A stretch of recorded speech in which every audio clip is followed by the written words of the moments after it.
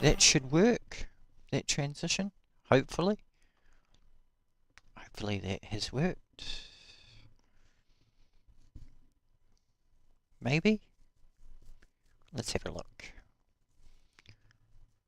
Hope everyone's well. I need to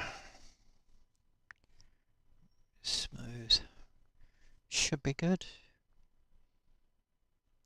Oh yeah, I need to put the V8s on. Because they've worked out that you've got to be in it to win it. What about David Russell and Jamie Winkup off the line? How do you walk the car nicely to make sure that you're going to get through turn one first? Well, one of the hardest things here is because this Hopefully it's not too laggy. Is it alright? Drive that we use, the cars do 119 kilometers in first gear. Oh yeah. So it's basically faster than any Checks of our nice and national smooth. road speed limits in first slot. So to get off the line here with Oh. a full load of fuel, 133 litres in these new cars. Got the V8s on, so So that is a tough assignment. To see how that all unfolds. Let's get amongst the vibe here. seems a bit laggy. Good morning to Mark Loretta, who's standing by one very nervous team owner, Perez. Does it seem laggy?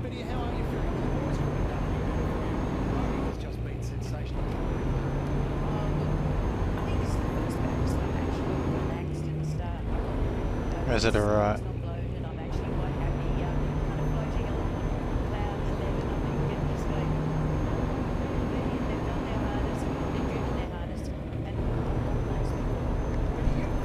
It should be alright.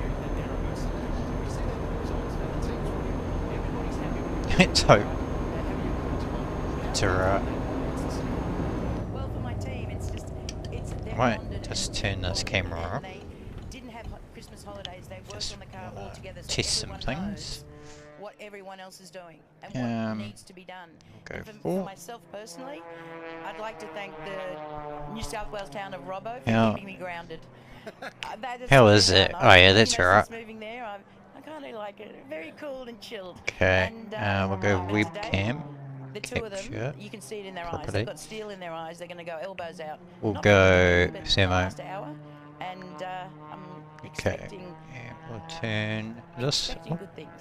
Good, good. Hey, this Quite- shirt you're wearing, piece of history. Tell us about it. Well, I wore this shirt to the first V8 race that we had, and I've worn it Property. a year since then to Bathurst. Activate, and sometimes activate. it works and sometimes it doesn't. Oh yeah, it should be Not good. that I'm superstitious, but Okay, it's nice to have a bit I of just need to history sort this out. Betty, how involved do you get today? Will you just let Yeah. Barry go, or do you talk much during the day? I let Barry go. My job is outside the garage while I'm looking for sponsors, but talking to Image. sponsors, Yeah, we'll go making unlock. sure that we all have what we need, that the Yeah, boys are happy. WebCam outline. When I get here, I'm a guest, literally a guest. I have thrown my 2 cents in, and they go, "Thank you, Betty," and they just just sort keep this going. out. So, but you know what? There's nothing like sitting there with my boys and watching Professional. perfect team that wasn't perfect. You know, we always had problems with pit stops and everything else, and now it's like just very smooth. I love it. Betty, you've done the most incredible job. You've got to be so proud of this team and their results, and they're getting the results they deserve. Hey, have a great day. All the best. We hope we see you up near the podium at the end of the day. Yes, I don't talk about it. Good, well, we won't talk about it. There you go, guys. She is a legend. I'm with one of my top 50 favourite drivers on the grid today. I say that. There we go. Affection, Thomas Randall. Always great to chat to you, mate. Love catching up. Your smiley face makes us all feel good. But how close? Funny. In the shootout on Friday Okay, afternoon. we'll Mate, try you that. are the first bloke outside the top Let's have a 10 look. on 11. You had a good See if quote this to me too on that works one. properly. I did. Thanks for the lovely introduction. Glad being your top 50. And it's not Yeah, too it laggy. reminded me that we just missed out, but as the boys have been saying, it's the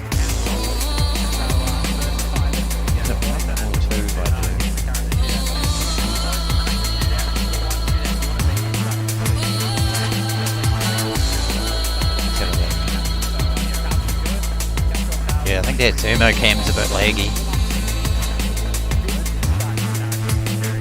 Starting. Oh shit. I need to do 2. The track is beautiful, and I don't think it's going Fuck, to I'm be good. the same thing in a couple of hours. And we can feel the temperature change already a couple of hours later. Yeah, you've got to be very careful on the warm-up, don't you? I mean, did you get through a few specific things that you're working on? How your driver changes and all those Was things it going? 3? Has been good. Do I We do just 3? some breaks, and then in the stop, I mean, Shit. everyone up and down the lane have been doing brake changes because That it's should be mandatory, good, yeah. and it seems to be, you know, a bit of a finicky thing. But the guys are doing a great job. Gary's really comfortable with the car. So Oh, there we go. We just tried, you know, low tanks, high tanks, but by this point of the weekend, Girls Club, I said Girls Club, Girls Okay. Club, I said Girls I just need to check. Club, I said Girls Club. I'm not too out of... Ah, what am I fucking doing? 1, 2, 2. Yeah. Bring this up, but last year was ended very, very early on in the piece for you, just up Mountain Straight. You know, you didn't even Ah, my webcam's all over the show. Alright, give me a sec. You're not thinking of actually maybe starting the race this year just to ensure? Oh, it's you know, we're definitely thinking about it. So we'll Starting. see. I want it's gonna be game. interesting, especially, you know, some people are not going to know who's Okay, going to webcam. another half an hour. So you haven't decided? Well, Sorry. maybe not. I guess you'll have to wait and see. So you know, like you said, we didn't get to start last year, and I mean, it was unfortunate for Zach because it had been so much rain. So going off the track to avoid the crash, he ended up in the wet grass and There we slid go. up into the wall. So it was, yeah, it kind of didn't feel like it actually happened, but you know, Save. they're doing a great job with JC and their car. Okay, and starting. fingers crossed, And we go have a much game. cleaner lap 1. The sun is shining. Okay, that should be better. Cheers. Enjoy everyone at home too. Kai Allen teaming up with Simone Yes. Di Silvestro in the wild card for Shell V-Power Racing, now just 18 years of age. This is your first Bathurst 1000. It's race day morning. What's going through the mind at the moment? Yeah, not too much actually. Very calm, very focused, but you know, really excited to, yeah, like I said, go to my first Bathurst 1000. It's come quite quickly, and you know, Okay, Simone's been doing yeah, a great job. that's Warm-up sorted. went really well. Just been through a few Let's go. sessions and stuff. So, yeah, head out to the grid, see how it's all about. You know, I'm super excited to just get out there and yeah, just chip away and see how we go. A team that has more history than anybody up the mountain here. You've got Nick Johnson, you've got Casey, who's been around Nick Johnson racing for a long time. I think it's his 30th Bathurst. Lots of experience around you. What's the team saying to you about today? Yeah, they've just been really good, really supportive. You know, really helping a lot behind the scenes to make sure that we're the best statements, you know, leading into the race. So, yeah, super fun. Just so grateful to be part of the team. It's an opportunity, yeah, that's a little bit of the whole Nick Johnson racing team, and also Simone has been great. So, yeah, get out there and have some fun and see how we go.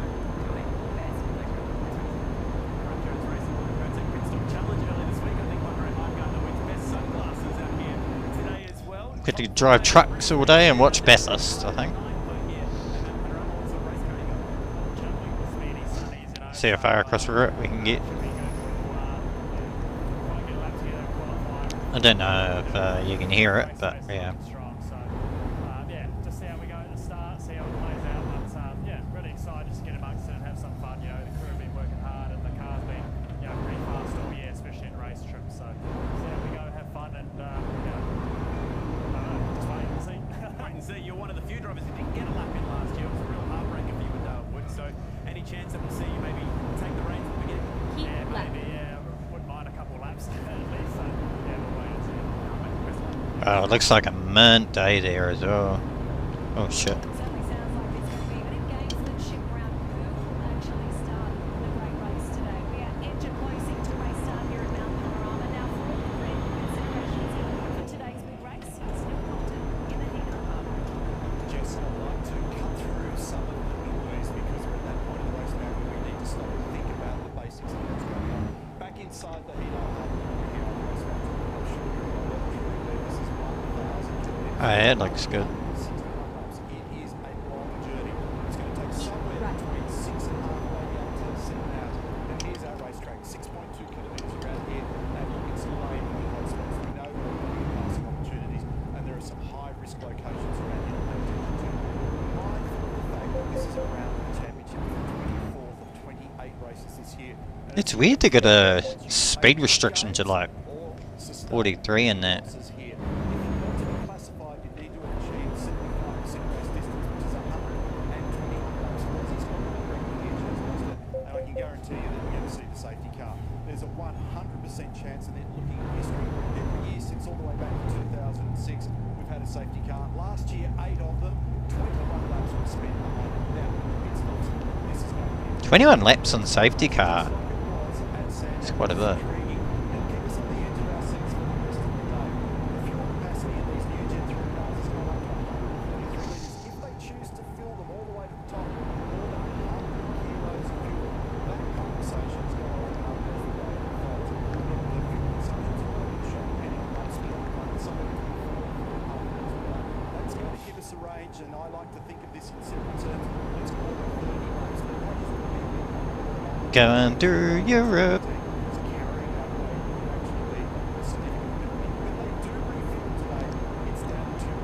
This is going to be interesting, this 1000, because of the tyres. How many tyre changes are they going to do?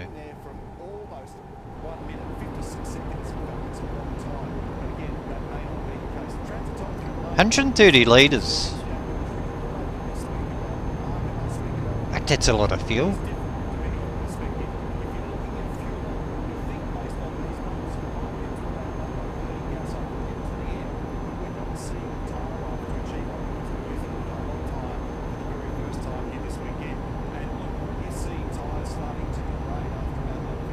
So we're guessing that a tyre critical lap might be lap 140. Now the thing is, the shadows, the temperature and the rubber on the track, they help that cause later in the day. So our considerations, and there are so many of them. Never forget Bathurst basics. Speed, number one. No mistakes, teamwork, reliability, driver harmony. The A-B combination has to be perfect. The brake change has been problematic for many people at Sandown. Even the rehearsals here, they must do that between lap 55 and 120. The driver changes there, smooth and silky.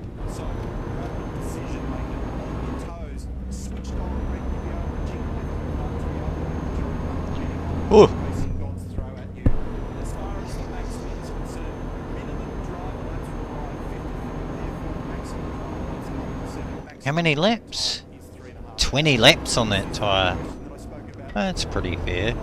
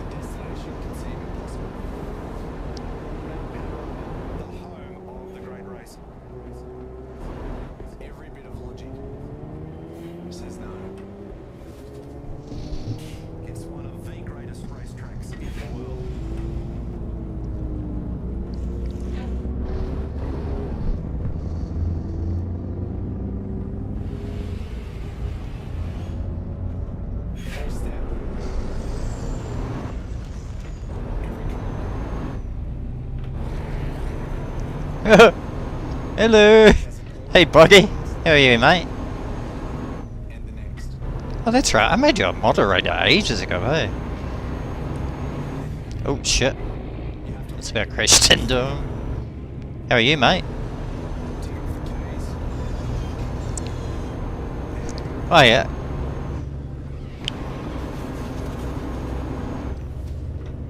What's the time over there at the moment? If I can sort this camera out.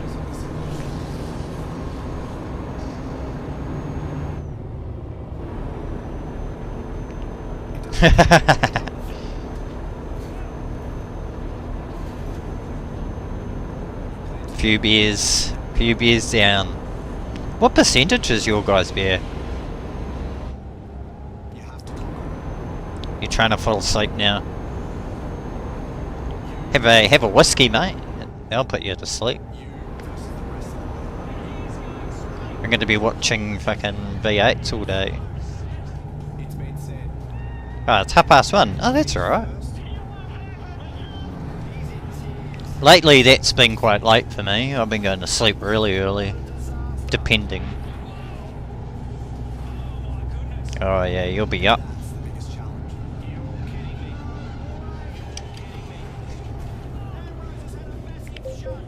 The amount of toll booths in Europe. I have to try and get to Slovakia. I'll try and get there today. Oh yeah, that's alright then. Just doing a quick job. But yeah, where am I? I'll shoot. Oh, and the game just crashed. Fuck. Alright. Can't look at the map because it likes crashing. Ah, you sent me a message. Haha. It does make you healthy and strong.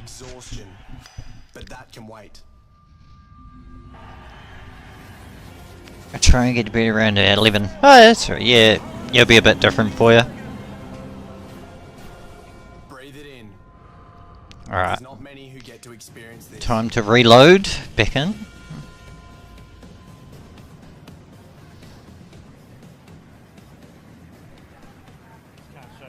Mount Panorama. It is the ultimate test of commitment, of courage. Alright, let's go to wait for this game to frickin' load. Today is who wants it the most, and we are edging closer to getting Right about 11? Yeah, because the kids will be up early, eh? Here at Erebus Racing, Barry Ryan, ahead of today's big race. Congratulations to you, Baz, and to the entire team for the hard work you put into this point. The ultimate reward being the pole position, in which Brody Kostecki and Freak. really Thanks. now. Just tell us what it means to I'll be out looking for traffic cones. It's where you want to start here, and anybody who says they just want to drive around and see. They're probably they're probably the same. Being on pole, it's a great feeling. I'm lucky to. This is my 4th pole. Not that I'm counting, but. Oh, you have a cottage? All 4 drivers are. At your house? He's just so focused, so determined. I don't know how anybody's going to beat him today. The elation from yesterday, Baz, the reaction in the garage, George Commons in tears. OBS is awesome. I can showcase like my screenshots and shit. It's so awesome. Yeah, to see him, skip it sideways at turn 1, I thought, oh, if he can be within a 10th of the first sector. Yeah, send us some, dude. As soon as he was within half a 10th, then he got 4 tenths down the mountain. And was like, wow, that's incredible. And we knew we were good through the chase and down. I'm just waiting for this game. Probably should have been another 2 tenths, but we don't want to be greedy. But he could have overdriven it then. That's the trap. When you make the mistake in turn 1, a little bit of experience for only a 25-year-old. Yeah, so where am I? Oh, it keeps crashing on the map. Once you make a small error, okay, that's weird. Refocus, so he didn't overdrive it. He actually knew he had to make up a bit of time, but he just focused on doing 100% instead of 99, what he was going to do, and just made sure he brought the car home. Yeah. Coming into the race this year, Barry has been around. It's going to be different. You'll be able to employ different. That's annoying. It's crashing on the map. How much flexibility do you need to have today in that? Yeah, it's nice to have more tyres. Oh, well, I can't look at the map, so it's crashing. So the strategy was pretty simple. It's in the mountains or forests, I would say.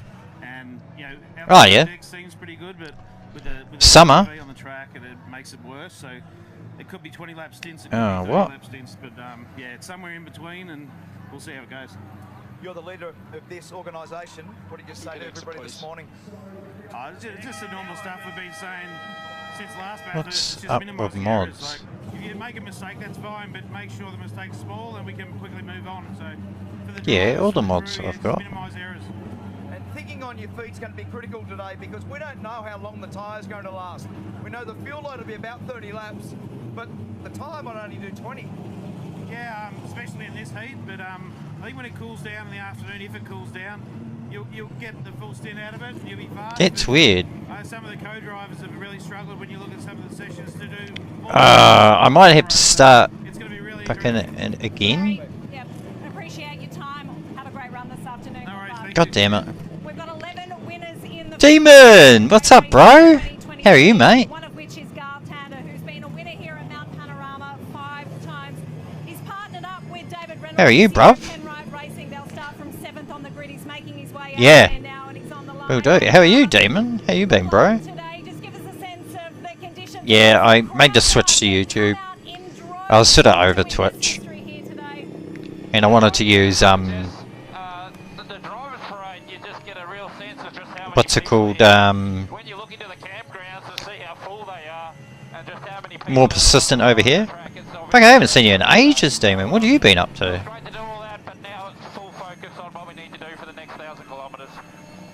Hey Garth, one of the things that we've spoken about a lot through the week. Yeah, just watching the V8s. I said, watch the V8s and fucking drive some trucks.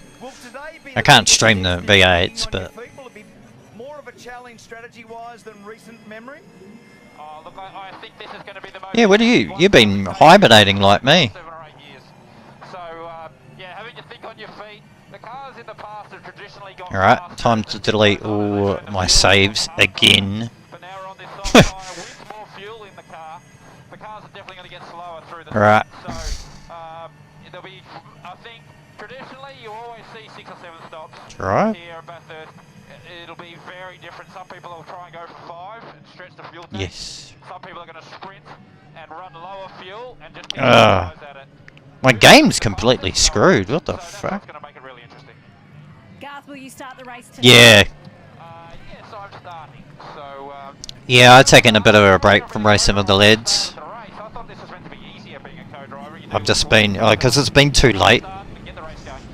Because by the time it kicks off, it's like midnight. I'm like, yeah, I just can't do it. You know, getting off the line, no mistakes. Get the thing moving. Stay out of trouble for the first half of the first lap. Let everything settle down. Then Oh, yeah, nice. tyres in. And, Yeah, it depends. I don't know if I... around you, so it'll be The Sunday series, I'm not sure. cautious. You know, we're going to make sure we maximise every opportunity at turn 1 and turn 2, but then settle in. Get after it this afternoon, Garth. All the best for the great race. Thanks, Jess. Well, of course, we are celebrating. Oh, that's good. Yeah, 992 is pretty good. Boggy really likes that in iRacing. Takes us back to where it all began here at Mount Panorama. But yeah. Been looking for some fucking enduro events to do with the lads. This is where it all began. 1963, Mount Panorama, and this beautiful... Yeah, because like 9 And how appropriate Australian time is like fucking midnight just about. Like, oof. But so I'm just back racing with OOR because it's earlier and I finish just before midnight. So, but racing that late is like, you don't have any energy left. It's part of the reason. It didn't take long for Aussie manufacturers to work out the value in winning this iconic Just event. tough. And of course they got to work at Okay, it. hopefully 67 Ford this rocked up with an works. XR GT with a V8 in it. Hold Okay. game on. They rock up in Ah, fuck, I have to do it all over again? I was in fucking England, weren't I? sport of Aussie muscle that went on for decades. I'd drive through England.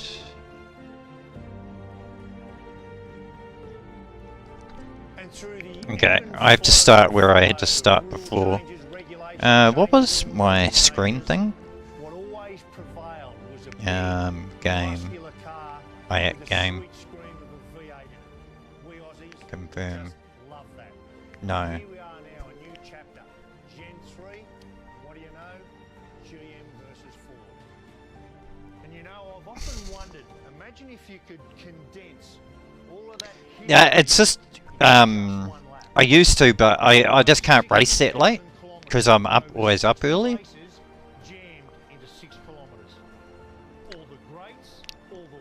And I'm normally up by about 6, 7, so, you know. There's no way a better lap could he That early, oof. Well, here it is.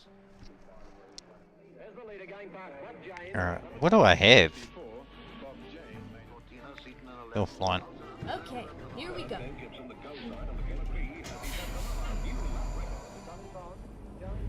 Do I do a Yui? Oh no.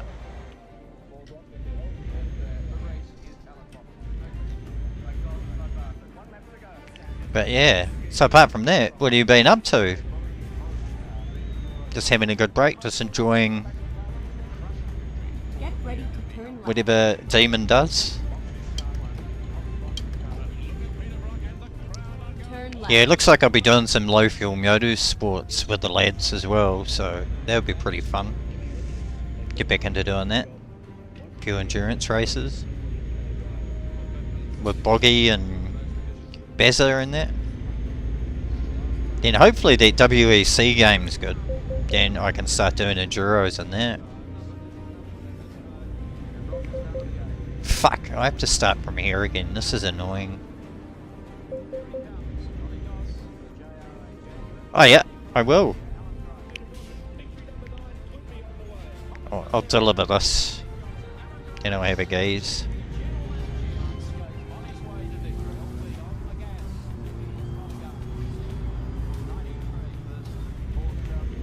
Oh, I'm running a light.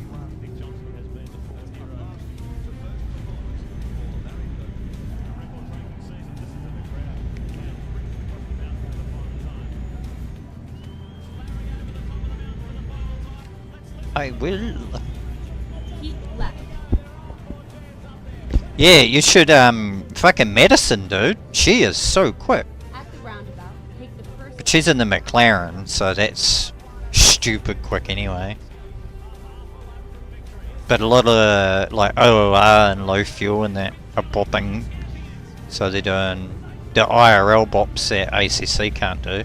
Exit now.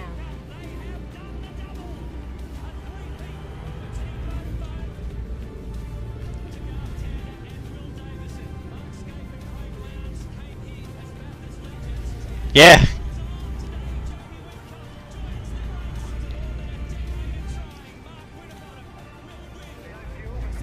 I'd love to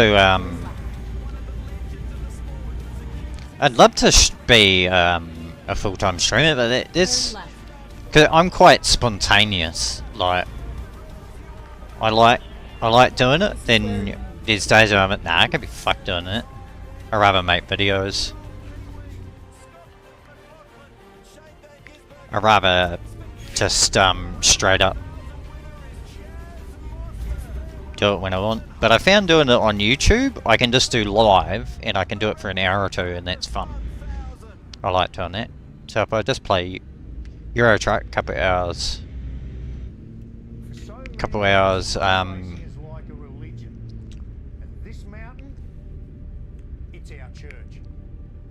oh, okay. Let's have a look. Oh, have a look. Oh, look at that, Boggy. Let's have a look. That was just so well told. Amazing story. Yeah. 60 years in the making, that's funny. culminating in today's Repco Bathurst. Oh, main fire pit. Look at this. In the modern era, this amazing machine, the Lockheed Martin F-30. Oh, that's a good drinking fucking area. Holy fuck. Why did that stream just stop? 160 kilometers Yeah, there we go. and it's so nimble, That looks so awesome, Boggy. for a 30-ton Do device. I go to? It's Yeah. capable at the top of climb of 50,000 That looks sick. crazy G loadings, and I know that Ross is listening in the background for more Oh. detail. Let's join him now. Shit. Wrong. Wheels around the wrong way.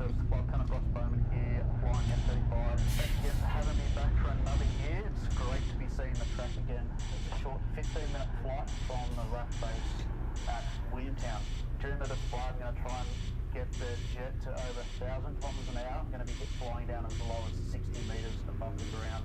G-forces I'll be experiencing will be up to 9 G, so my body's going to be weighing 9 times as much as what it normally does. Oh, can I get it? Oh, look at that. Perfection. It's like I've done this before.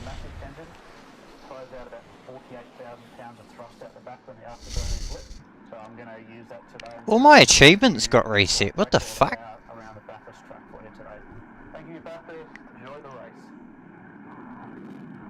Oh wow, they got a fucking main jet. Standing with Richie Stanaway on the grid here. Grid 6. Yeah. I should do it like full time. Yeah, fuck racing. 12 months ago. When was the last time you started a Bathurst? Skills. We'll go that. It's nerve-wracking, isn't it? Yeah, I'm not feeling too nervous, which is good. So, yeah, just We'll get all those. enjoying the week so far. And Put two on that, two on that, two on that, two on that, two on that. All week. You guys have been playing, obviously, a really controlled strategy. Oh, I need to buy a truck, eh? Where's the bank? It's funny. Obviously not as good as he would have liked, but as far as race pace goes, you guys have been working hard on that. Yeah, we're obviously gone into the race with the best car that we think we can put Oh, I still love backing up shit. How do I go to the bank? So we just got our fingers crossed that we've got speed when it Local matters. banks here. You know, a pretty interesting journey. 500k. Fuck yeah, dude. Over the years. Night, Boggy. Dominating today. Job market. Let's find a quick job. I need to get out of fucking Aberdeen. Alright, Boggy. Have a good one. Hopefully you're not too hungover. We'll go to Edinburgh. It's just been great to be a part of this team, and just going to make sure I enjoy every minute of the race. Do you think that you need to have a strategy for today that is really movable? I mean, Yeah, our day is your morning. Alright, what do we got? What am I? Oh, parking brake. Professional. But these Renos are quite nice looking, aren't they? I'm just getting used to these other side. Get ready to turn right. Fuck, it's quite an intro for the 1000. Turn right. Should be bloody good. Oh, lucky I checked. Ah, cheers, mate. Fucking good on you, AI.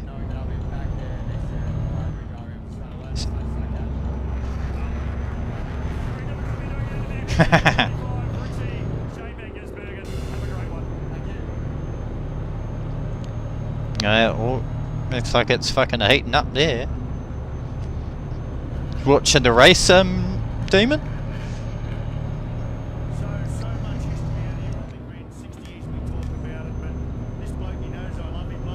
Ah, fuck, where am I going? Oh, yeah.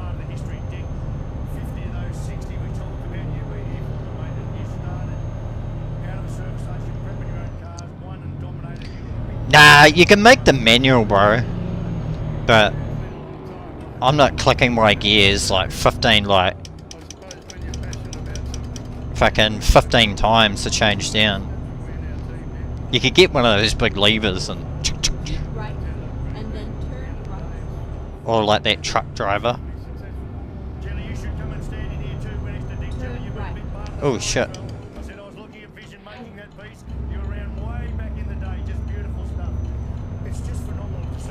Yeah, it's yeah, these guys are sim rigs. Like literally, like it's like the inside of a truck and they got the proper gear sticks and they change like they do. Because my uncle's truck, you could just, it was like on a little gear stick and you go up, down, up, down. It's pretty cool though. But yeah, you can go manual, but I wouldn't. Not so much.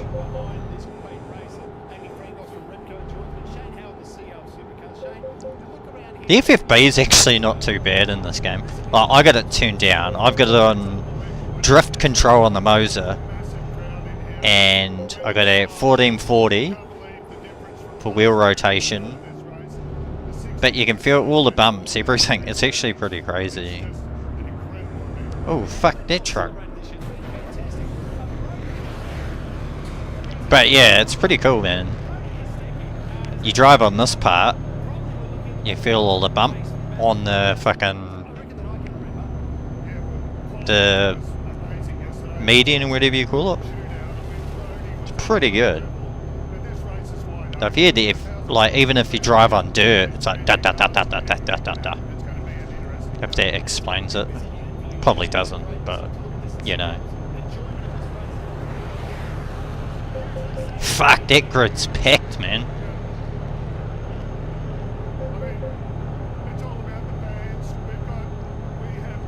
I have to go pick up my truck again, so I gotta.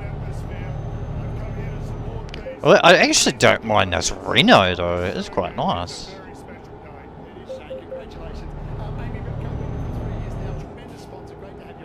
But my friend's trucking company, they got a legit trucking company, dude. That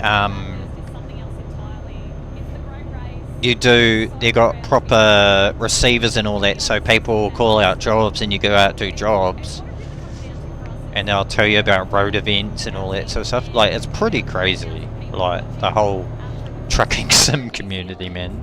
Like, proper companies, you know, go out and they have to do a certain amount of miles, a certain amount of jobs, drive at a certain speed, and you know, you have to make a certain amount of money, and you have, yeah, it's crazy, man. Like, you crash and, like, yeah, if you crash and shit. It's like proper shit, man. You can get cars and stuff. I should really take a car around Europe, that'd be sort of fun.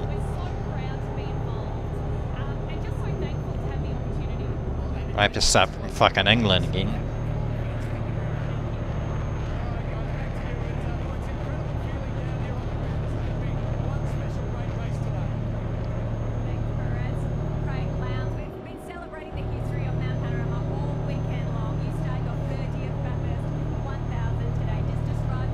Ah, Craig Lowndes 30th, fucking hell. Yeah, it's so bizarre, eh? They get pretty hard out like that. It's pretty cool though.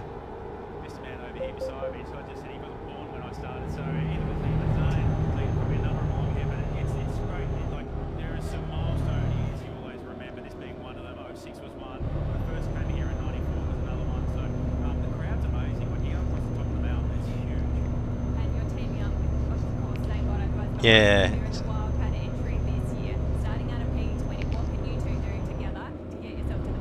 Yeah, and just say driving I'd like to do. I miss doing that, like being back home. I remember as a kid, just because we played polo cross all around Australia, like we just travelled. It was just always on the road. It's probably why I like this.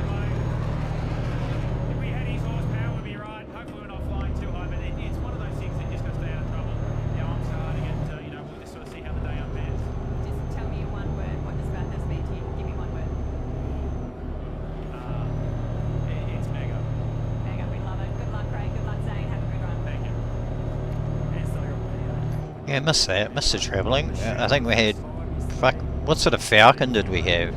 We had an old bench seat Falcon. I think it was the XL. Or was it the XB? I think we had an XB. Then we had a Tirana. A purple Tirana. It was fucking ugly.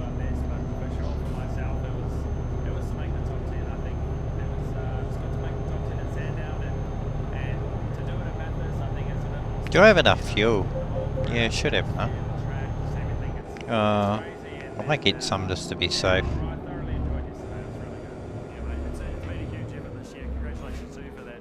The moment to be able to have that track to yourself and knowing that everybody's watching. Was that nerve-wracking heading out there to start? Oh, for sure. Everyone has a few nerves before heading out for something like that, but I think I was more just excited to embrace the fact that I was doing it, and the excitement was so much, you know. I was just happy to lay it out on the table for everyone, and hope they enjoyed it. So I reckon they did, mate. I reckon all of New Zealand's behind it. Thank you. How's this? All the boys lining up for a and one girl, Simone will be here somewhere. There she is, lining up. Hey, I'd like to be a fly on the wall in these discussions. I want to talk to you, Will Brown. I looked at your cars yesterday. They look beautiful over race distance. I'm still convinced this is going to be a fuel race. Fucking Larko. I love Larko. Yeah,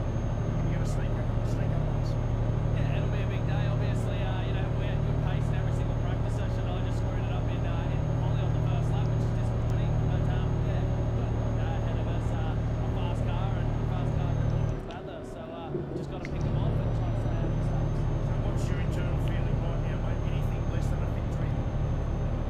Yeah.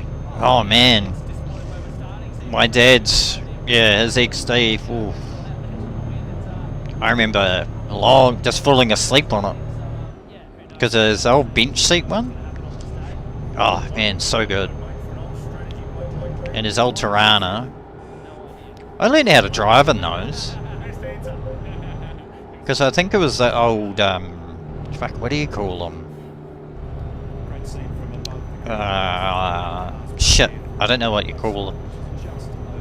It wasn't geared, it was I'm trying to remember what they call it.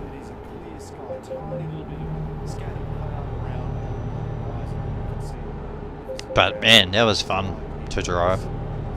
I was like a little kid, so I was like that in this big ass car. Get ready to turn left.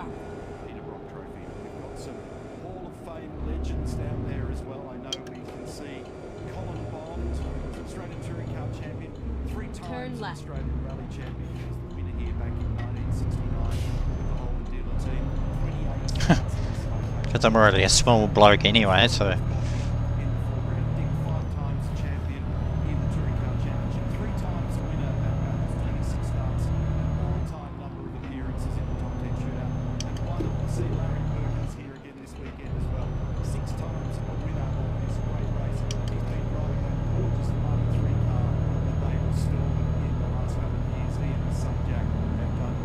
That'd be stupidly good money. There'd be a couple. About 100k you reckon, or a bit more? Because the XD, what's the XB that was more famous?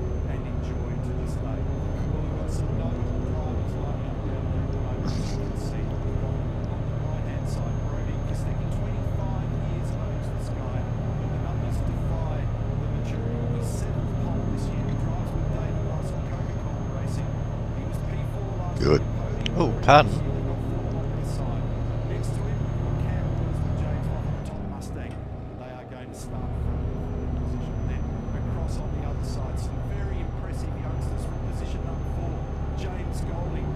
Oh, who's singing the fucking national anthem? Oh shit. Lucky.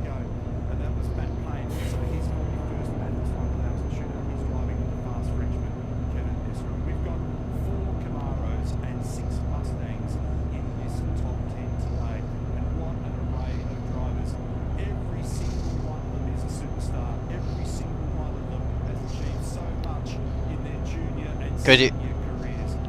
Yeah, column shift, that's the word. Yeah, fuck yeah.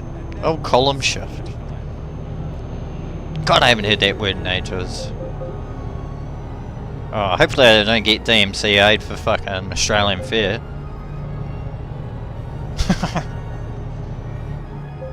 Oh fuck, I got a speeding fine?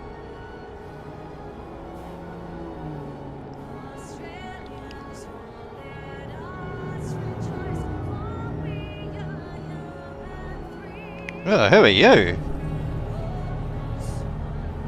Big old titties.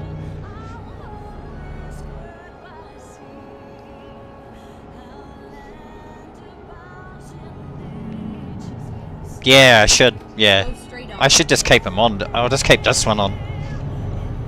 This fucking hazard.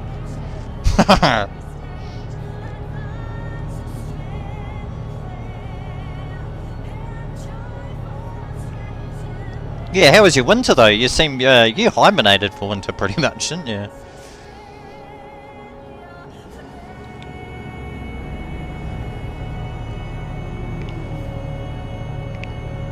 This has got better FFB than Rensport. Keep left, and then continue straight up. Oh shit. Shouldn't be watching the other screen.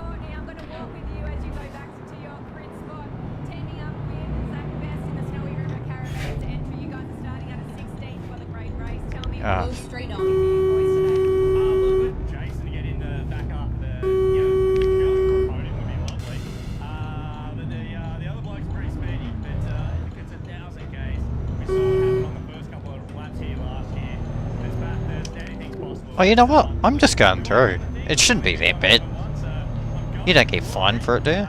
But yeah, so we want to win, but we'll see how we go. Just quickly, how special is it to have your little boy here? He was tuned this time last year, just turned 1. How special is that? I'm just gonna be a fucking rebel. Oh, okay. And Cadell as well. Yeah, it's 550 stars for me this time. The 60th Bathurst. Hopefully that's a little bit of an omen for a good result. So. Oh, old mate. Man, they shut down the whole thing just for that. Couple of blokes that know how to win the Bathurst 1000. Chess Molston, Lee Holdsworth. Chances today.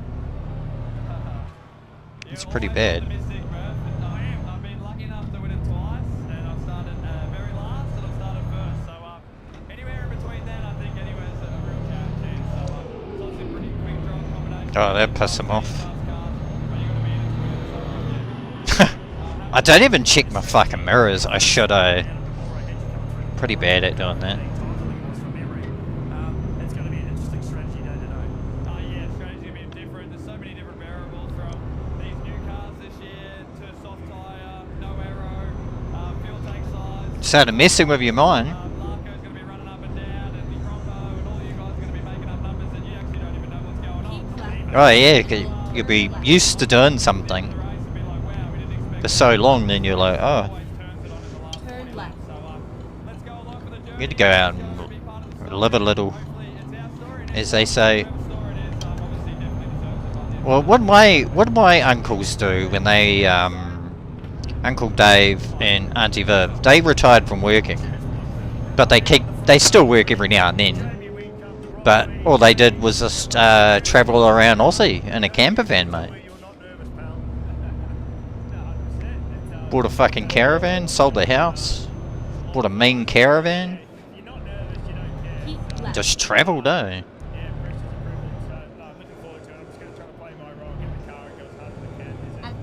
And they brought it over here at the moment, so they're in Hawke's Bay at the moment.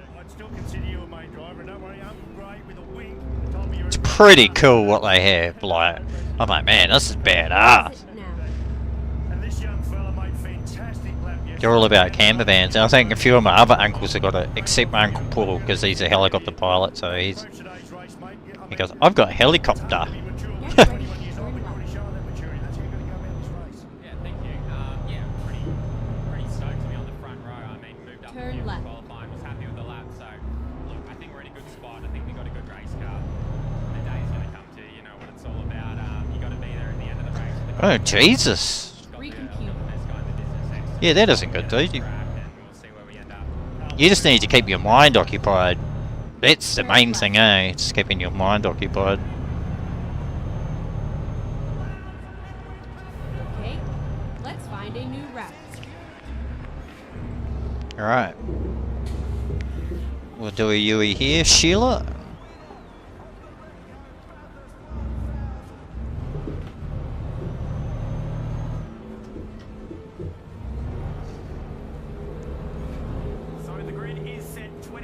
Still working. Nice.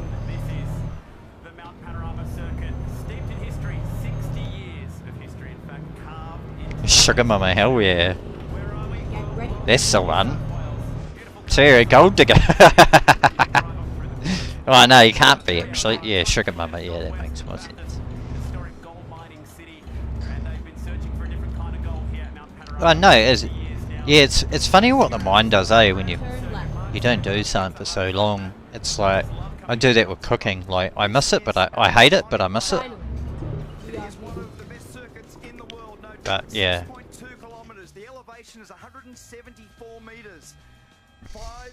But yeah, there's something. Trying to put your mind into something else is just so different.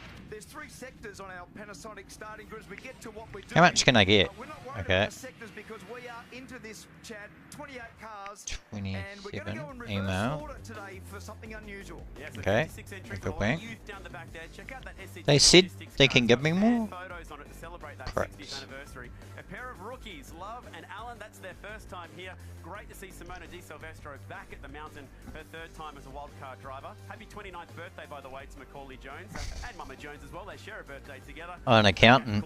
Oh, that's cool, man.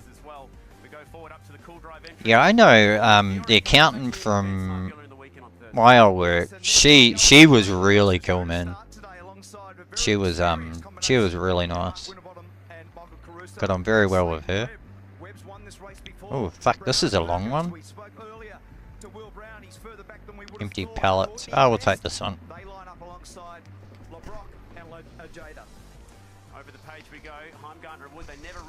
Yeah, our wages lady was cool like that. She was really sweet. Alright, what's this truck? It's a man.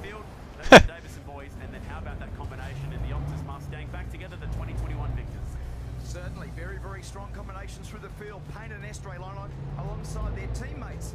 The most experienced pair in the field, Reynolds and Tander. Van Gisbergen and Stenaway, the reigning champion, with a young New Zealander on board too. Di Pasquale and Dalberto. Golding, who was sensational. Ah, bathroom Reno. Oh, you're doing bathroom Renos. Ooh. You got a main Barbie area? Or a man cave? Need something that excites you, not bores you.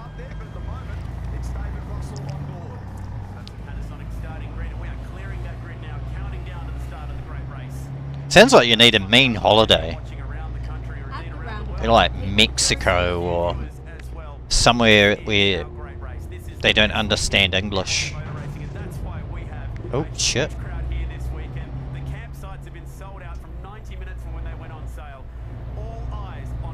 Fuck, the FFB in this truck's really nice.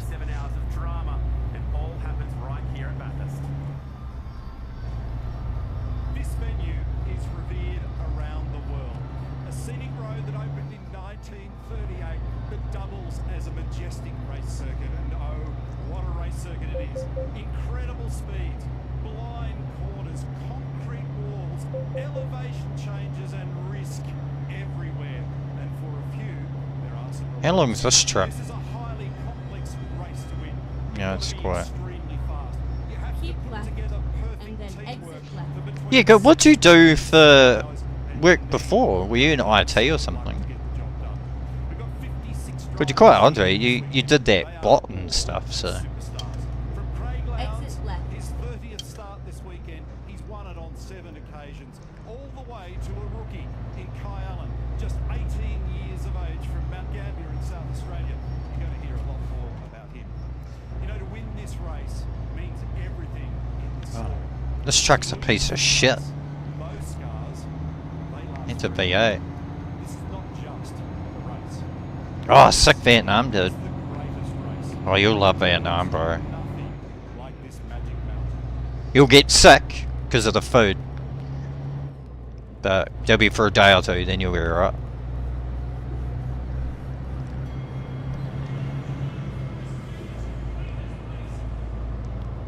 For a month, fuck yeah, dude. Get a tattoo. Do some shit you never do. Go fire guns and shit, dude.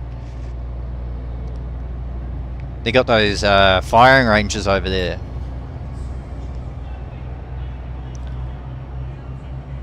I wish I did when I went there. I saw where the battle where we were soldiers. I really wish I went there. Just to go, holy fuck. Exit left.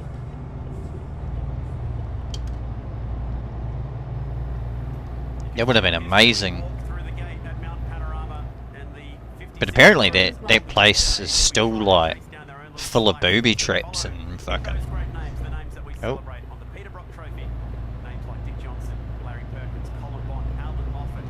Crash vehicle events. Oh, get fucked. Yeah, once you go on holiday, bro, you just get out and relax, drink heaps of cheap beer.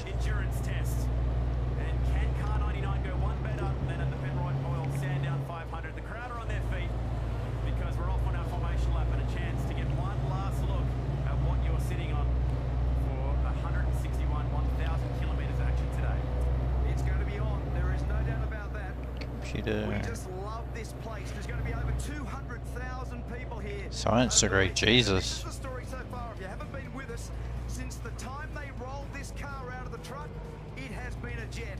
George Commons and Brody Kostecki, unbelievable. Yeah, true. Yeah, you can't beat being your own boss. I did that with catering, I just hired myself out, so if someone was short staff, I can just come on and just, they're like, oh, how long do you need me for? Oh, a couple of days, sweet. What's the menu? They'll send me the menu, I'll go and work a couple of days. And yeah, I was pretty much just paying myself.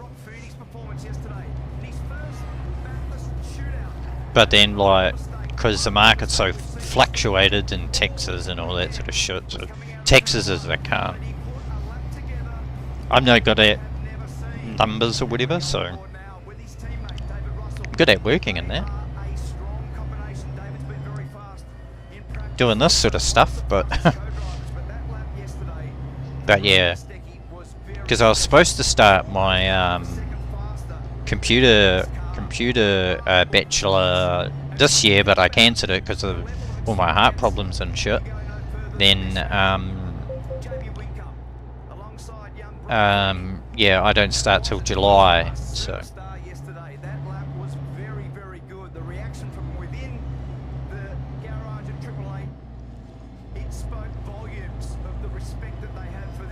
I'm doing bits and pieces of it, so it's alright though. Being your own boss, you're like, fuck, it's 10 AM. Oh, fuck, time for a beer, mate. Like, oh, fuck, it's Friday already.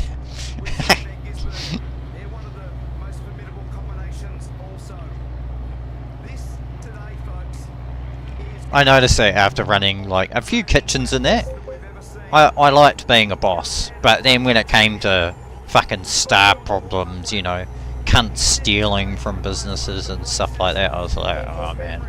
Just dealing with that stuff, I was like, oh. I sort of like being a worker in those situations.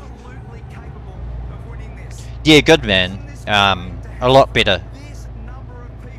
Meds, all that sort of stuff, so it's all good, man. I find out more in a couple more weeks, so yeah, it should be good.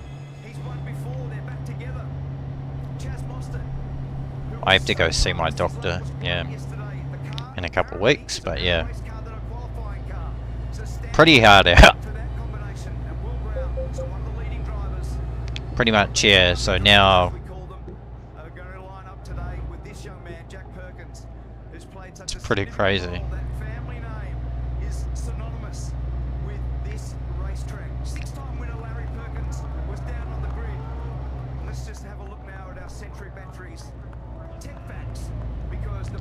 Oh, here we go.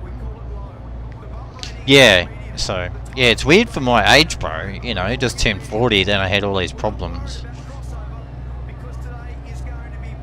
But yeah, they reckon the triggers were, you know, because I worked in kitchens for so long, and I never get stressed out or anything, but they reckon that's one of my triggers was from. It was just triggering from there, and it was making me really bad. Which was really weird, man. I'm like, but I don't stress out. Like, I'm chilled out. You know, I don't Merry Christmas at fucking work, you know. It's like, what the fuck?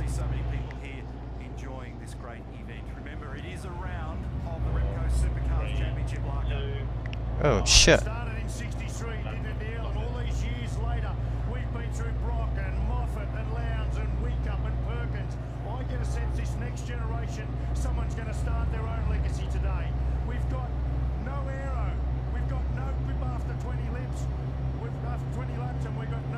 Lips. Larko. Nah. Yeah, it was apparently it was COVID, bro. COVID jabs, bro.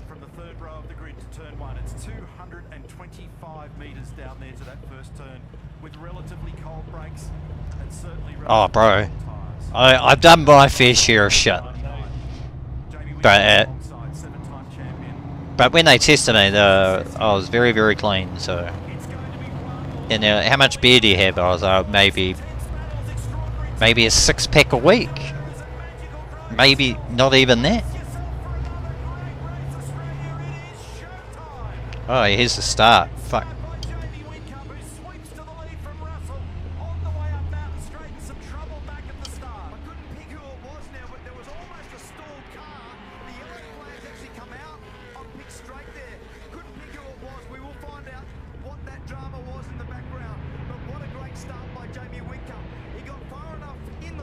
Fuck, wing cup, eh?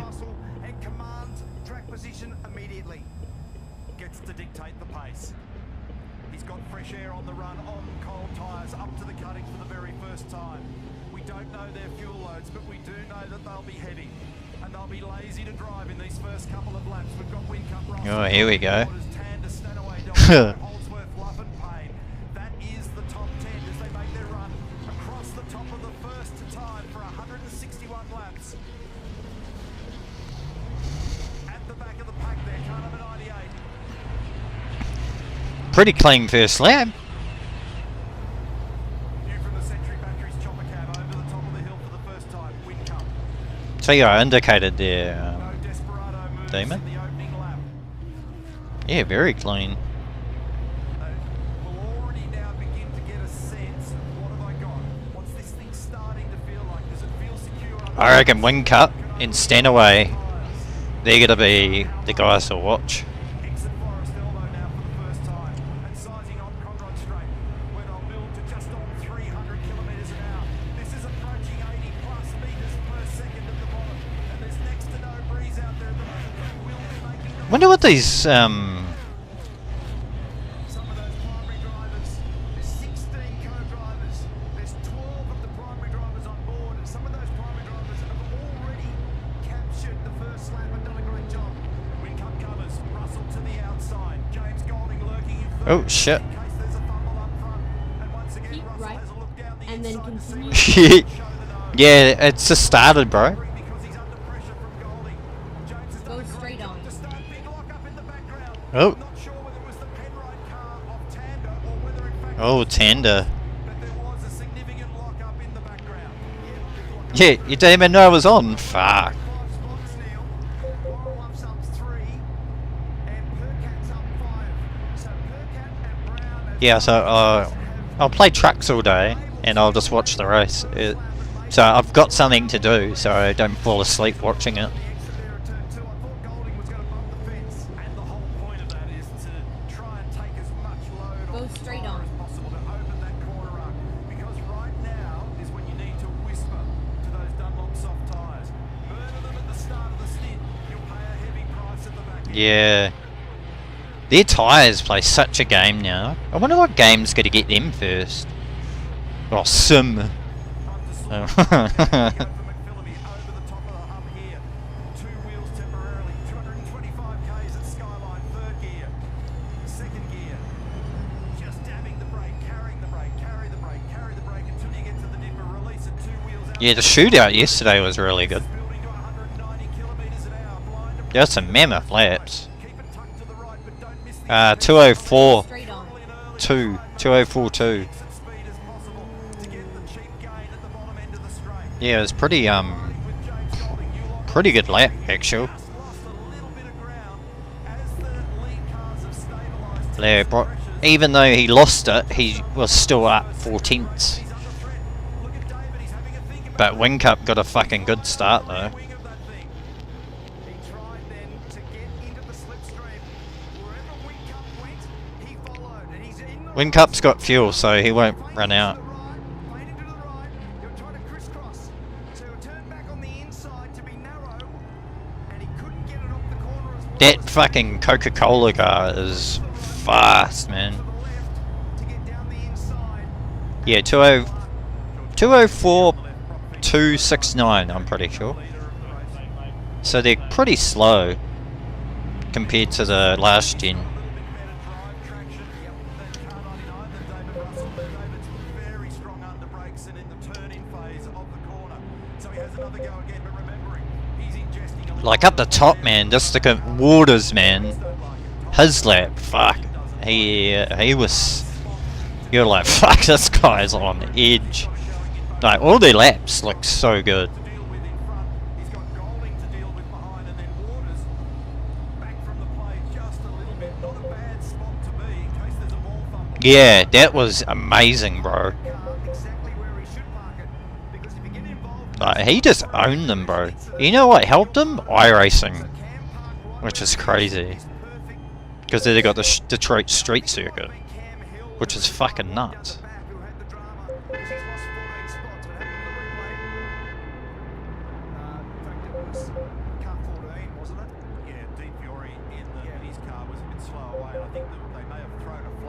Yeah, I watched that. They got me more interested in NASCAR after that.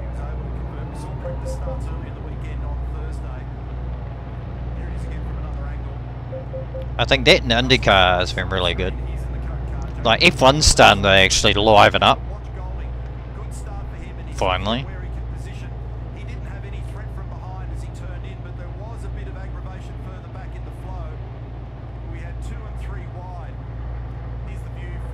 Go straight on.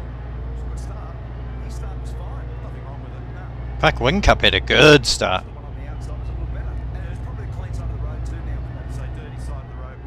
Yeah, I never watched it. Well, I watched it when Ambrose was there. When he was doing Tundras and all that. And when it was street circuits, I watch it. But I never watched the oval stuff because oval's just boring, man. But I'll watch these street races because it's fucking really good. Oh, fuck.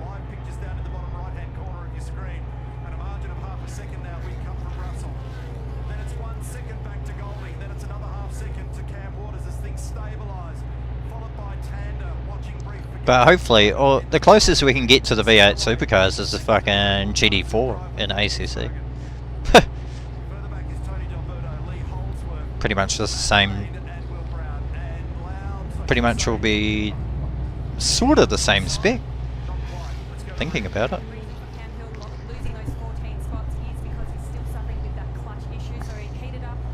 Oh, I've got a crutch issue.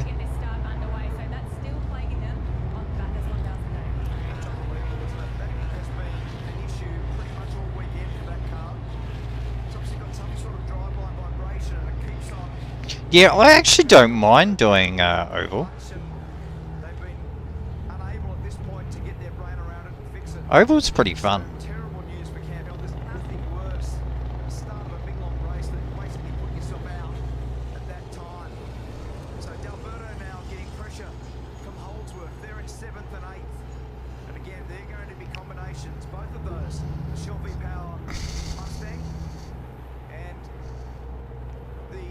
Fuck, I'm all over the show. Jesus Christ. Depend, like, iRacing ovals I really enjoy. Like, because you can actually voice chat. But those guys are dedicated. I did, well, attempted doing Indy 500 with Can-Am. This American group I race with. Yeah, you don't really have it. Yeah, that's why I always did the fixed, bro. I never did the fucking open, because open I have no clue whatsoever.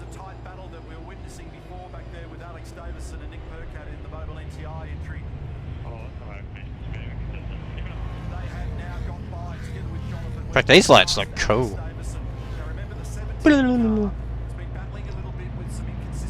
Yeah, I was never good at setting up the oval, but when we did the Indian AMS2 the other day, yeah, all these guys had their setups and shit. I said, fuck it, I'll just do default. But then you had to worry about weight jackers and shit, which I wasn't really sure about. So, fuck, that's pretty nuts, man.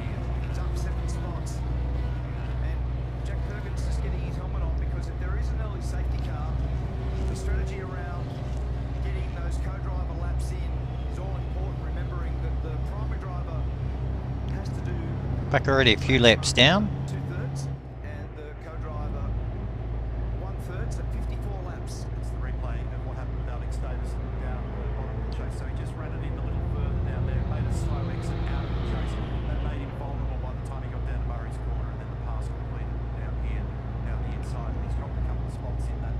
Right, easy. Nah, it's about 170. So yeah, I've raced with them since Race Room, so about 2-3 years now. I've been racing with them. So a pretty long time. Awesome bunch of guys. And I play other games of them as well, so like Flight Sim, all that sort of stuff. So they're pretty active. Bloody Discord. Well, their Discord's out there, or their YouTube, or one of those things. forced upon him, but if it is a choice, it's not a bad idea because that'll serve those front tyres a little better.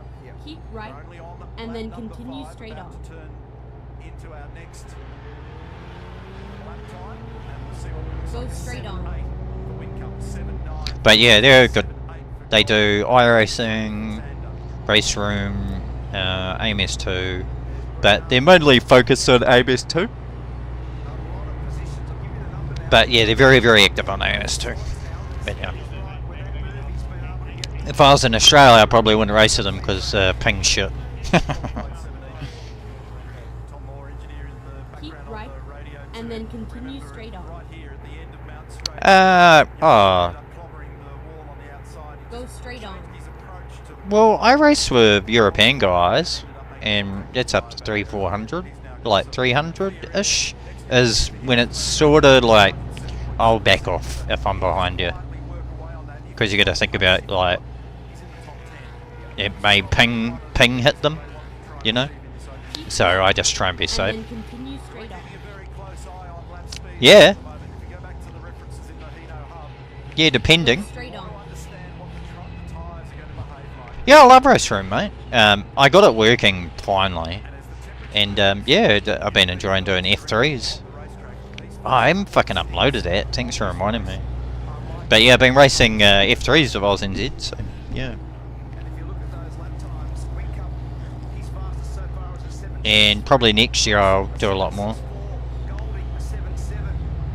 Yeah, the EU servers, yeah.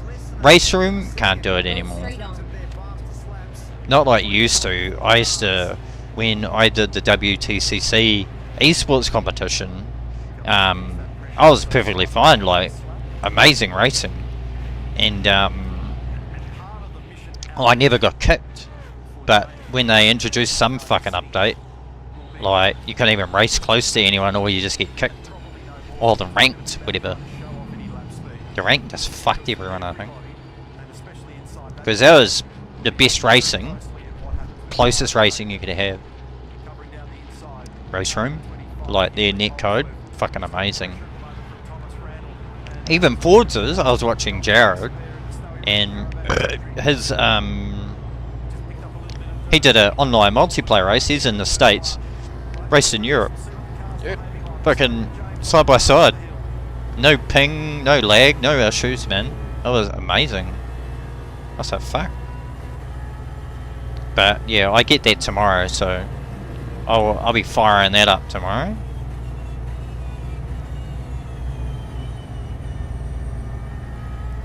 Have a crack at that. Let's see how we go on Forza. Yeah, AusNZ. AusNZ Sim Racing. I know, there should be a fucking link in my video. One of my videos. Somewhere. Yeah, the old race room group, they just do race room. But the group's sort of, I don't know, race room's sort of dead now.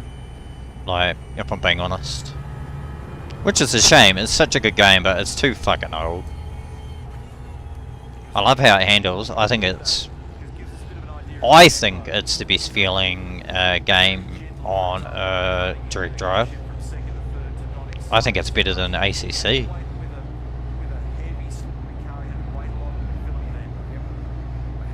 Which is, yeah, you know, I fucking love ACC. But yeah, it's got way better feel.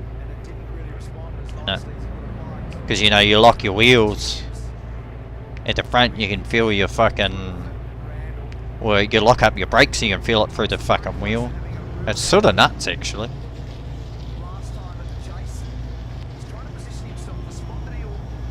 Jesus Christ, I might need fuel.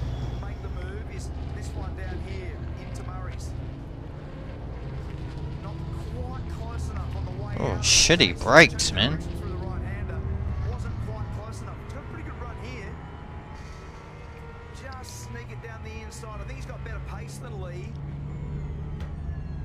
Yeah, that's what a lot of people still have problems with. Was it? Fuck, I think I need to go toilet. I've got 45 mile. I need to go toilet while I'm at it. put it there while I'm at it. It's their car in the foreground here, being driven at the moment by Lee Holdsworth, who won the race in 2021 with Chaz Mostert. He was third here back in 2009 with his I got an email. Caruso. And off the strength of that drive in 21, he got a full-time ride again. Led Bang. the race early. Can I get any more money? Those frightening conditions that we had. Hmm. A huge amount of experience. He's no longer full-time driving. He's got Do I pay it? there at the moment. He'll be drawing on every last little bit of the experience that he's accumulated over a long period of time. It's his 511th race in this. Yeah, it's, I reckon, and you know, they got old school DTM, like the proper DTM, and the WTCC and TCRs. Like that's fucking amazing. Castrol car when Thomas Randall vacates. So it's battling for rear grip. You can see the car Oh. sliding a lot then at Reed Park and then at McPhilmy Park. And he's having a look now. He gets down there. Lee also does a nice job. Spatial awareness for him was very good then. He knew he was down the inside. In fact, James Courtney's been able to take a spontaneous attack down there on the left-hand side. Also. Jesus. Right, yeah, I just gotta go to the toilet. I'll be back in a sec. Matt Payne reporting front of the tyres are overheating a little bit in the background. Look at this, too wide, Courtney on the outside. Holdsworth getting the squeeze and a little bit of touching and rubbing going into the braking area down the bottom. And further pressure at the moment coming from Andre Heimgartner on the back of Lee Holdsworth, who might try and round him up down the bottom. So I noticed that Thomas used first gear as a safety measure at Forest Elbow just so that he could throttle steer the car and punch it out the other side once he committed to going down the inside. LeBlanc also sneaking up here in the orange truck assist car. So Holdsworth taking a battering at the moment, and Lowndes has a nibble while they're at it. So Holdsworth's in that freight train scenario at the moment when you're getting your ears boxed and then all of a sudden you just drop your momentum and everybody attacks. Adam DeBore in the background. He's lost 5 spots. Yeah, iRacing is fucking expensive. Let Lowndes go. Get some clear track. You head back down. Like, I've got a year membership because I signed up on some site for it, but I only get the basic content. But I'm thinking, fuck it, you know, I'll do it. I got it for free, so. But then I'll get my licenses up, then I'll have to do fucking other races. I mean, I don't know. Maybe. Don't know.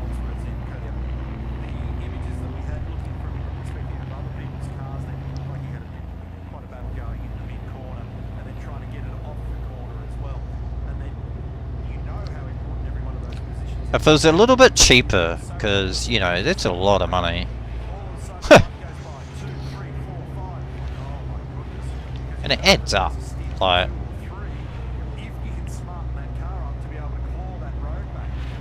I was like, what does that 16 bucks pay for? Servers or? I don't know.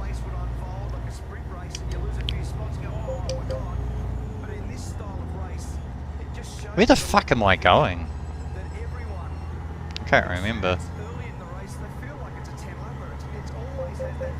Yeah. What's this truck? Listen to that exhaust. Scania. Sounds awesome. Yeah, I'm re-signed up again at the moment, but only for a month. I just want to see, but they haven't got any good fucking races on. I should really slow down. It's fucking raining. Go straight on. Trucks don't like turning in the fucking rain. Might just go. Here's what happened here, how this was done. We're looking from the rear bumper of Garth's car. Keep right, and then continue straight on. Pulled it up easily. Richard Stanaway and Garth made no fight. Go straight on. View from above from Centric Batteries chopper cam. Jumps out to Yeah, I like doing their special events, but if this WEC game's any good, fuck, don't need to buy iRacing. I can just make that my main fucking endurance game. Hopefully driver swaps and shit are good. It's the only thing lacking in ACC. I don't know why they went the route they did. Keep left, and then continue straight on. Bloody, like, fuck. Go straight on. Yeah, always race. Yeah, it's a sort of nice going back to OOR, doing, well, they call it their Rookies series, but there's not really rookies in there. There's like Steve-O's in there. But, there's some quick lads in there, but like, yeah, it's always like fucking grids of 30 and shit. So it's always nice. Because when you got, like, instead of just racing yourself, you always got someone else to race that's, you know, applicable to your pace. But the thing with the current cars is there's a certain amount that are just fucking stupid OP. Like McLaren. And the BOP's fucking all over the show, so... Yeah, the grid I'm in, it's either Ferraris or McLarens, and that's it. There's a Skyline and Audi, that's pretty much it.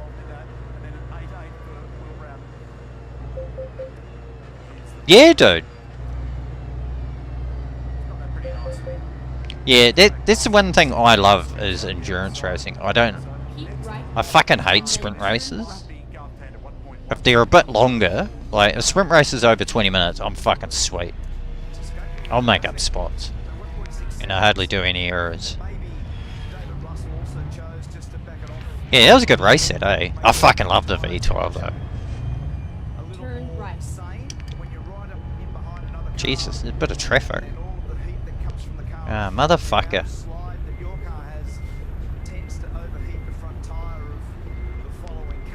Can't see if it's red. Alright, there we go.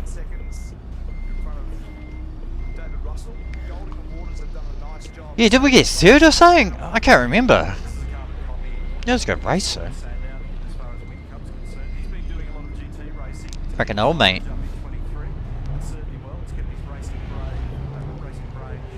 I thought this truck was good, but it's too quiet. I like fucking trucks and noise.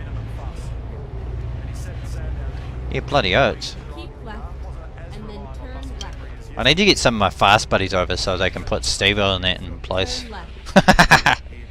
Just being able to break that trade a little bit will allow him to just relax into the task of managing and looking after these tyres. He's done a lot of it. He's 557. Yeah, fuck, that was fucking 10 months ago or something. But next season in I'm taking the Audi Evo 2 out, so I'm either gonna fucking rage quit or really enjoy it.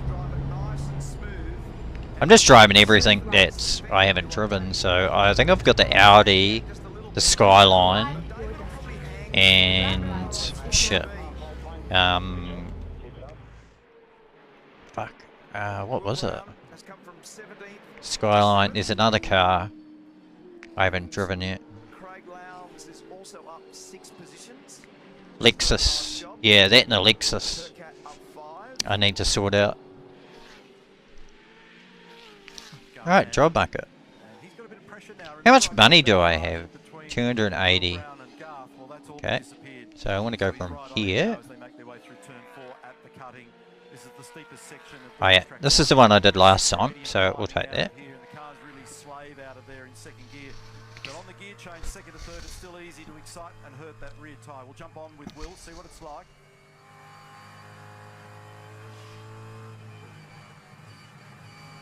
Drive safe. Thanks.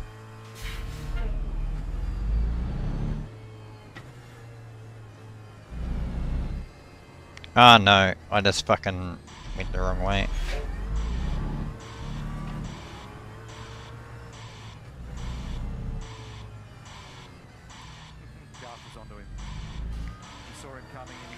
Yeah, the Datsun.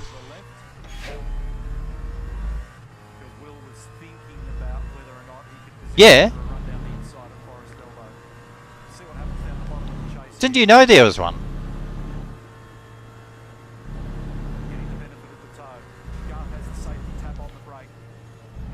Thing's a beast.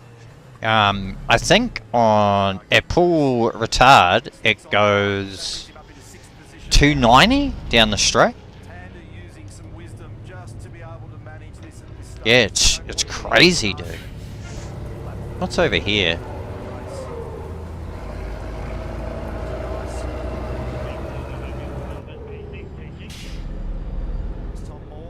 Yeah, it goes some stupid kilometers. Alright, I'm gonna have to drive around all around here to unlock some shit.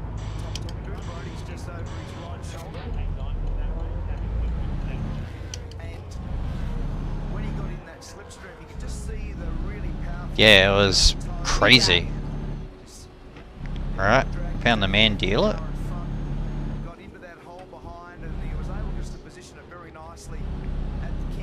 You don't? Oh, wow. Yeah. So yeah, it does. Crazy.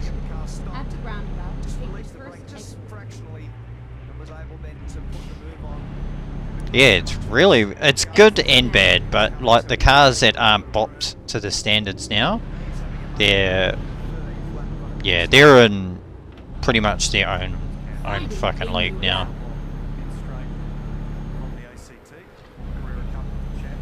Okay, that's what I needed.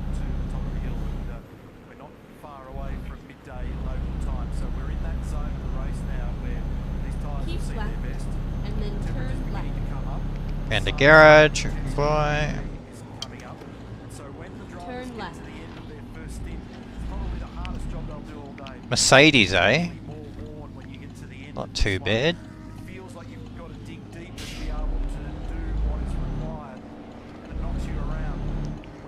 Yeah, I think Exile, Huggies runner. I can't remember who else.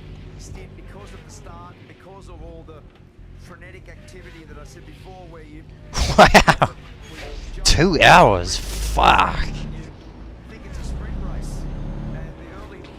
That's good though, man. It's healthy to do that.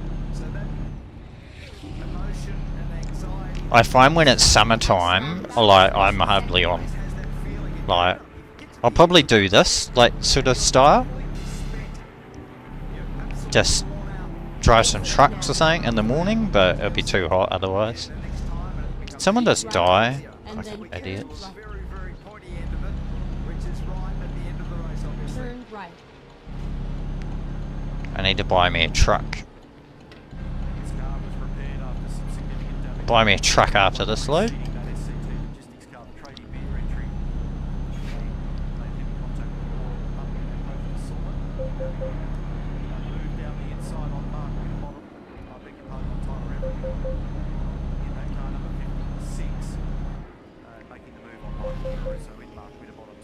Yeah, Windows, yeah, in-game, yeah. Windows normally takes a while. Yeah, wheel updates as well, don't forget to update your wheels, your drivers, graphics drivers.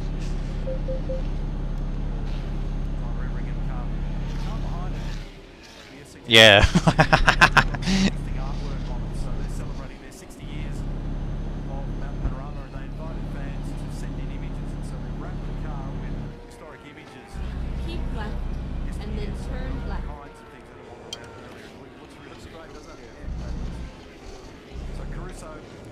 Turn left. Spoke to Mark Winterbottom earlier in the week and just been, as I said, back to try and find a balance with this car. So, Finally, get out of England after this. as the conditions change, and that's sometimes the story of this event, trying to keep up with the track evolution. Just haven't been able to stay there. And it has progressively gone. Oh yeah, lights. I think we had 38 degrees on Tuesday crossing the mountain. Wonder what the... And then continue straight on. Wednesday, we had a lot of rain, got very cold, Jones on the left of the screen. Go straight on. And then it's got progressively nicer to the point where we're aiming for 20 degrees. Yeah, that's a few. Then you have to get back on and see if... Have a drive and go, oh fuck. Cause have you driven the... Oh shit. Have you driven the new update for ACC? You wouldn't have, eh? Drags the oil to the surface of the road, and that has a big effect on the amount of grip. See, some of these drivers now looking at what would be for a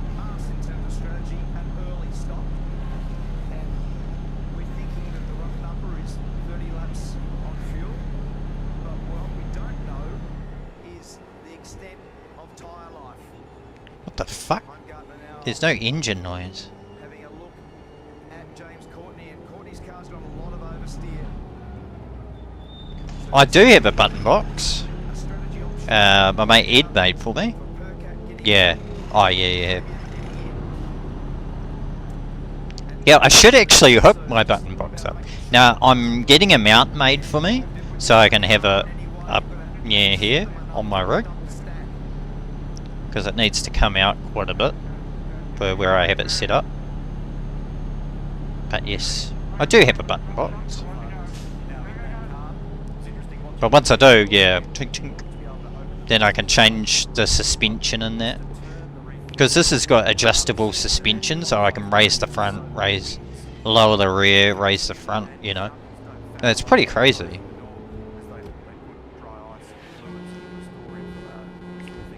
And it, so if I can't back up on something, I've got to lower the suspension, then I can get in. Like, it's pretty crazy what you can do with it. Yeah, fuck.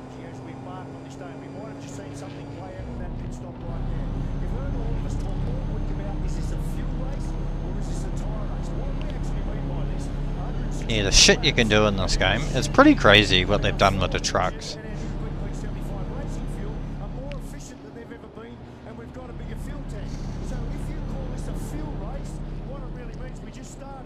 Yeah, but apparently Moza's bringing out a wheel that looks like this wheel, like this one, which is pretty cool.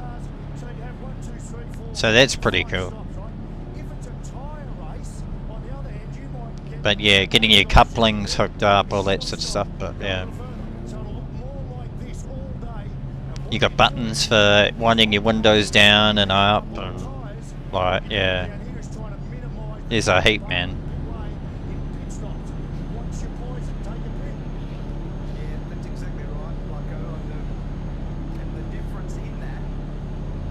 It's pretty cool though.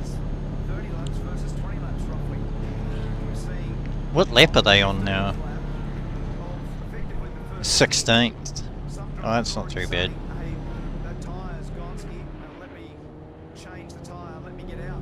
Yeah, so you can have CB radio. So you have a CB radio, you can talk to your mates through CB on, if you do multiplayer, you can have a CB radio, so you can have it buttoned to your push to talk button on your game, and you can talk to them. And it's a set, it's like, shh, yeah, it's proper CB radio. You got that too. Then they got Sim Truckers radio. So if I go here, they pick up radio stations from around the world or near me, which is pretty like, and they update it. So it's English. So they might.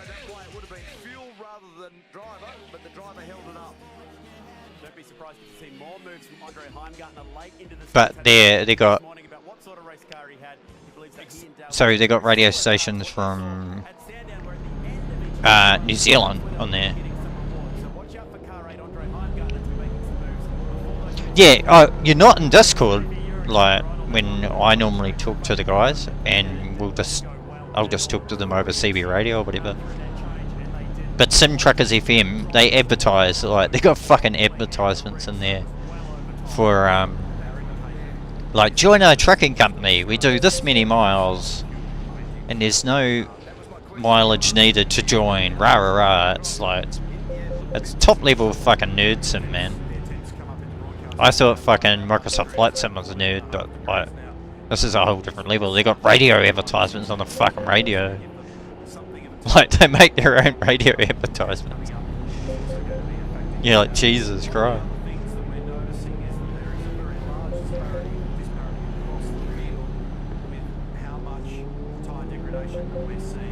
Where am I going? Oh yeah. My friend Marzi has a whole heap of cool mods. Him and his the group GMC Logistics have done. And I got all the sound mods and all that sort of stuff, so yeah. It's pretty much like a Assetto Corsa but for trucks. It's pretty cool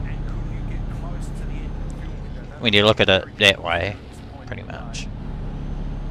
Like all the pro mod stuff. Glow's just lose a spot there, or yeah.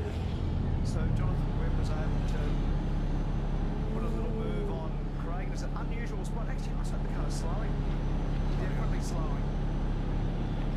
Oh, problem with Lowndes. One of the superstars of our game. We had him as a smoky. We thought at the start that he was going to be with Zane Goddard, one of the contenders. But everybody down there in the Superchip garage, Wes McDougall there as the engineer, all looking on. Oh, gutted. Straight into the garage. I heard a bit of chat on the radio. Wes McDougall is back engineering that car. We've seen him in the pit lane.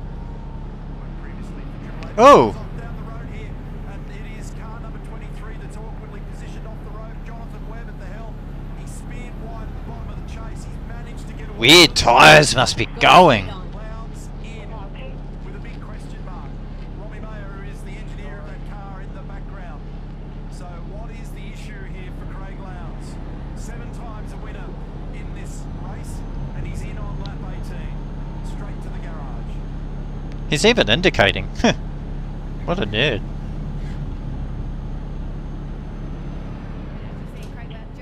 Fuck, whose ass is that? Keep right, and then continue straight on. As quickly as possible, Zane Goddard getting ready to jump in that car, but of course, this just puts it right on Go the back straight for the on. rest of the day. That sucks. We just saw the sign language from Craig Lowndes. Now, we saw 1 or 2 of those earlier in the year, and there were some mods made to those gear lever mountings and the base of them. See whether we can go on board and unpack a little bit more of this story. Let's go back and listen and look.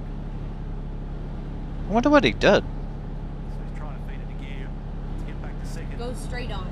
Oh, it's clutch. Straight, and obviously it's floating around beneath his hands, so he's jumped on the radio. He couldn't actually work out what he was saying at the time, so it's just stayed in a higher gear, and he's had to limp around. That's the reason why the rest of the pack were able to blaze on by, and he's cranky about it. Behind that big smile is a very, very competitive man, and he'll be upset that that's Oh, yeah. so early. Disastrous news there. And her old mate Webb went off as well. He's been doing a really good job. Young bloke with a big future. He's driving through the course of when he's driven this year with a wild card. Showed some glimpses of real pace. Chad, a couple of radio dramas. How's...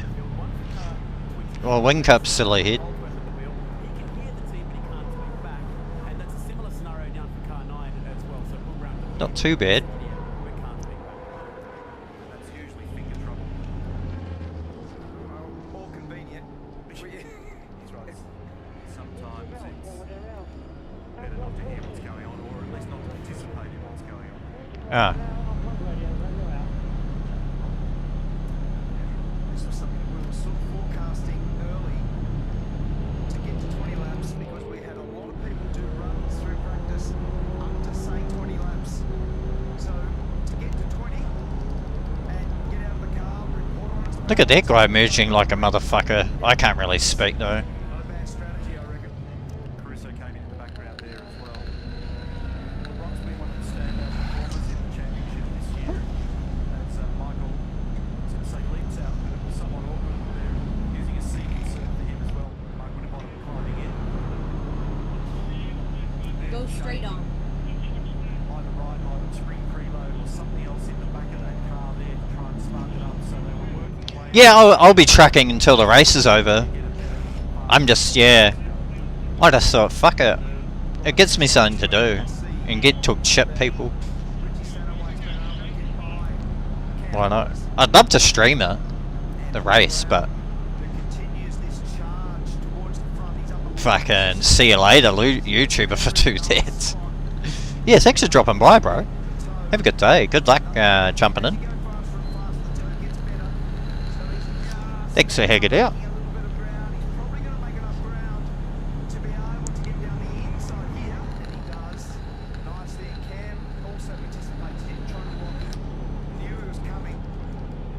Nicely executed by both Gonna see how far I can drive in one session.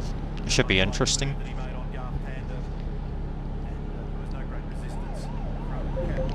I'm gonna get a speeding fine somehow.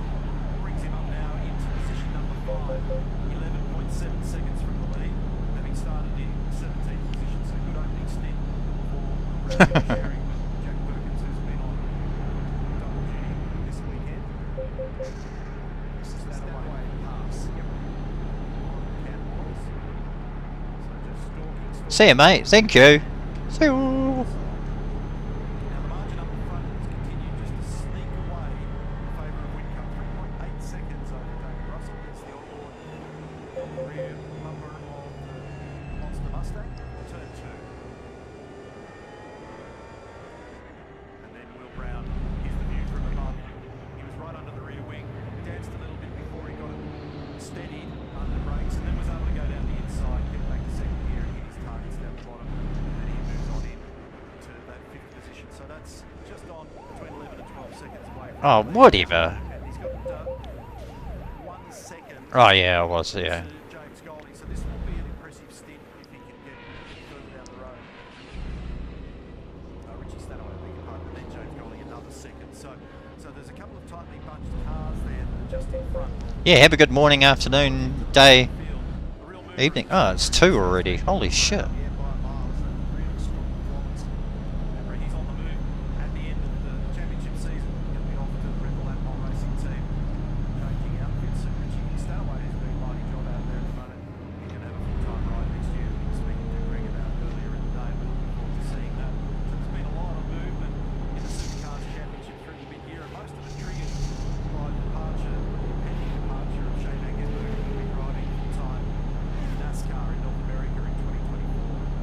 So they've solved the gear shift mounting problem for Goddard and Lowndes.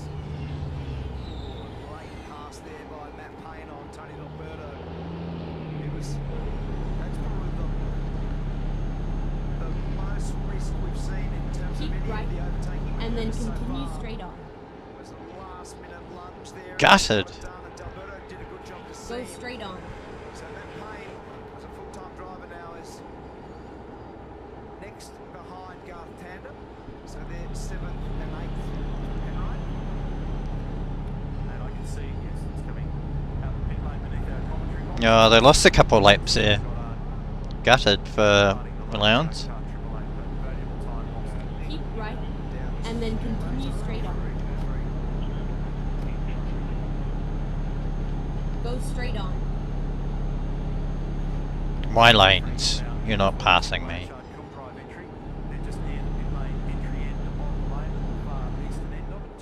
Oh, coppers? Who are they pulling over?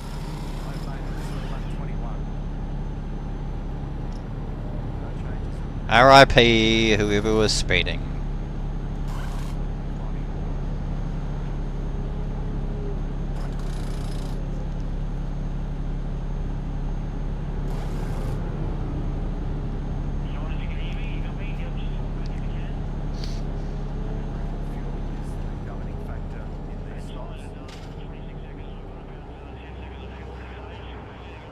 Who's pitting?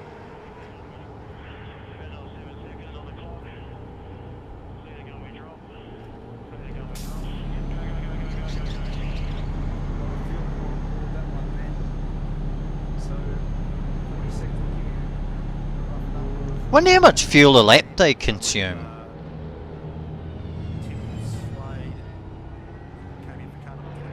Always be interesting to know how much fuel.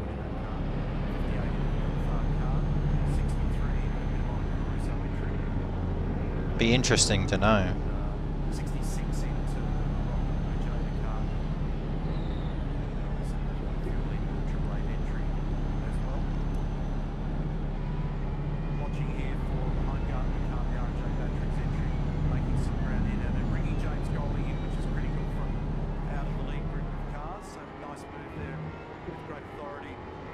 Behind Gartner Wood entry, car number 8, RJ Batteries entry. They've been saying throughout the week that their race cars been good, but they just could not get them qualified. First one of the leaders. Cross communication. Nice and calm. Hell yeah. See that driver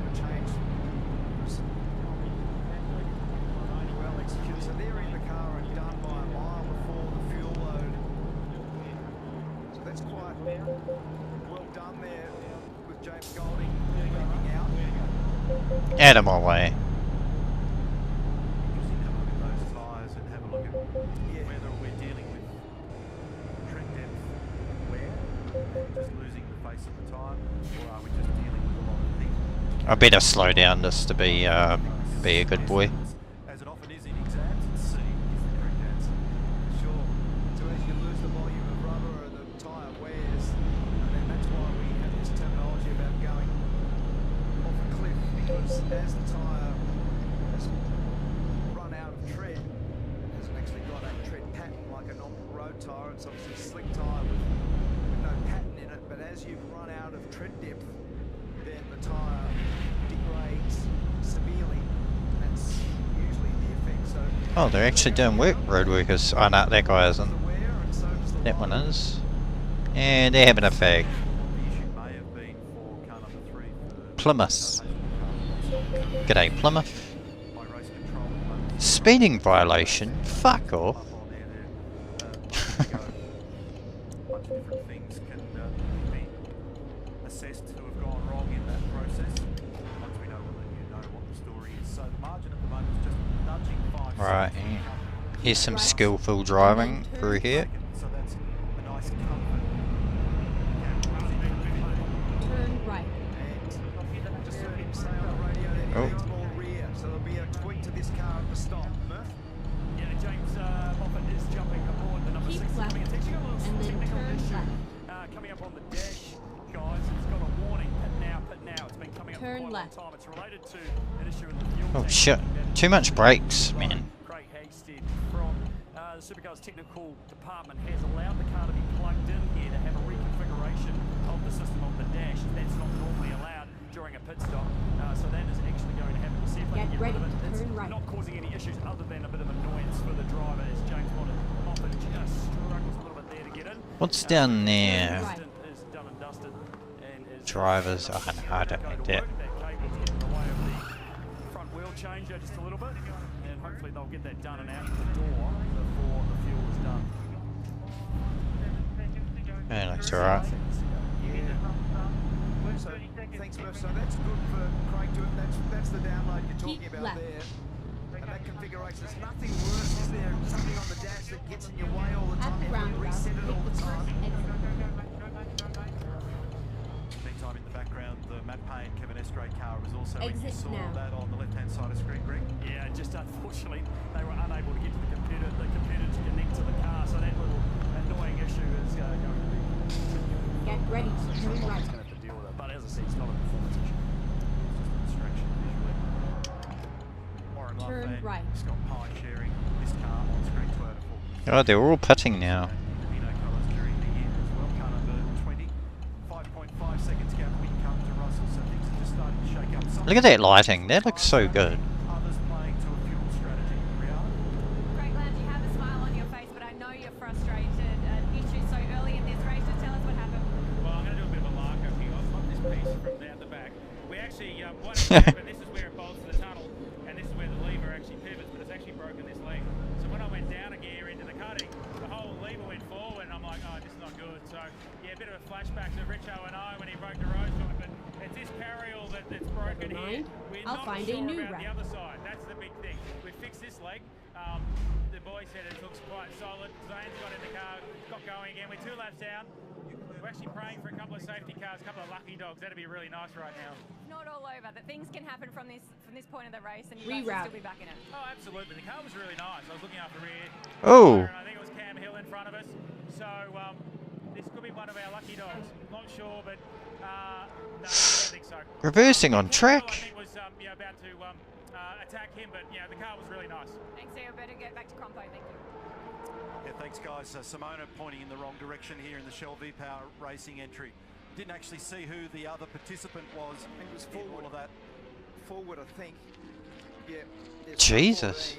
So, as Fiore was in at that point, so Deans had a lunge down the inside. Simona turned across, and he sort of hit in near the rear wheel. Don't think it was quite up far enough, but again, we'll get a replay at some stage of that. But that was a spin, and now a change turn the lost at the wheel. So rear to change the balance of that car. And Chaz Mostert Oh, Chazzy's on now. Ready to turn left. What way do I go? Oh yeah, this way. Rear, and these are some of the adjustables that we spoke about earlier in the weekend. So there's a variety of different things that you Turn can left, try and apply and then because turn cockpit right. adjustability has diminished and gone in 2023. You can still make a brake bias change, but the anti-roll bar tweaks are Turn gone right. from the cockpit by the driver. So Dean has a look down the inside here, locks up late Here in the we are. game, tags Safety the left rear sector. corner of Simona Di Silvestro's car. She's now pointing in the wrong direction. Down in And done. position. Here's the onboard view from the Middy's electrical entry. Excellent. Right here it's turning sour and just tags it in that left rear corner. Yep. Yep. We'll go one into that and high value. I'll be having a look at that from a judicial. Oh, I want to buy a truck actually. He was up far enough. Get a couple of different angles and I need a truck. work out whether there's some sort of penalty or not. Anyway, we'll get on with that one. It's 25 laps into this now, so we've spoken about the fuel load and being able to get to roughly 30 laps. At the moment, the last lap for Whincup was still in the 9s, a 9.7. There's only Yeah. 2 cars that are continuing to run on. What do I that have need? maintained a number in the 9s, and that's Will Brown also on the last one with a Okay, that. 9. Murph? A little bit Yeah. frustrated looking Cam Waters, I reckon, sitting here. Just jumped out of the first stint of the number 6. A little annoying gremlin on the dash too, from what I gather. Just talk us through the first 20-odd laps. It was okay. Like, got a not a bad start, not a great start, but just sat in behind Jimmy and just needed that slipstream for as long as I could, and probably blew the rear tyre for a little bit towards the end there, but we are a sitting duck down the straights. It's actually embarrassing how bad it is. And then the little issue that you had on the dash as well. Cat. I mean, it was telling you to pit. Initially, when it popped up, were you heading for the lane? I might go this bad boy. Go the cat one. Gremlin or something wrong with the fuel pod or something, but I think the boys have reset it anyway in the pit stop, so hopefully that's the end of that. Thanks, mate. Cheers. So you saw Craig Lowndes walking around the pit lane with that bracket out of his car. Well, I've got a Camaro down here as it would be in the Hino hub, so let's dive in a little closer. Yeah, we'll go with that. You can see the gear shift mechanism down in here, and I'm pretty sure you can see this area here. If I grab my little scope and point that down in Okay. there, Go you see that straighten okay? up my wheel. That's the bracket that Craig was holding. These are the bolts down here, it bolts to the floor, and obviously something's broken here, and he's talking about it bolted onto the other side. Now, that's a sequential shift. You can see how that moves like that to change gears. That goes on that rod all the way back to the transaxle out the back. So if this is moving around because it's broken, there's no way you're going to be able to select gears properly. And while I'm here, just quickly check this out. Rampage drink bottle. If you ever wonder what they're doing there, that's the driver's drink bottle. Look at that. It's got a little dog on the end. In she goes. Fresh fluids. Good to go. Makes a difference if you can keep hydrated in these stints, particularly early in the days we've been talking about. Nice update, thank you, Mark. And we're looking at James Moffat now in the Monster Energy entry. Cam just taking Kings. down there. Jamie Whincup, a couple I'll be this one. 6.3 seconds over. What else we got? Further action in the contact between 98 and 14. But 24 turn 21. So that was Dean Fiore and Simona Di Silvestro. So race control determining that there was no further issue involved in all that one. And Jake Kostecki's come into the lane in the wildcard entry, car number 7. Okay. Yeah, it looks like I'm on to this one. Impressed by Will Brown, who's got himself up into third spot, 12 seconds. Castrol colours. 6-second margin, Whincup Russell at the moment, and this is the leader's viewpoint, where with Jamie Whincup coming out of Forest Elbow now. Now the car that's furthest up the field that has stopped for the first time is car number 31, and is currently being driven by Dylan O'Keefe, and he's in 11th position. Still on fuel based on estimates, so still plenty of time. We're clear to go on we drop. Those guys working to a tyre plan where for Whincup, Russell, Brown, Tanner and others, they're trying to get right out to the end Oh, of yeah. the fuel. Totally still active on the race Yeah, at the moment. it's good. There are 10 people that are playing that game. So divergent strategies here, depending on which bunker you're in this pit lane. And that's going to make for a fascinating Painted. contest later in the day when those lines begin to move. Nice. Alright. Yeah, paint. Gardner putting pressure on D'Alberto. And Go runner. I think that was Tanner just going in then, wasn't it? I think Raven I saw paint. Garth in the pit Yeah, lane. great Down the white. inside comes Heimgartner, Runner. puts that move on. And he's been able to do that relatively easily. Yes, this is Garth Tander. Yeah. So lap 27. He's in, and this is also going to be Will Brown. Ah, nice. Brown. We'll go paint. For there. And we'll go truck paint. Oh, Perkins is nice. I recognise that helmet. Separates cars 99 and 9 from any double stack risk as well, which is important. Jack Perkins getting in. James Courtney in. It's been an impressive opening start. That's what I want. They've got to lap 27, knowing that your start range is shorter than your regular range in the race because you use fuel on the out lap, the formation lap, and then the race start. So that just changes by a lap or so.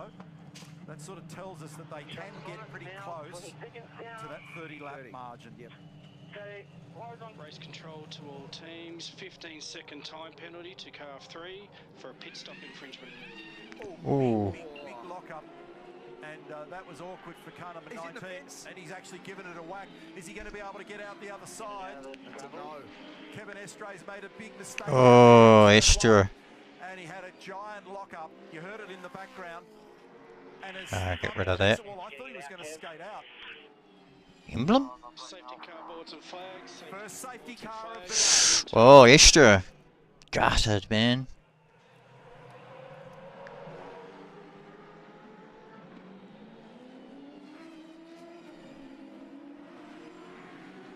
Sad sight, that one at the moment. Kevin Estray, the Frenchman, 34 years of age, parked up on the exit of turn 1. He's outbraked himself into turn 1, locked up and fired into the gravel, and was unable to get it out the other side after he made contact with that tyre barrier.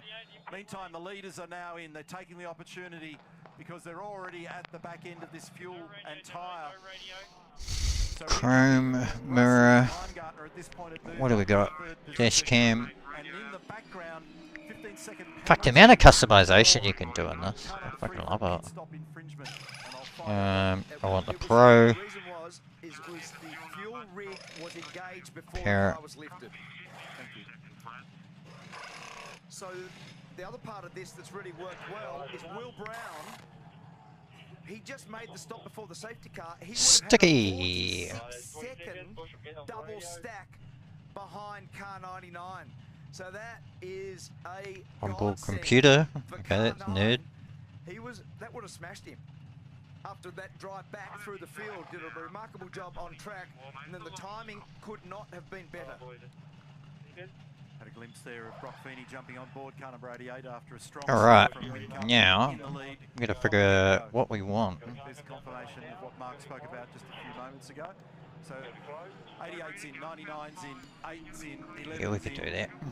4, Accessory. 17, 14. So the balance of all of those cars that we spoke about that had not taken their stop to that point, and that then means that the first car in the queue that had stopped, we reported in James Golding. Yeah, race is good. They just got a safety car. First safety car after. There's the double stack. First safety car after 28 laps, so it's been good, bro. And that was car 17 affected by this safety car. Been pretty And it was clean, 8 legit. seconds of Surprisingly. double What do I want? Custom bumper. Oh no. Making adjustments under there to Oh, I can add stuff? So clearly Cool. not to their liking. You can see, watch the fuel ring. So see how he's left hand down with that just to be able to clear the door. Because these cars are dainty, they're quite small, and the glass house area is very small. There's not much room. He's quite small, is he? New position this year for the air spike as well. Okay. Got that done. How you been, Edman?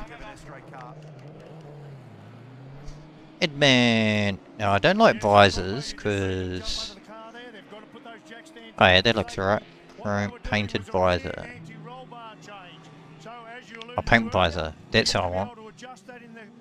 In the cockpit, fortunately, because of the much slower fuel flow rate with these new fuel fittings, about 2.4 litres a second down from 3.6, it gives them plenty of time. So at least they have Yeah, it always be on Twitch. and we'll go through them later. There's quite a Yeah, few be a burner account. rear anti-roll bar. That's a key one for your rear tyres. I'd rather just play a game and just listen. Oh, I've got it on my other screen, but may as well just talk with some people while we're at it. Because all these guys use that opportunity of the safety car. You know, we talked about time stops a lot. There was a lot of fuel going in these cars for obvious reasons. You do it when you're behind a safety car. Yeah, good point. Super raw. Okay, that sounds pretty good. Fastest car on the track. So he was actually pressing on quite hard, and as you can see, Oosh. he made a little brake lock early. If I can put a fucking racing wing on. And often at Hell Corner, you can just get away with a little bit of a brake lock. You'll release the brake and just run a little bit wide. But he was in very deep, and as a consequence, you can see the look on yeah, we'll that put paint's those in. face. It's terrible news when you've Yeah, it's been a good race so far. Pretty quiet, really. with the smallest mistake that ends up with very big consequences. I have my money on Estra. Fair play to Matt for showing up for a chat off the back of that one. He's got a bit of a grin on his face all the same. Can you talk us through the emotions and what you What's this? may have think's played out there? Yeah. Oh yeah, nah. Lost a couple of places at the start. I'm pretty happy with that. Hung out to dry there at That looks 10-1, good. but How yeah, much? the car was feeling pretty good 170. through the stint there. We had Purchase. a little bit of dig sort of at the start, and then it sort of came on towards the end, and I could pick off a couple of people. But Fuck, yeah, I have like to Kevin pick it just from there. run into God one damn it. Locked the front and just sort of ran wide. There's not really much margin for error there at the first corner. So, but hey, it's a long race. We're hopefully get the laps back and. Oh really? Be the Yeah, that's cheeky. So we'll keep pushing. All right, mate, best of luck clawing its way back from there. I might just quickly Great bring you guys market. down here to have a look at this. They're just refueling. Oh, I'm back here. Towers down here at the moment, and Wonder if I can travel here. off the back of that, they've been working on the fuel hoses down here at Penrite Racing as well. So I'm not sure which car it was that they actually had that fuel spill, but What do we it got makes from me here? wonder if they got everything into the tank that they wanted to on that Oh, car. it means I have to travel all that way again. But a little bit of awkwardness down there with that as well. David Russell just jumped out of the I might have to buy a garage somewhere. Awesome to watch at the start. Appreciate you putting on. Might Jamie just when buy you a come in there. garage. That was huge. I had to have a bit of a crack at the gate. Why wouldn't you? Ah, But, fuck. It crashes my game every time I do that. That's so annoying. Just sort of trying to back me up, I guess. And I might some of do. the main drivers were behind me, so I guess his strategy was to sort of see if he could get a bit of heat off. They get in front of me, for example. But Alright. I sort of gave him Attempt number a little bit of a 4. breather, so then I could go. Hopefully that's saved. Give a bit of a gap to the other guys, which we managed to do. I lost him in the mirror, so I stopped looking in the mirror. Probably Oh, about nice. 5 or 6 laps into my stint. I love Halo. And just focused on the gap with Jamie. Obviously, we're both, trying to manage to get our tyres as long into the stint as we Yeah, can. this is So, like the legit biggest as the temperature comes up today, ever. like the track was really clean. Like out of all the racing, it's the biggest. It's just going to be, I tell you, if anyone goes offline, it is just going to be, yeah. You got your wheel yet? Yep. Well done, mate. Good cool. Cheers. Thank you. Can you grab a chat with Jamie Whincup? Just been cooling off in your tent. I thought there was cameras. You're in the mate. Ford's Nice first stint. It was Moza Master Race now. strong. I just heard Matty Payne say that the track seemed to be coming on. Can't wait to see What's your read on that? your face while you go. Yeah, well, we're on soft tyre here, as opposed to normally the hard, so a lot of rubber's going to go down during the day. But a lot of rubber comes off the tyres, big tyre wear out there, so we're all pretty much on no tyre at the end of the stint. It'll get better, but yeah, it's perfect actually, really. It's not too much, not too little. We're well and truly all over the place right at the end. So what you say, mate, without giving your strategy, we're trying to explain to folks at home, is it a fuel race or is it a tyre You and race? your messed up sleeping pattern. Somewhere in between. Yeah, well, the fuel tank's massive, so it's definitely still a tyre race for sure. So you got to try to keep the tyres alive for as long as possible. But yeah, you'll be pitting for tyres before fuel. Thanks, heads up. and only just, it seems, after what happened there. So they got to lap 27 in that opening stint where you do use a little bit more fuel. So thanks for Auto detection in the background. in each of the various garages. Now, That's weird. So it picks it up if I'm playing it in the background, but I'm not showing it. Got to be showing it, don't I? So we'll have to study the safety car line on the exit out of the pit lane. Um, So that's being considered at the moment. We understand that the lights will go out on the BP Ultimate safety car at the end of this lap as they crest over the top of the hill. I know. And then we'll get back underway once again. Now, one of the other really important things that happens at Bathurst that's unique is there's a little lucky dog. There's a get out of I have to customize my truck again. Fuck, that's annoying. will already be the beneficiary of that. So if you're a lap down while you're under God the damn safety it. car like this, you get waved by, essentially on Conrod Straight, there is actually a detailed reference around it, and that'll eventually help them get back into position. So fans of car number 19 for the Estray and Payne car, they're not necessarily done yet, but they'll obviously be a very big task. I'll go that Yeah, one. but the good news further to that story, Neil, is they just walked back into pit lane and it looks Audio, really? That's interesting. too much to it, so all they did was really just blow all the sand and gravel out of it. Yeah, I'll leave it up if it fucking does it. Yeah, fuck all night. That car looked a little bit wonky, but apart from that, structurally... Yeah, cheers for that. Yeah, I didn't know. That's interesting. God damn it. Now I have to do my truck up again. Thank you for the update there, Chad. It's annoying. Now rocking on by with Zane Goddard. Right, I'll just do my... Just explained a few moments ago, and they also took the opportunity to put some tyres on because that. Alright, we have to speed run. In the lockup down there to turn 1 for Forza? Oh yeah. Really? It's funny. Not a lot of grip out there compared to the last time that he drove the car. It's funny how Forza does that. Confirming lights are out, lights are off. Race management channel and our race director James Taylor in Of all the ones Forza. Lights out and the safety car disappears. Control of the field now be held by Dylan O'Keefe. Remember that they've taken a different approach in the early phase of the race. They've driven to the tyre. They came in and decided to Go LED, go computer. I'm doing a speed run this time. 7 laps earlier than those that continued to lead the racing. Oh, Forza, hey? How you been anyway, apart from... See, how much did your thing cost up all up? Was that like 1,300? Would that be about 1,300 all up? Warmer conditions out there at the moment and a re-energised races. Everybody's now done their first stop. Varying fuel loads out there at the moment. Fresh tyres all round, and we go back into it one more time. O'Keefe from Van Gisbergen. He'll be quick. Oh, oosh, I can put fog lights in? Huge amount of fuel on that car. Then Reynolds. That's so cool. Brody Kostecki, keep an eye on him as well down in 6th. Here we go. Straight on the restart. Blazes up on the inside, and that puts the reigning Bathurst champion into a position of a... Go Florida. I like middle. So, again. And O'Keefe got caught there. In Euro, 1,300, yeah. Couldn't get to turn back across, so effectively lost those 3 spots in one move. But that's still alright though, mate. Just blocks James Moffat in the Monster Mustang on the way. Fuck, I have to do this again. This is annoying. It took me ages to do it. Van Gisbergen got a nice restart and was able to get onto the mountain straight with really good exit speed from Hell Corner. Alright, got that there. We got that up there. And Brock Feeney were able to capture positions 2 and 3. Put Embil in there. They all know that there's an opportunity to try and make a gain on these restarts. Painted, but it yep. also brings with it a pile of risk. This is the dipper. Van Gisbergen with a couple of car lengths from Reynolds.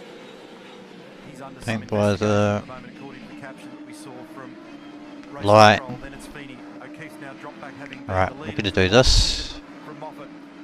Kostecki, who's had the quickest car all week, from Jaden O'Jay to... Oh, that's alright, bro.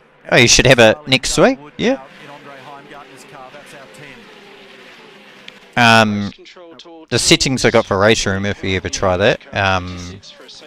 That one video I did for Race Room, that's the Race Room one I'm using. Oh shit. What's 2? Is it 2? Do I go to 2? Oh yeah. It is 2 game. I'm still figuring out all this transition shit.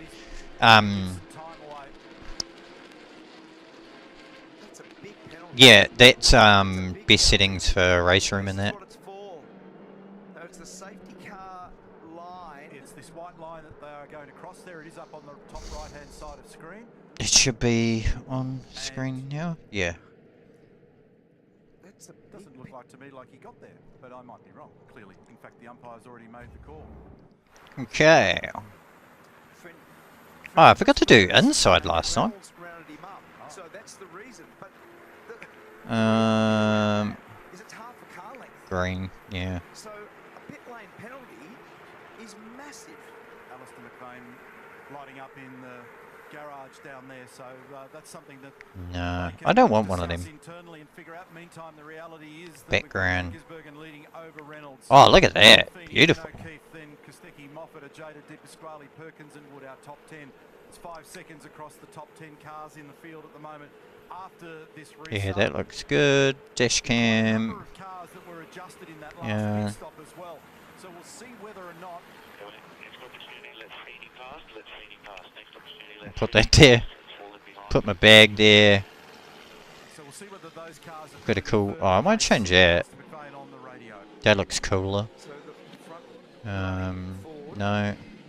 Is going to have to do tour the pit. Anyway, let's get on with the rest of it. So Van Gisbergen has been the Put a Red Bull. for a long time. Chalky bar. It'll be interesting to see how fast he goes. Oh, Iron Brew. Fuck yeah, dude.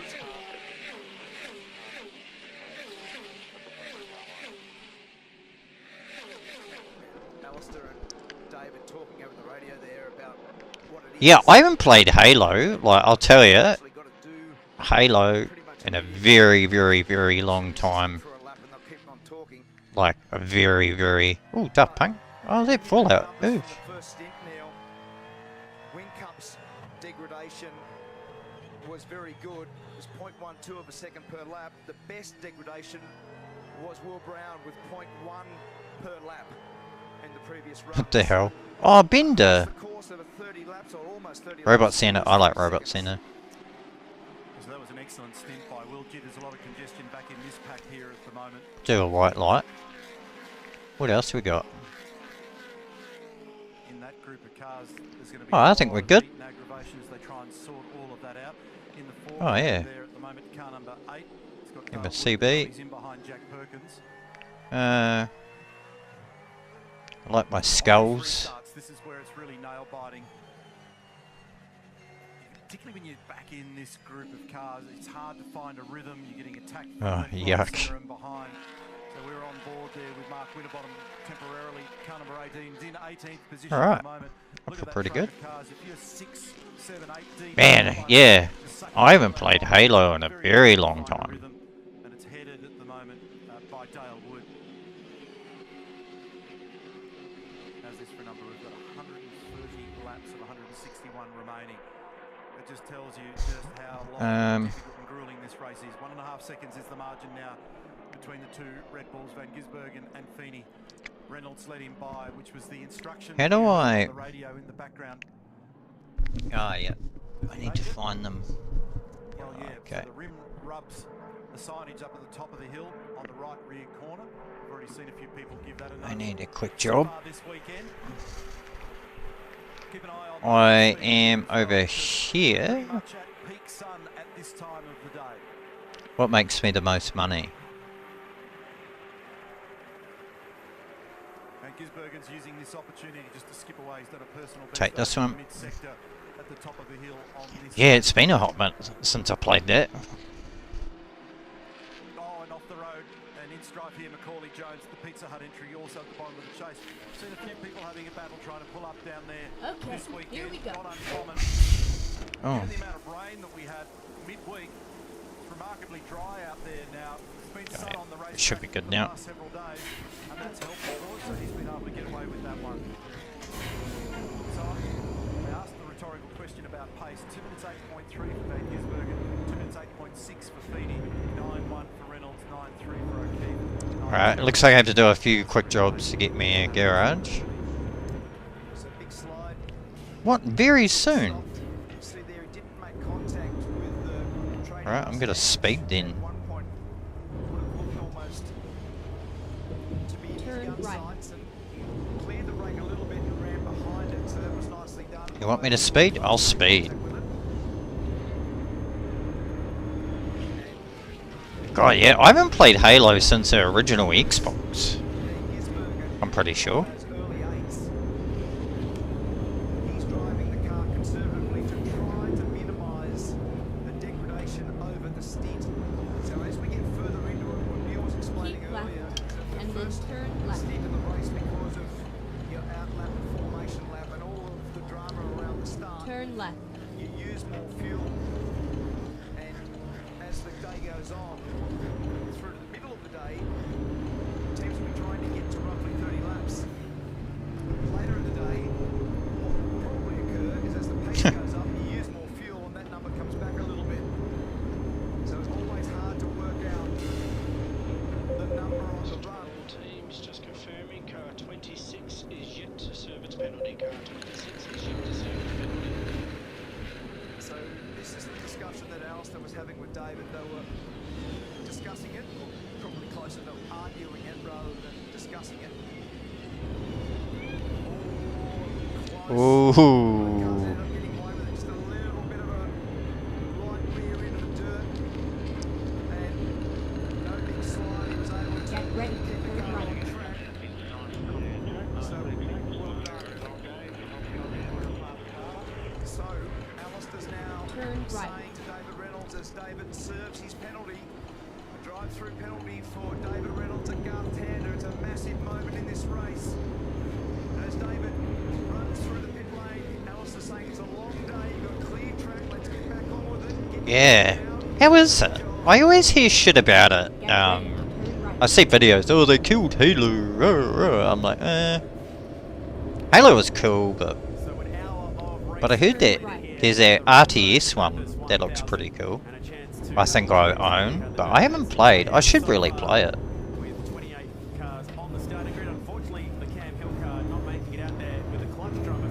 Oh, my truck's struggling.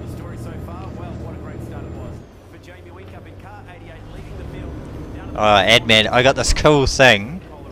I need to fix it. This will make you fucking laugh, mate. I'll deliver this and I'll show you, so I don't get fined, because it's a fast delivery. This cool thing for my webcam. You're gonna laugh. You're legit gonna fucking laugh.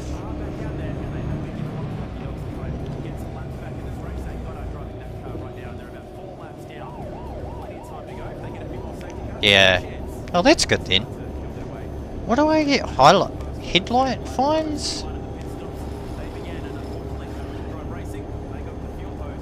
It's fucking America? Yeah, you'll like this. I genuinely think, like, I like how Dan does Bolt Brogan, but I think I found another way. And it made me laugh, so I think it'll crack you up.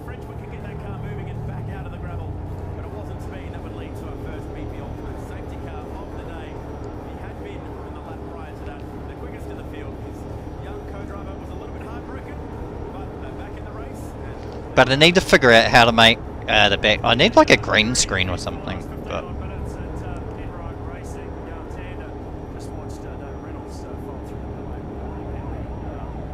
headlight usage. Well, I mean, you watch the replay, and 88 was certainly in front of our car at the safety car line at the exit there. But for as long as I can remember, and that's a long time, we've been doing this a long time, they've given us the opportunity to refresh that on the safety car. Oh, GT's pretty mad. Ooh. Frustrating, disappointing.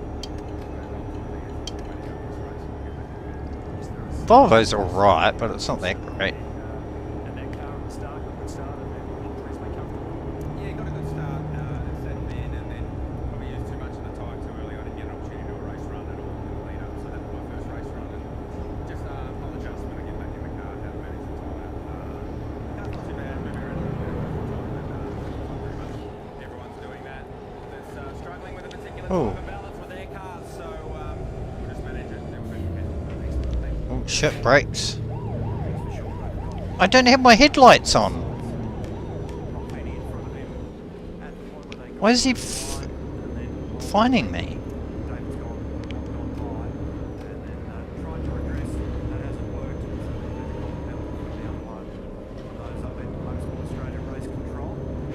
Is he trolling me? Yeah.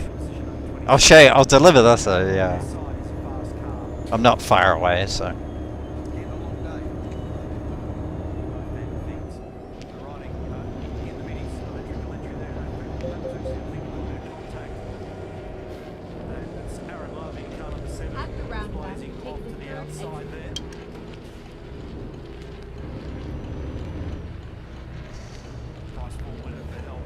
How'd I didn't crash into him, he crashed into me.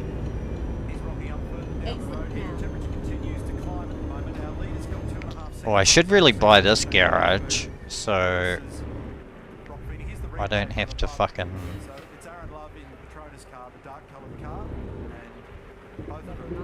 How much is this?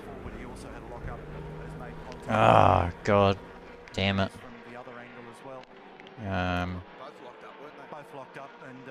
Oh yeah. 400k, yeah boy. Alright.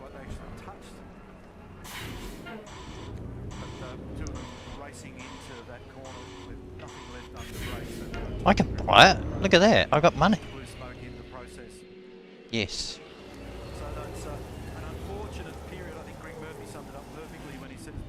Alright.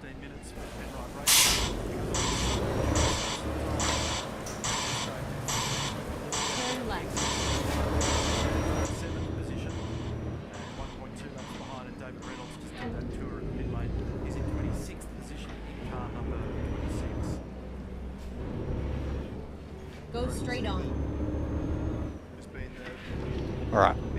I've got a good garage now, so I'll move my truck here, then we can work from here. I think I need a trailer as well.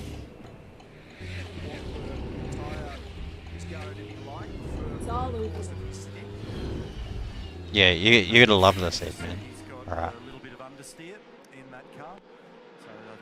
Considering whether or not they want to make any changes at the next stop. We are going to have a look at that moment between Forward and Love at the bottom of the chase that we just saw on various angles of the replay.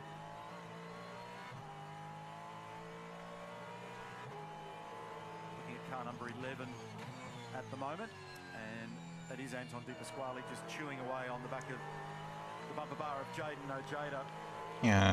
How do I Doing a variety of different relocate? Ah, yeah.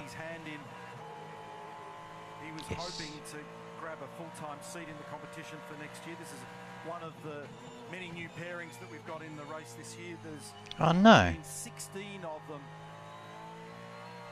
And there's the confirmation of that investigation that I spoke about just a few minutes ago. And run up now to the cutting. Is he going to have a think about it? Do I have to travel there? Okay. Do I go 4? Did I go the right one? Oh, that looks horrible. I don't know why that photo doesn't look good. Okay, webcam. I'll hide it. Oh wait, I can't hide it. Video capture. Properties. Wait, I'll deactivate it and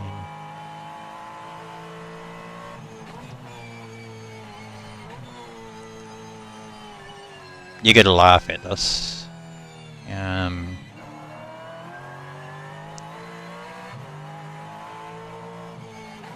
Okay. Activate. Yeah, so I can filter myself to be like a truck driver or whatever. I don't know if you can see it. Or I can do this one. I can make myself look like a cool guy. I can be driving at night time. I can be in a car racing. So like when I do a race I can pretend. Which is pretty funny. But yeah. Yeah, I can have like VHS or whatever. But I sort of like this one. This one's pretty good. But yeah, you can do like, oh, you can do stupid ones, man. Funny. Like, yeah. Like, you can do like Deadpool, or like Deadpool ones like that. Yeah, I can make myself look like Deadpool, which is sort of crazy. Or I can just be Deadpool here. Or like, yeah. But not much between them. It's interesting at this point in the day, and when you're so close to another car, it can roll out of the throttle down there. But yeah, they got some pretty crazy ones, man. And still actually have rolling speed through the corner. Staying committed to the throttle actually gives you a whole Yeah. panic on the But yeah, it's pretty cool, man. Like what you can do. But yeah. This one made me laugh. Like, I can pretend to be in a car. So I'm like, oh yeah, I'm a sim racer.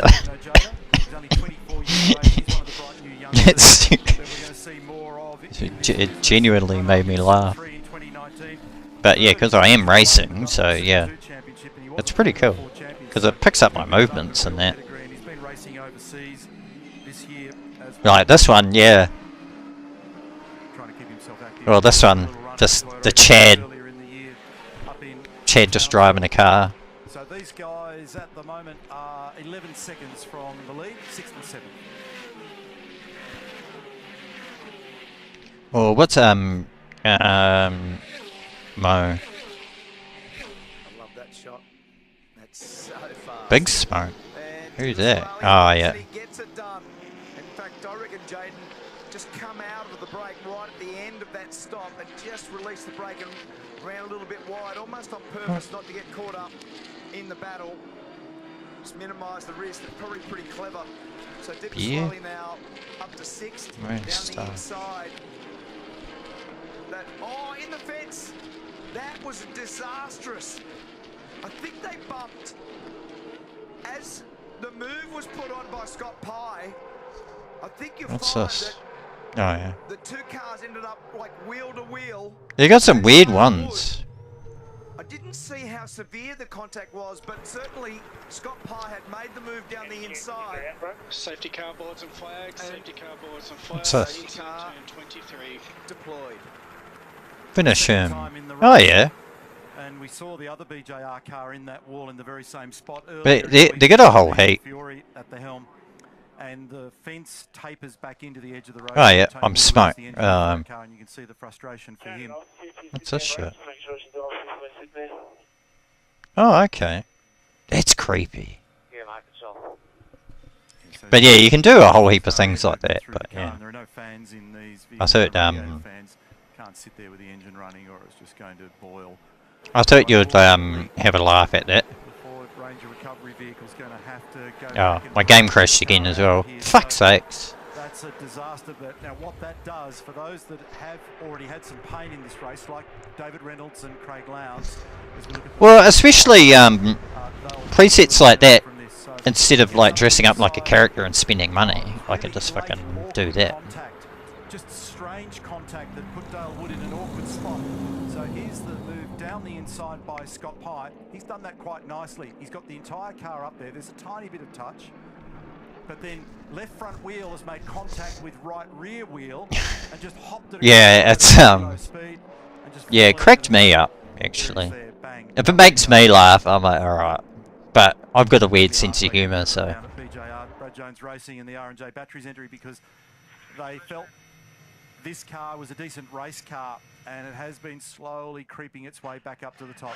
So they'll lose valuable ground here. Now, they're reacting. Double stacking risk here too. So Van Gisbergen's in with Feeney. So the double stack is the lesser of the two. Alright, here we go. So Feeney will sit in behind Van Gisbergen. Kostecki's in, O'Keefe's in, Moffat's in, De Pasquale, Jada, Perkins, Pye, Holdsworth, they're all in. Oh. Yeah, so if they ever want to be a character, I just find a filter or whatever. But it's still pretty laggy. So if I was making a video on something, I could just use that.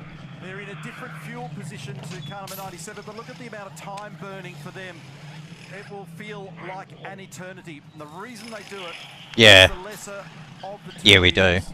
So that was massive because what we didn't pick up on was a driver change. And they're also All right. the same with Wing. Um, So then Gisbergen got out, Stanaway got in. So he'll do another, maybe double stack. Oh, okay. Stint again. Do I still have? Achieved. But that was very costly for Feeney and Winkup. And you saw Winkup late to the party. He ran round the back of the car to make that call. So Oh, it didn't save me buying that garage. That's annoying. very late. Crap. The Coke cars end up with a double stack cost also. I didn't see. Why does this game keep crashing? They're also going to investigate in race control the reason for this safety car. God, that's annoying. Making contact down there at Murray's Corner on lap 37. And whether there is a case to answer on that one. So this has put Mark Winterbottom in the lead from Fabian Coulthard, Declan Fraser in that Tradie Beer entry. So already today we've seen a lot of different strategies. So this will answer some of your question here. And to tear off for Brodie Kostecki, wheels and tyres and fuel. Doesn't see any other adjustment, but yes, there is a double stack in the background there for Jack Perkins and the Will Brown car. But this was doubly bad for 88 versus it because there was a lot of fuel to put in Van Gisbergen's car. Yeah, so that was a really costly double stack. That was, I don't know, let's call it 10 seconds, but the other one was massive. Yeah, the double stack for 88. Yeah. That's right, because they were in a lower fuel position with Van Gisbergen's car, so I had to sit there longer to get the fuel that they wanted.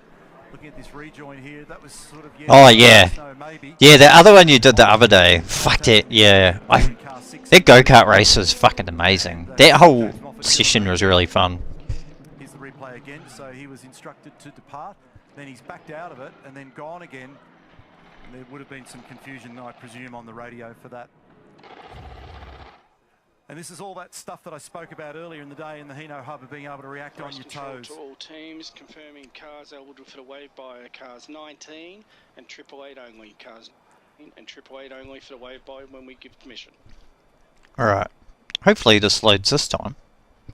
Okay, so there's a bit more instruction from Race Control. So talking about Race Control, which is Motorsport Australia, right up the top there. The cars run the category. Yeah, that kart flipping. Run the governance, if you like, of the rules. That was funny, man. I think that was the funniest moment in sim racing. Sometimes I don't like giving our sport a whack, but I reckon sometimes our sport needs a whack because let's just go back to that previous incident we saw that caused Tander and Davey Reynolds to have a drive-through penalty. Oh. So when there's a safety car, you just saw Feeney come out of the pit lane and the Penrite car coming around the track. Now we have this safety car line here. The reason we have that line is so we can work out where the cars are positioned before they catch up to the safety car train. In this instance, we can see Feeney quite clearly beats Reynolds and Tander to that line. So in that instance, that car should have tucked in behind them and they go and line up behind the safety car. In this instance, they said, oh, maybe we can redress. Now, Head of Motorsport Adrian Burgess has reminded me there is no redress rule anymore. The trucks? No. Link that, bro, and I'll watch it. Have another look at that. But what I do know is when we're talking about 3 or 4 feet, Um, a car taken literally out of the race, to me, is not right. We need to look at it. Could not agree more. Yeah, agree, Larko. Yes, Oh, I did buy it. To see where Reynolds had passed, it obviously happened further up the road. That was where I was looking at the thing backwards, but that's a hell of a penalty. It just doesn't fit the crime. Relocate. And I think they've brought Kevin Estray in here as well, and you heard in the background that 888 and 19 are eligible for the wave by Zane Goddard. And this guy. Oh, yay. Will in effect Yeah, link it, I'll watch it, bro. happen for Game seems to be crashing enough. They were 1.2 laps down before, weren't they? So that will actually get Ah. lap. In this lap. And it fucking crashed again. What's going on out All there right. at the moment? So And James Taylor, loading. Race control, where they've been very busy in the last 30 minutes, so the lights are going to go out on that safety car. And we've already got a whole variety of people that are just tackling this race. Oh, really? In a variety of different directions. Some people choosing to stop then, others not. Weird. Oh, yeah, it's not like my fucking... I have to figure that shit out for live streams, actually. It's going to to get very complex through That's different annoying. sections of this race before it all marries up near the back end. What I can tell you is we've got Winterbottom, Coulthard, Fraser, 1, 2 and 3. And of those leading contenders that we were celebrating early, and in particular the pole sitter Brodie Kostecki, who just looked like it was a standard stop for them, for car number 99, he's sitting comfortably there in 4th position in a compressed field. That's right, and on our numbers, with the stop time that they engaged Kostecki, they have not filled that car. So they've chosen to put less fuel in Kostecki's car. So doing that has given them track position, so that in terms of car pace, they should be able to round up the cars that are in front, but he's been able to jump Stanaway and Van Gisbergen. So again, that was a last-minute driver change there. Van Gisbergen jumped out, Stanaway jumped in. It was all late. The same thing happened with Feeney and Whincup. But Kostecki, the move... Yeah, I changed, so I sorted out OBS and all that sort of stuff. Then, because, well, I'd only get Donny or Boggy over in NU on Twitch and that, but I thought, hey, if I go over here, then I can talk with everyone pretty much. This is the reason why we've had this second safety car intervention, and it's under investigation. So Scott Pye gets down the inside of Dale Wood, well down the inside. Okay. There was an awkward contact between the left front on the Garage AJ manager. car. It's ended up in the wall. Here's another critical angle Press. for us. And Oh, I can't sell. the right rear corner of Scott Pye's car, right there. That's where it occurred. Relocate. And that just pitched car number 8 off the edge of the racetrack. To and there. left him parked up in the wall. There's very little space down there. It's only a couple of metres between the edge of the road and the actual fence. Driver manager. Tony Woodward there on screen is the engineer for that car, and he's Relocate. pretty obvious to work out what's going on there in those thoughts. He's pretty frustrated. Let's go to Greg. Ah, okay. Now I've sorted it. Clever little strategy move by Penrite Racing here. So Kivadistra was about to get a wave by, but they knew that was going to happen to get their lap back. So what they did was bought the Okay. car in, new set of tyres, pit stop, Job market. resurfaced the car, sent it back out. He's caught the back of the train, and now he's about to get the wave by. Here he comes now down the inside to get that lap back. So a really good strategic, clever move. Yeah, that's fine if it's I'm not too fussed if I get pinged for it. But yeah, you do have to be careful. Oh, I know, I don't feel like doing that. FedEx. He'll learn from that, and he may live to fight another day. FedEx, we're to send it to Nate's. He's been told there on the radio that your stint has started, so get on with it now. 2. This is very important. Do you like the transition though? It goes blah, blah, blah, blah. You've got a really good package. You've tidied the thing up. Now get on with it. And you've got to be a little Hopefully it does it. because they're still actually under safety car conditions. Or did I press the wrong button? Breaking lap records, but you have to hustle. It's a little bit of a walk on the razor blade, that one. Lights are out on Oh, the safety car. my. We're about to get underway for the next segment of this race. 121 laps. I do like that transition thing. I figured out all the transitions and everything. Here we go. He's also got a vast amount of experience. And then it's a youngster in third spot in Declan Fraser. He's in that tradie entry new livery this weekend. Brodie Kostecki, the championship leader. Turn left. He's in 4th position, and they've used some clever strategy to put themselves into that position from Stanaway. And this battle Oh shit. Go straight on. around the championship between Triple Eight and Erebus is going to continue. Well, my engine doesn't sound that great. Kostecki got a really good run out of Hill Corner, and he's gee, that was a wild moment there because he actually got that bump. There's a really significant bump in the braking area for turn 2. When he turned it out, Oh. he went to put his foot on the brake and then turned harder to the right. He didn't mean to have the car so firmly to the right-hand side. Oh. He got back out of the brake and was able to control it. That was close. Finding a new route.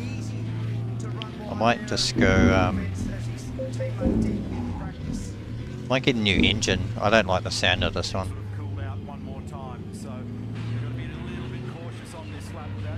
Go straight on.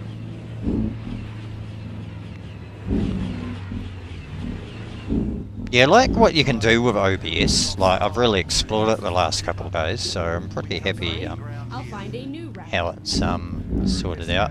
Yeah, that engine sounds bad. That's that awkward yes, no, maybe moment that we saw. Yep. So it looked as though it was going to be a clean getaway, and then when he propped, that actually then made proximity. That made it worse. And then there was obviously a second guessing, and then away he's gone, and that further compounded. So chances are that that's going to result in a slap. Let's try that. Recomputing. So here comes Stanaway, trying to position the car in behind Declan Fraser.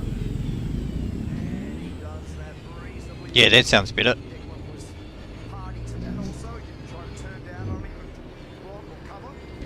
Here comes Stecchi, straight down the inside. Same thing with Fabian. So a real mix through the field, a little bit of push and shove at the final corner, and they're still doing the same. Turn left. Straight. But there's a real mix out there. Go straight on. Almost half-half for how many co-drivers are on board versus primary drivers. Am I driving the right way or the wrong way? Varied strategies on the fuel and on the tyres, but also the way they're approaching it with the drivers. I thought there was contact there. There was heavy-duty contact. Yep. So did Scott Pye get pushed then, or did he just launch into the back of Bryce forward? So behind Pye was Mostert. I'm not 100% sure, but that was a decent thump, and that was the very spot where Pye and Dale Wood also made contact awkwardly to trigger the safety car. A lot of congestion. Yeah, the timing screens. Yeah. Just past 1 o'clock local time, so the sun's at its peak at the moment. The temperature's continuing to rise. The track will be slippery. Yeah. I like the F1 one. It's not too bad. IKEA should do that for Fred. Saying it's 16 and a half now in Drive the safe. forecast compound, looking to get to 20 degrees on the forecast top. And we're looking back towards Price Falls at the moment from the rear bumper. Where are we? Oh, yeah, over here. Terribly well there, and the reason was I think that they got Oh, look how dirty that is. he had a bit of a bobble coming through there, so now they've just gone down Yeah. the side of him, and a couple of spots are made, but he was lucky. They're normally pretty good with their designs. He had to come right out of it. This is another example of getting on the wrong beat when you're in the train. Race control to all teams, 5-second time. Yeah, they're normally pretty, like, really good with their design. We felt that it was coming. Ah, fuck. I gotta put my suspension down. So 5 seconds will be served at the next pit stop for them, and we've got somebody else bringing up dust down the bottom in trouble. Turning Ah, in the wrong direction. God damn it. Smith. There were more involved in that, and that's at the bottom of the chase. I think Macaulay Jones was also off on the right-hand side. Press the wrong button. Got it now, but I thought it was Declan Fraser who was actually down through the grass. I thought I saw the tradie Mustang disappearing out of the end of our shot at the runoff road. So yeah, so It does look a bit mid-2000s, eh? so they're together because that's got a massive wheel alignment issue on the left-hand rear of Jack Smith's car. And that is Stanaway making a position on Fabian Coulthard. A couple of the Kiwis in combat out there on the run up towards the cutting, so that brings him up the spot. Kostecki meantime up into position number 2, chasing Winterbottom, and we saw them make some pretty significant changes to that car. Hey, Eurotruck, stop crashing when I press map. Moments here. It looks like they're going to put that on the go jacks and get it back into the garage for Brad Jones Racing in the Pizza Hut. Yeah, And yeah. ruffle down the bottom of the chase on that last lap. So that car's got some significant damage for them to want to do that. Meantime, it's a 5-second penalty for an unsafe pit release for car number 6 for Cam Waters. So here it is again. Oh. This is a very, very big lock-up for Declan. Gigantic lock-up. That was the dust that we saw. Fucking hell. And then that probably had everybody kind of moving and checking up. Here's the onboard. Jade No Jada gives us the bird's eye view. Big smoke screen. Yeah. Yeah, it's all flashy, cool shit now, then.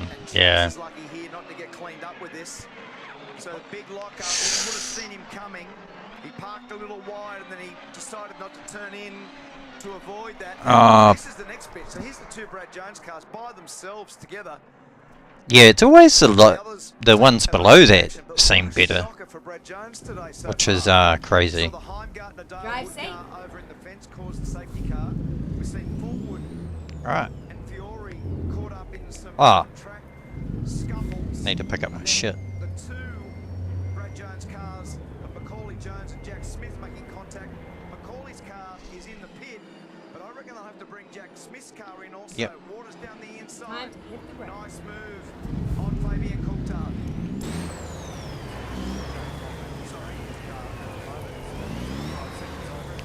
Also under investigation, sadly, are those two PJR cars, so Brad Jones racing cars with both Jack Smith and Macaulay Jones. Despite the fact that they're in the same outfit, they'll still use the rule book in their... Oh, I might need a different That looked like it was contact from behind by Macaulay Jones in that one.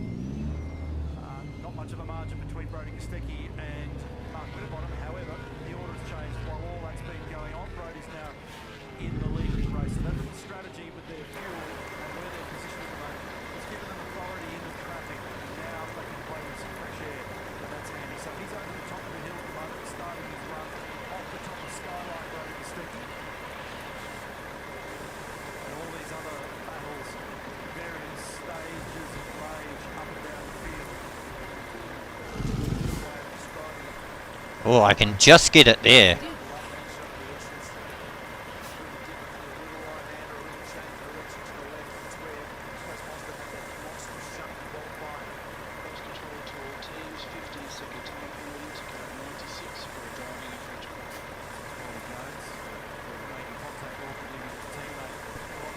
Ah, there we go.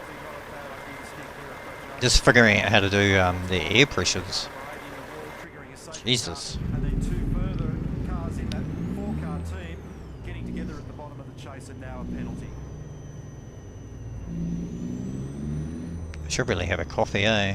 Before I deliver this. So they've got it back into the garage now and start replacing bits and pieces. So it looks like it's got some bent arms in there that need to be fixed. New damper going in there. Should I get a coffee? I'll get a coffee while I wait.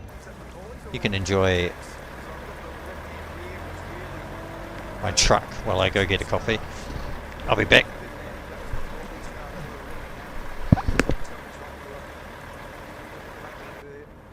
Corrective surgery on.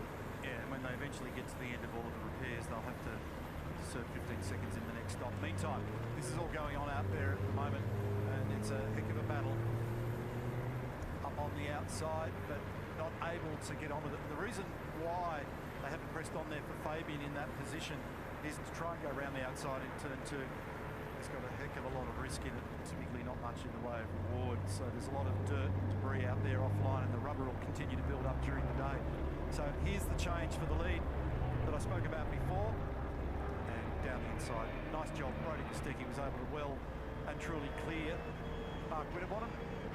Tried to make a little race of it early, but in the end just made it very easy when they got down to the turning point in the final corner. And now he's skipped away. Richie Stanaway's done the same thing.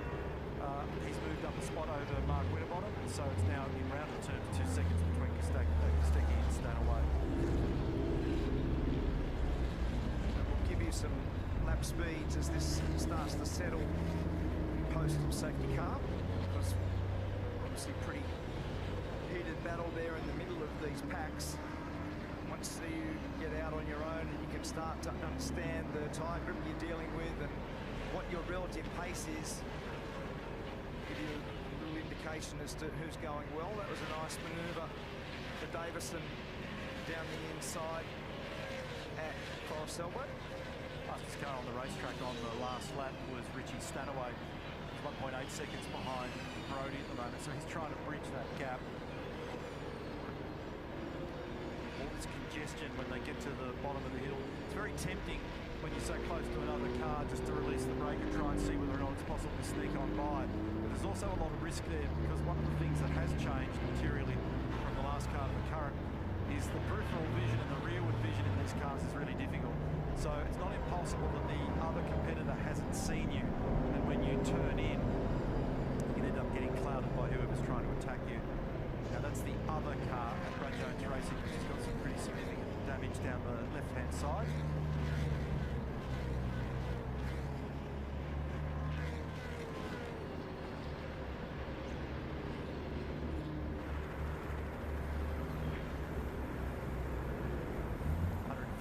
laps remaining in the Great Race 24, the Repco Supercars Championship. This is the 60th anniversary of this race. Brody Kostecki's gone to the lead.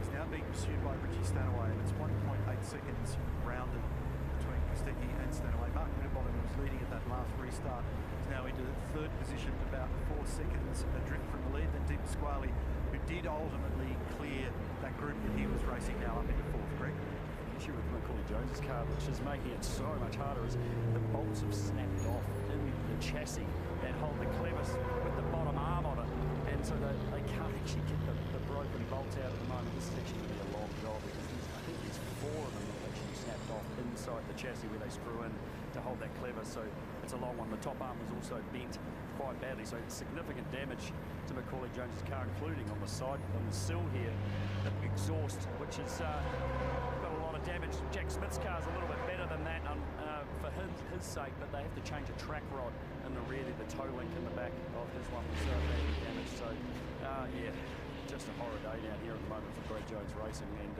Macaulay Jones is going to be here for quite some time. That's terrible. Cool game. It really is. When you hear that sound in the background of a yelping Dunlop soft tyre, that's not a good look or good sound. And Pye having a look down the inside here on Dylan O'Keefe, makes that move and moves him up one spot now into position number 8. Bryce Forward's rocking along pretty strongly out there at the moment. He's done a personal best in 6th position in both the first and second sectors. I'm looking down at the fuel range columns here, Mark, and just reiterating the notion that 27 laps was the best number that we saw. Control team bad sponsorship flag to car 8 for ignoring blue flag signals. Dale Wood, 25th position at the moment. He was the driver that we saw out in the gravel after the contact with Scott Pye. Judy, I want to have a look at our data in comparing a main driver and a co-driver. So car 18, Mark Winterbottom, while he's right up near the front there. Caruso had a really nice first in, but you're starting to see the differences now. Here's our speed, here's his throttle pedal, here's his brake pressure, here's his steering trace, right? The other interesting thing, here's his dash. That's exactly what Mark is looking at right now. So he's got his gear, he's got his fuel used, how much fuel he's using per lap, how fast he's going, what map he's got in his lap time, and where his brake bias is set. That's all in front of him. But let's have a look.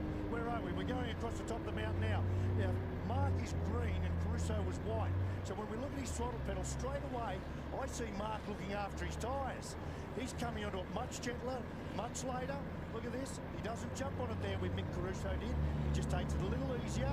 Now watch where we go along here, what he does with his brakes. Right? Nice.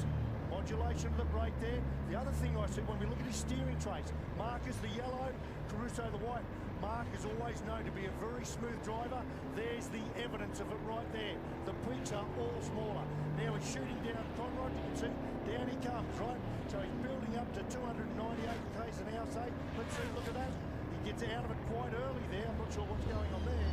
That's unusual. Maybe he's got some traffic around him, I might suspect. Down through the changes, up on the throttle, out of the brake. So he's just typically been a little more gentle on the throttle. Look at that. Everywhere he goes. That's experience. And he did have traffic there, Mark, just to explain what was going on in the background. He had to roll out of it because of the Middies car that was battling him. So we've got 3 cars out there at the moment that have got penalties hanging over them. So you've got Moffat in this car on screen. He'll serve 5 additional seconds in the next stop. Further down the order in 19th, we've got Hazelwood for 15 seconds. And when they eventually resolve the issues that Greg Murphy described before for Macaulay Jones, there's 15 seconds to be dealt with there in car number 96 there at the tail of the field. You can see also that car number 8, Dale Wood, at the moment in the R&J Batteries entry, has been given a little whack. Bad sportsmanship flag being shown for disobeying the blue flags, which means that you're about to be passed. 1.3 seconds the gap. Now Richie Stanaway is continuing to close here at the moment on Brody Kostecki. Just reminding us that we got 27 laps out of that first stint for co-drivers, and in that last safety car stop, the second one of the day, teams put in the opportunity together to be able to get some co-drivers back in the car. 2 times 27.54. What's the minimum number of laps required for a co-driver? 54. So for Whincup, in particular, who made a ripping start to this race, he'll just keep clicking down here until now. Obviously, safety car is going to elongate some of those stints, but that potentially clears them out of that. It doesn't necessarily mean that they don't continue to do whatever they want to do with the drivers. It just ticks off that obligation that's in the rule. That's right. Alright, I'm back. Co-drivers, excuse me, out there at the moment, Richie Stanaway. You can also. Oh, Richie! Alright, got my coffee. I'm happy. Oh, should really. FedEx isn't going to be on time today. Funny how F1. How funny is F1 had more readable? Yeah, because they're Americans. Admin. Simple. Sorry to my American friends.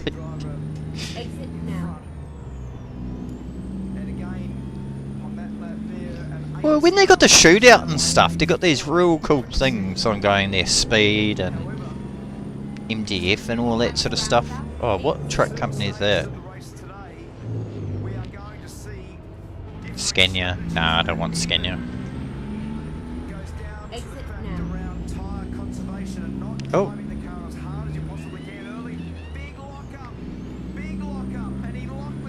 Oh. No big crashes yet.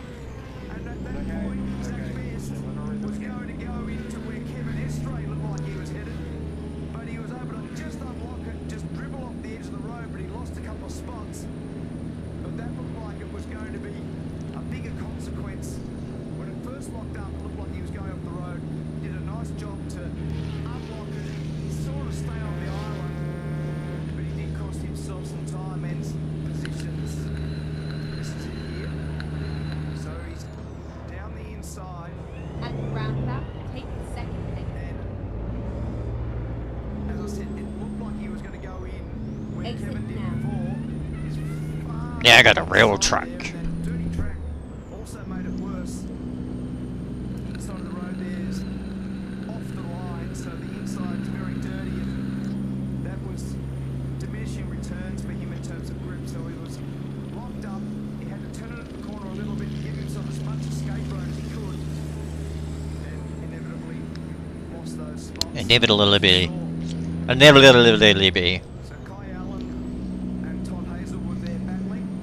Not bad.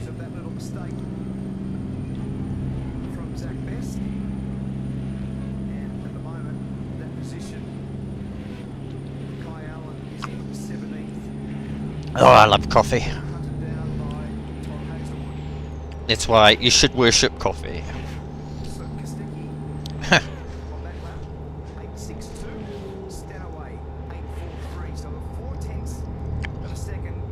Not bad, not bad.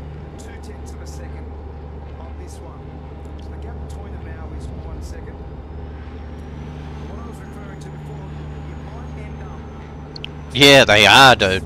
Because they have fuck all aero, because there's less aero, and they don't have their anti-bias bars and all that, so they can't fuck around with their bias and shit. So when the car gets heavy, they just adjust it. Now, they have to, when they do their practices now, they have to adjust it, then go out, do some laps, come back in, adjust it, come back out and adjust it. So it's a lot of like who's tuned it the best, pretty much. Or the wings a lot better, like the Coca-Cola car, they are way better with their setup. Like they're fast. Like I think Gizzy was getting 300 clicks, so.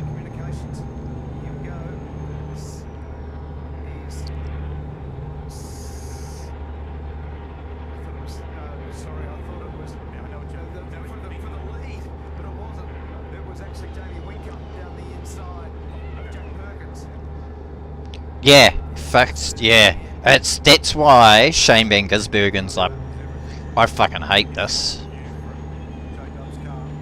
So they have to go out and like adjust it themselves. So it's a lot of stupid work. I could be wrong, if anyone knows any better. But that's what, from watching the last couple of days, I've learned. So.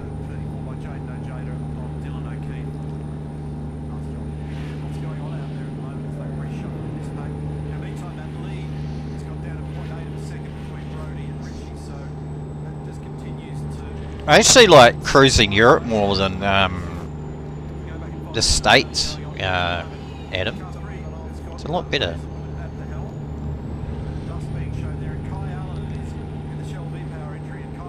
Arrive on time. Well, there's traffic stops every fucking mile, mate.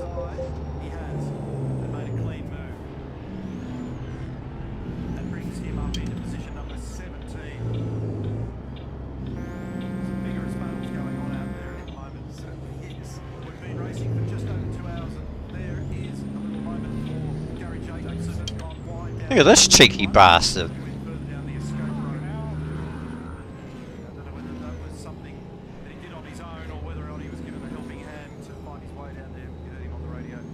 Oh shit. As we've seen today, there's been a lot of mistakes in turn one. It's a tricky braking area. Replay of this pass. Yeah, like even Gizzy was like, yeah, I like the NASCARs more, but these, yeah, are just too boring. It's good racing, but it is boring. Like you look like there's no crashes. Like the Super 2s are more exciting.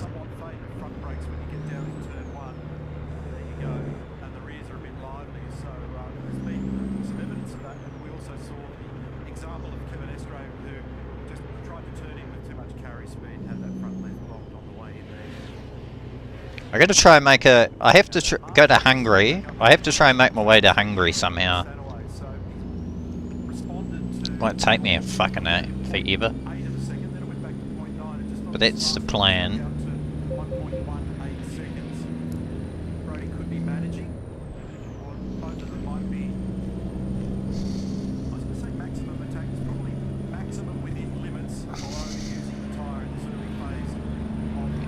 But doing these jobs, I'm just going down, down, down, then, yeah, I'm going. I don't know, I don't really have a fucking goal. Yeah, it does. And they've got bigger fuel tanks. I think it's 130 something litres. But they chew for the tyres in like 20 laps, so because of less aero, their tyres, it rubbers in the track a lot more, so the track will rubber up, but they burn tyres, like, really burn tyres.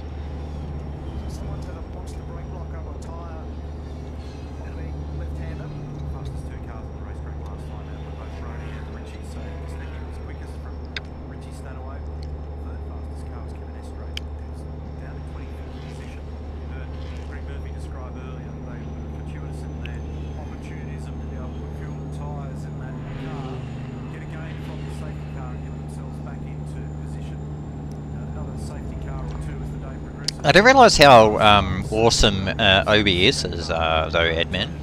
Like, it's so... it loses so much less CPU than I was expecting.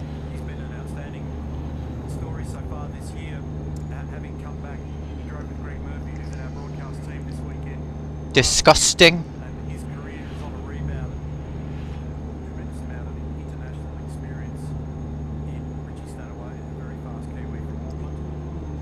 Ooh, Auckland.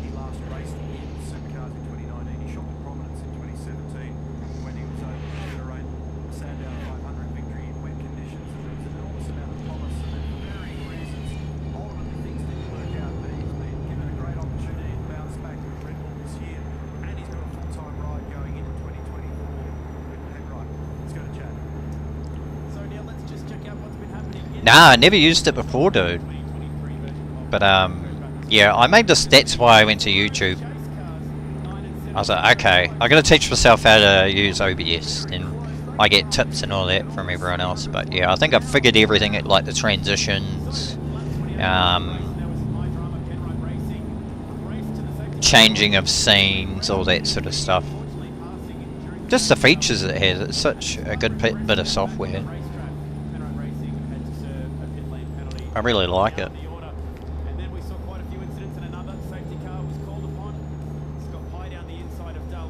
Doesn't, yeah. So now I can stream all my favourite games on YouTube now, and yeah. My ultimate goal is to try and do an hour and a bit of trucking a day. I want to try and nail it down.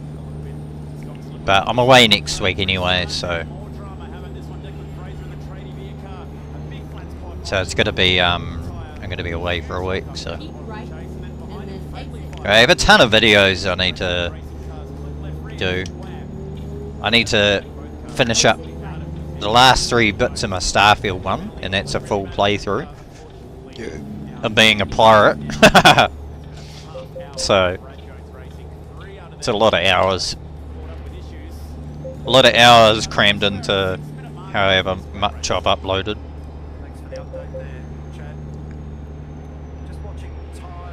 Oh right, yeah, you have bank. I have heap banked up. I have my Armour 3 ones and all that. I need to finish up. A few World War II battles.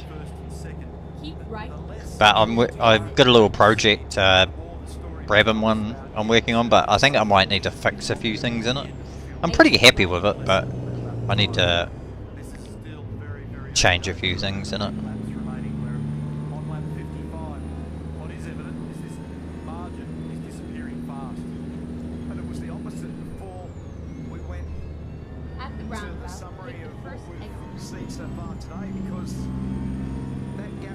Neds.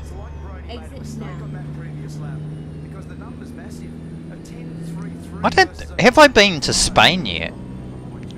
I think it's like Turkey and that I haven't been to. This all looks brand new to me. I guess it's because it's been a couple of years since I've played it, so they might have updated it, I don't know.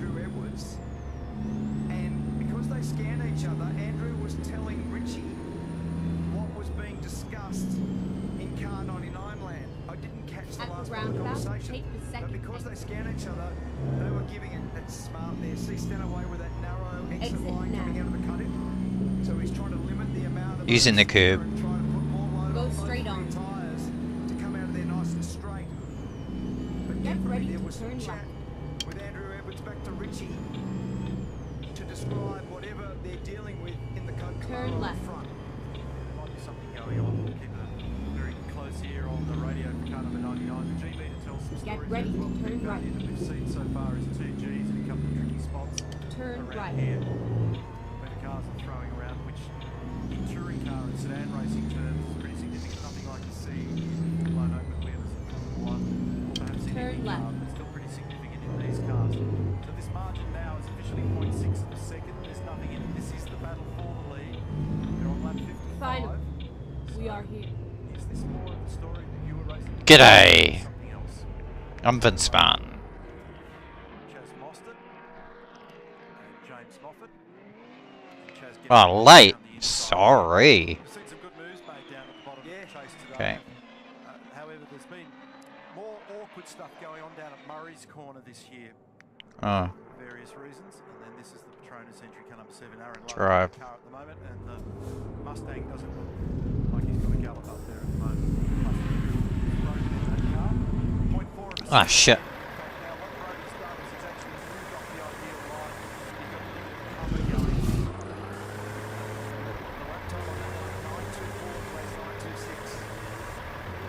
As they push each other Oh. along in this little game of cat and mouse, they'll also be just driving right to the edge of the fire, and they'll know what they can and can't get away with. And neither of them really want to play with each other at the moment. They're just be out there and running at their own pace. What they do know now is behind the time over the next car, which is 11 seconds to Anton Di Pasquale. Yeah. You must have a boatload, dude. For his pace, he did a 9. Like a legit boat. Andrew Edwards is on the left, formerly of Brad Jones Racing, now down at Triple Eight, the Red Bull team. And on the right, Tom Moore, Will Brown, George Commons, Barry Ryan, they're at Coca-Cola Racing.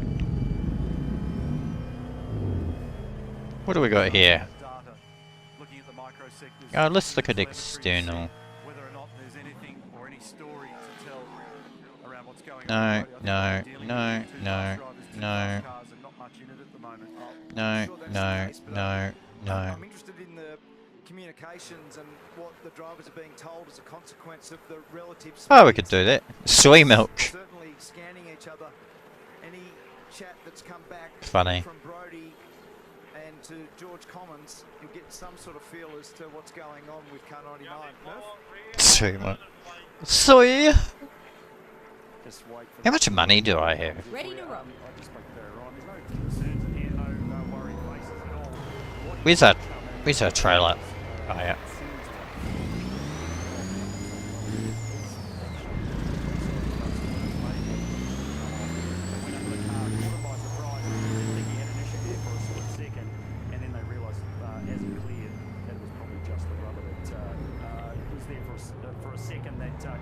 Shit, I just about got it. The pace at the moment obviously has dropped off markedly. I think the response also is that the track is very slow at the moment. Thank you. That's a good summary because I thought I heard a vibration or something, so that might have been the thing that he picked up on that lap. A 9.0 for Kostecki and a 9.37 for Stanaway. The gap's moved back out to 0.8 of a second, so elastic gap between the leaders.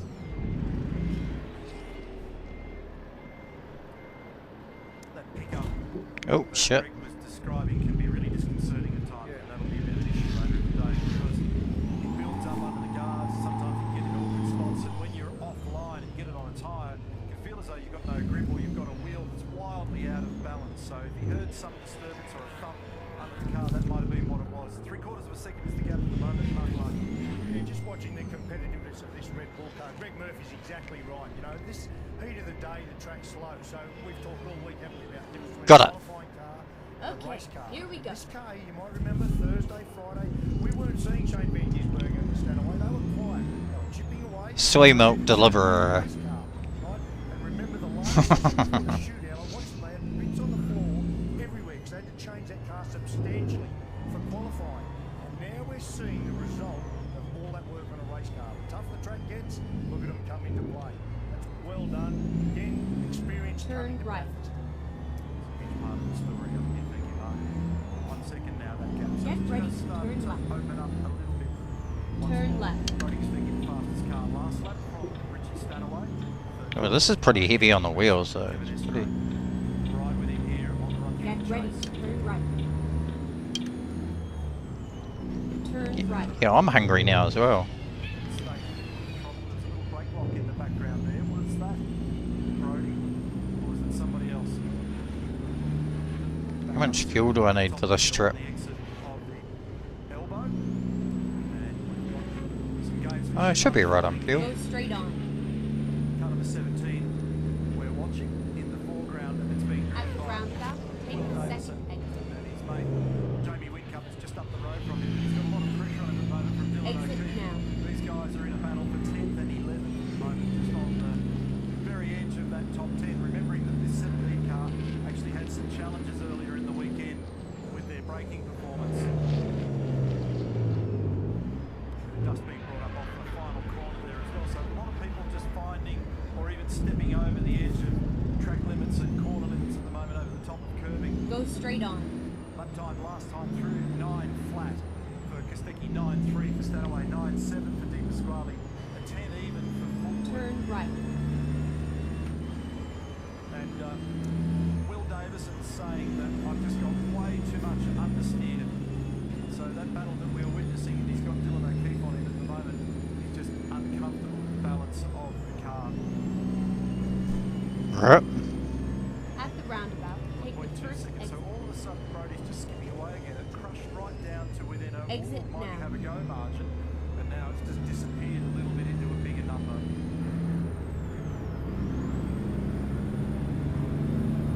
Something of a tyre management game being played out there at the moment. Gorgeous view of Mount Panorama over the top of the Century Batteries chopper, approximately 200 kilometres to the west of Sydney onto the central tablelands. Big gold rush here in the 1800s. The population in and around Bathurst of around 43,000 people. A National Motor Racing Museum at the bottom of the circuit. Charles Sturt Uni off to the side of the circuit as well. And tens of thousands of enthusiastic supercar fans pinned all around the racetrack at the moment, watching an enthralling battle between Brody Kostecki and Richie Stanaway in cars 99 and 97. That gap is still 1.2 seconds. Up and down it goes as they eye each other off in a seesawing battle between the amount of fuel they use and the amount of tyre that they use and how far they can stretch it. for some of the co-drivers, like Richard Stanaway, James Moffat, Jamie Whitcup, Jada, they're trying to clear that minimum requirement. It doesn't mean that we don't see them again, but they are just trying to get through to that 54 lap mark so that they can tick off those numbers. Not 54 laps in their own bank, not the lap mark. So, move down the inside, come.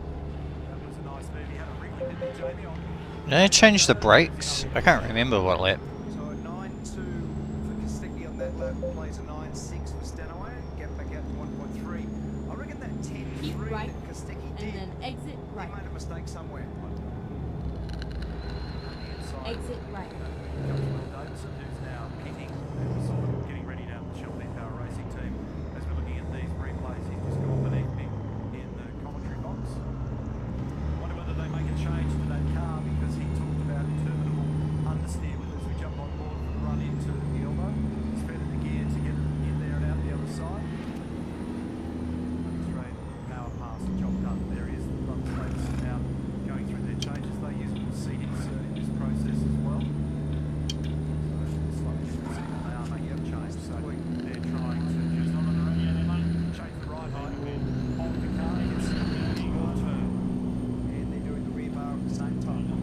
So they'll be stiffening that rear eddy roll bar. You just see him in there, just go into it like a... Yeah, no, just confirm. Oh, we pull the air jack out. Well, that might be trouble. Still finish off in the rear eddy roll bar. You always know the rear eddy roll bar is going to be adjusted. Put an Allen key in there, loosen it, twist that blade, and ship it. Well, lucky they had the jack stands in that car. Did they actually disconnect the air coupling then? Yeah, they did. Sound good. Yeah. Fuck, I would, dude. What is the time? Like 2, 3 AM? It was 1 AM for Boggy before.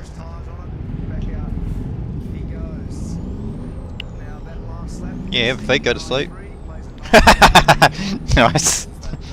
Fuck yeah, pancakes, dude. Yum. Oh, I feel like pancakes. He had a go at it at the chase and wasn't entirely successful, but he kept gnawing away. He had another crack at it by the time he got down to the bottom of the hill, and this time he's able to do it. Plenty of space around the car. That moved him up into position. Love me pancakes.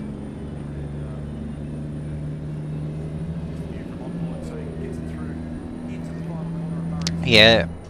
Plus, it's a good run for me to test out OBS with a long stream, because if I do any endurance races, then I can really get a feel for how it goes. So it seems pretty good so far.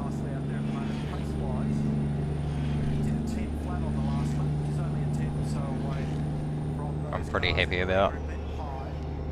You better have maple syrup on that shit, bro.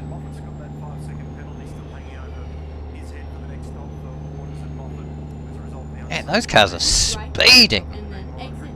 Nutella. Oh yeah, you are European. My ex, she was German and fucking she had Nutella on fucking everything, dude.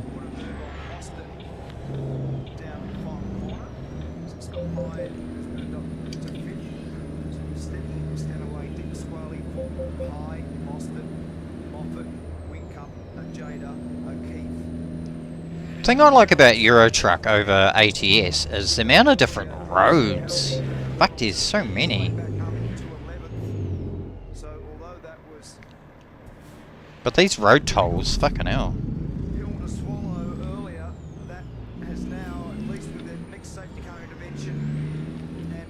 They only have one safety car, two, sorry. Two safety cars. We're at 100 laps left now. The hard part about that is just how much hard work's involved in having to climb back through everybody. Exit now. So they're getting ready down there at Newhall Racing now for the stop. Car controller at the front, prop. Just make sure that everything is done properly, monitoring all corners of the car for both the racing. Yeah, it's because they love Nutella, dude. Was Hungarian part of the EU? Or not? Or did I just offend you? Sorry. Just one big island. exactly right. I understand.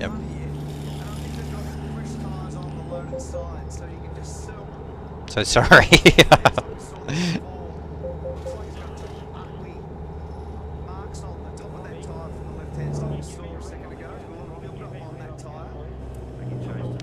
At the roundabout, take the first exit.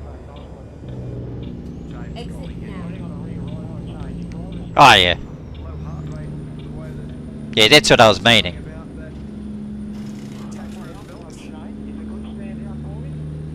Well, she was German though, but yeah.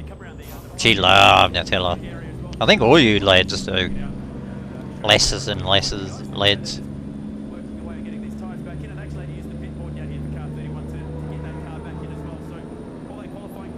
Yeah, you're like, Nutella's like crack for you guys. Nutella?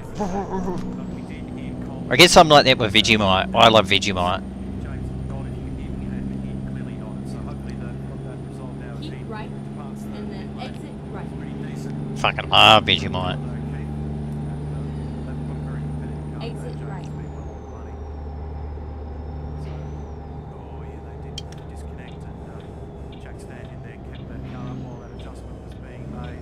Turn left.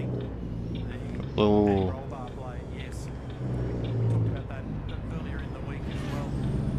Yeah, it never was big into Nutella. But I guess that's more a traditional EU than it is AU. Because we just had... Well, I just had Vegemite or peanut butter, that's it. But Nutella's like peanut butter anyway, so... I'm guessing. Well, not really, but like, you know what I mean. It's got more chocolate.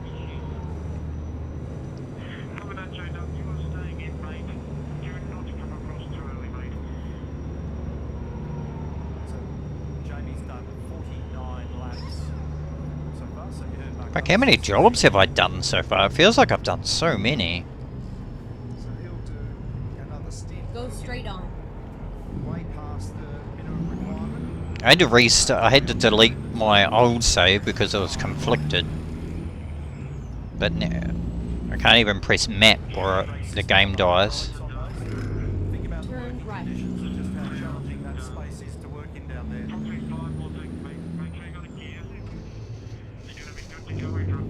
Yeah, there is, but Nutella is such a big one. I know German, they fucking love it. I don't know what Dutch love. Dutch love chocolate. And the critical thing here is to ensure that when you leave the lane, you've Excellent. got pedal pressure, particularly when you get up to the end of Mountain Straight. 100 laps remaining in the Great Race Edition 2023. Great market. Seconds, the gap between Kostecki and Stanaway. What do we got? No, no. No, no, no. No, no. Yes, that's what we want. Drive safe. I will. Looking at fastest cars on track, Brody was the fastest car last lap. Stanaway was the third fastest car. Courtney was the second fastest car. And Deep Pasquale the fourth. Oh, I just can't pick it up. Oh, that's annoying. Together so far today. Currently third. They're 16 seconds from the lead. But at this point, when you start to think about how the race outside back, yeah. Oh, he won, eh? I don't know. Did you watch the F1? You have arrived at your destination. Your route guidance is now finished. Oh, I wonder if I can change it. Low bed. I want that one. For a tank of fuel. The interesting issue will be is if the track rubbers up and you start to get higher lap speed, more of a sprint race late. You won't do the 30 laps.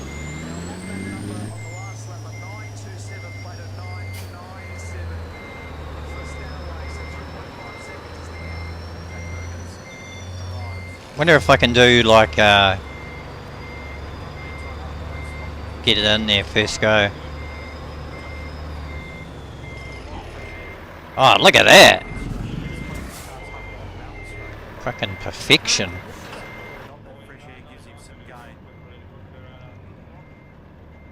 Yeah, yeah, he did. Sometimes those things are Yeah, new world champion, 3-peat. Is that a 3-peat for him? Who was the last driver? Oh, it would have been Hamilton to do a 3-peat. together, optimise your performance for this next piece. That could play a big role in getting car 88. Speaking of winning, Because remember that double stack really hurt them. The other thing that they've done in that stop, if our math is close to right, yeah. the car's reasonably light. Wait, I'm So just gonna. it'll be easier on its tyres in this stint, so potentially plays them back in. Now they got hurt from memory by the double stack at one point, didn't they? So Yeah. Yeah, I normally keep up with it. I like racing, so depends the track though. I don't watch like the USA ones because they're just cringe. in that window, and in comes braking sticking, followed by second place. Go straight on. Richie Stanaway.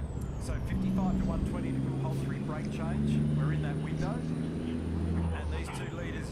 Yeah. shadowing each other from a strategy play. Stand Like Suzuka was actually good.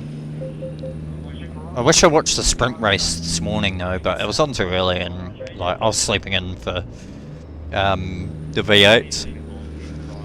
98 laps remain. And driver change. Get David ready, Russell turn gets right. in. Brody Sticky gets out. Meantime, right behind, we've got Richie Stanaway. They're doing a brake change on that car. Turn right. Nice shiny tyres in the background there, ready to go on. Brake rotor on. Brake caliper fitted. Oh man. Dry brake coupling. Yeah bro, it's about 700, 800 degrees.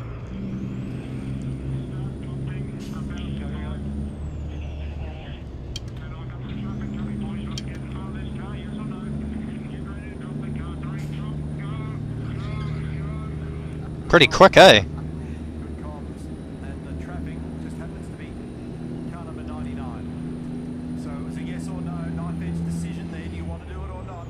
You want to change the fueling policy in order to have track position? And the answer was yes.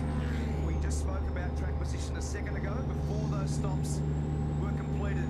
And that's how powerful track position is. So Mark Dutton said... Yeah, now, yeah, the V8's, yeah, it's good that it's close now, but... And it was thinking on your feet that put that car out in the lead. Spoken about it at Sandown and Yeah. this weekend of how important that's going to be. Well, back when I was a kid, Edman, it was all free to air, but now there's all these 700 fucking subscription services for every sort of race out there, man. Pit lane to have the ability to use 2020 hindsight and see the competitor coming and set their fuel policy on that basis. Yep. That demonstrates just what ClearTrack does and how they value it. It's just a shame, like, everything's just turned into money. Car number 99 under pressure and then relieving that pressure at the back end of the stint and getting that margin back out. Reconfirmation that they've got a very, very quick car. Yeah. Kind of already knew that. Jesus Christ. David Russell now in car number 99. However, Richie Stanaway stayed at the helm of car number 97, car that he's going to be sharing with Shane Van Gisbergen and Greg. Brody Stickers jumps out. Nice and fresh, mate. The old Cook's still working well. Yeah, it was working well, but got a bit of work to do to get it tuned up a little bit. Yeah, the 10 guys are pretty quick at the moment, so it is the heat of the day as well. So yeah, the race is. Oh yeah, it'll be, what's the time? Yeah, it'll be pretty late over there now. I did like the Hungarian, the trophies, fuck, they looked awesome. We thought that there was going to actually be a bit more pressure put on by Richie Stanaway. The gap came down. We had a little bit of a fright. Were they pissed when Lando broke it? Yeah, there's so much rubber offline. And, Oh, this guy. I guess it just Fucking camper vans. dropped under the left front going to turn two. Cut you off, Almost prick. put it in, so yeah, pretty scary moment. And just took a couple laps to clean the tyres off, but yeah, not too bad. But Obsessed. That speed out there at the moment, the pace that you're running, is that a little bit slower than you expected it would be? Probably not slower than we expected for this time of day, but yeah, the balance of the car is probably not what I expected. So this car's the window is so small, so we'll just have to get it back in the window, and it'll be right. Thanks, buddy. Good luck. Cheers. Thanks. Dylan O'Keefe, co-driver with James Goldie here at Newland Racing, started this race in P4. James I can do 600 miles on this a tank of fuel. So that's alright. Yeah, it was good to get some laps in the race. The first stint for me was pretty smooth. Just settled in and tried to really look after the tyres. The first stint, Jimmy said he was going to advance pretty quickly, so I thought, you know, just start the stint nice and easy and build into it. Let's go stream the races on YouTube. Bit of a reset, but second stint was real tricky. Yeah. First 5 laps were pretty good, but then Yeah, I prefer to watch the highlights of like NASCAR or F1. Like, highlights are a lot more popular than watching the race, I reckon.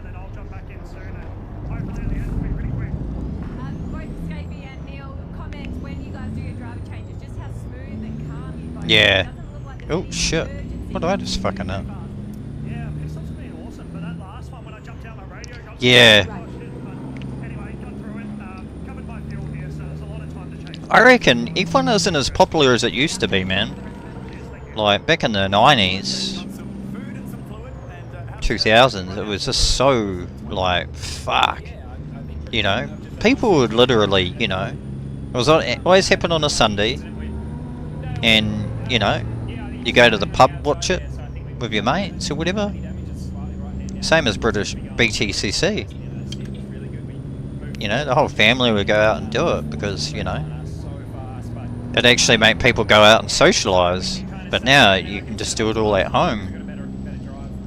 It's just so different now. It's, yeah. I never would have thought we'd be watching races like this like years later. You know, when I was a kid.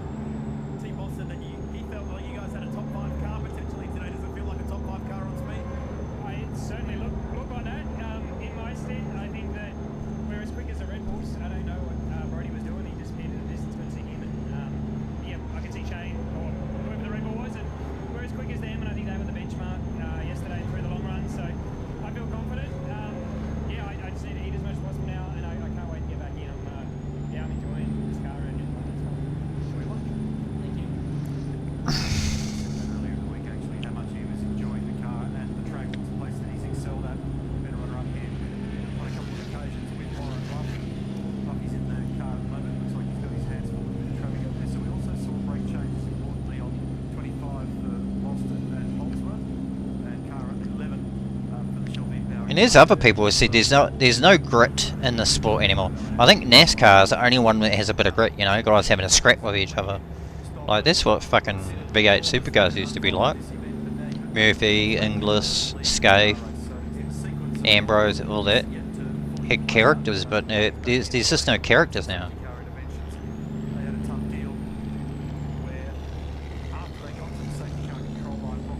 Yeah.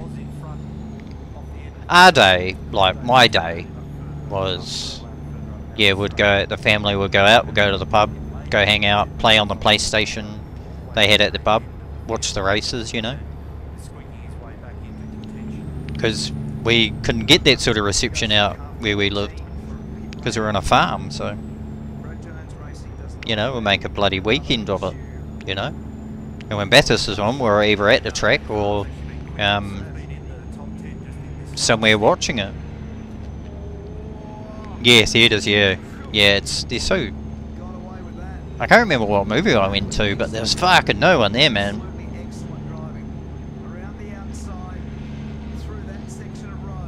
But me and my mates, every time we catch up, we always go to the movies. We'll go to a movie, we'll just pick a movie, go to the movies, or go play golf.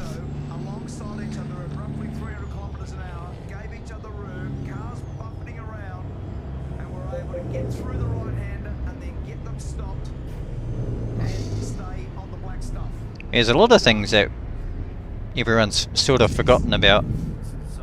$34, buck. 34 euro, that's just about $100.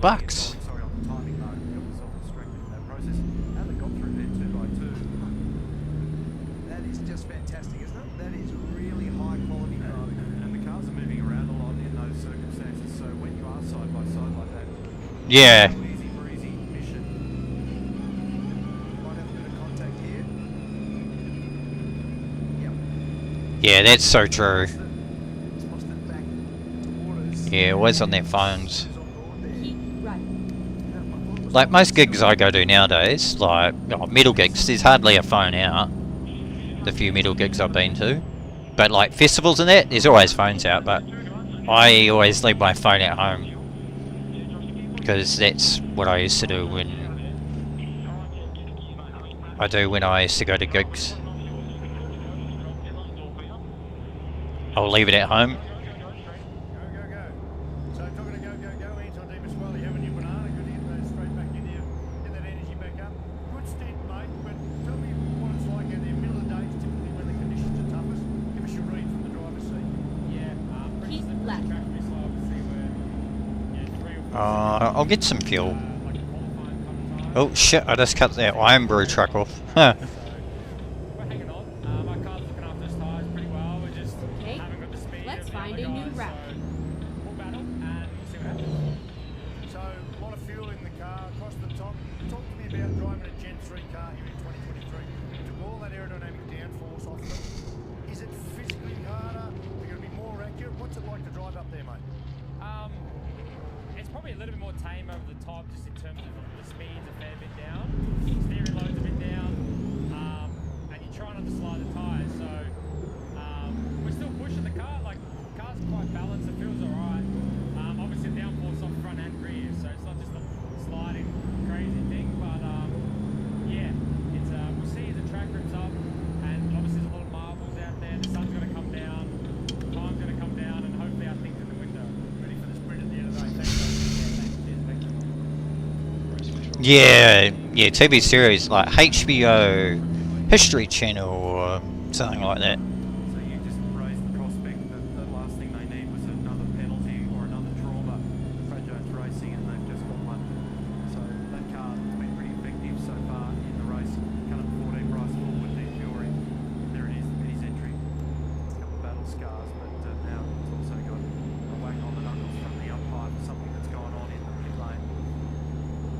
I think it was the release of the pit lane speed limiter too early. So they've been pinged for that. Wow, they're really strict on the penalties this year. How's Brad Jones done?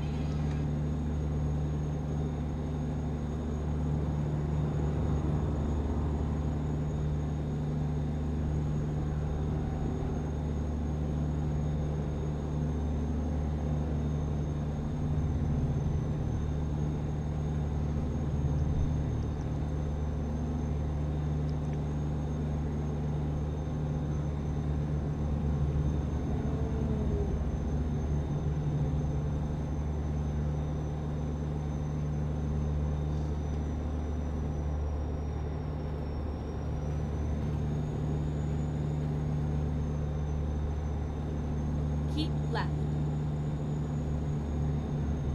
Oh, might need to fix the stream. Go for.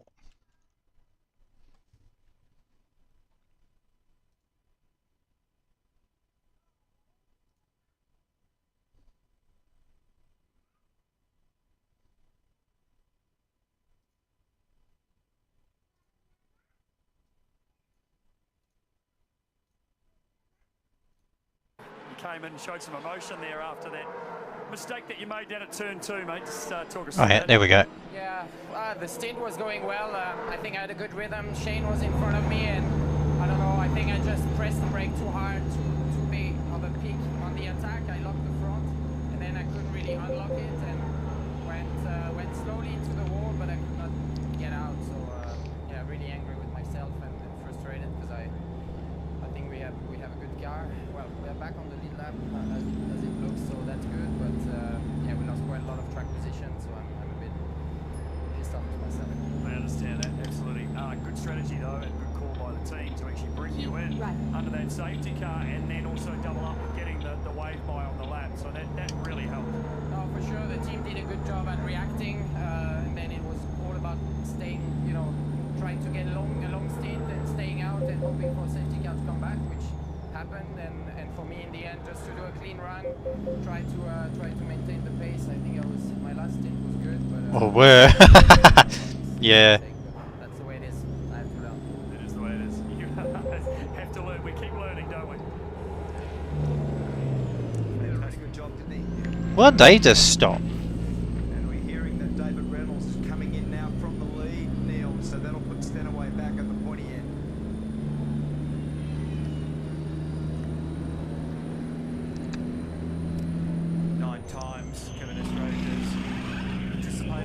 more 24-hour.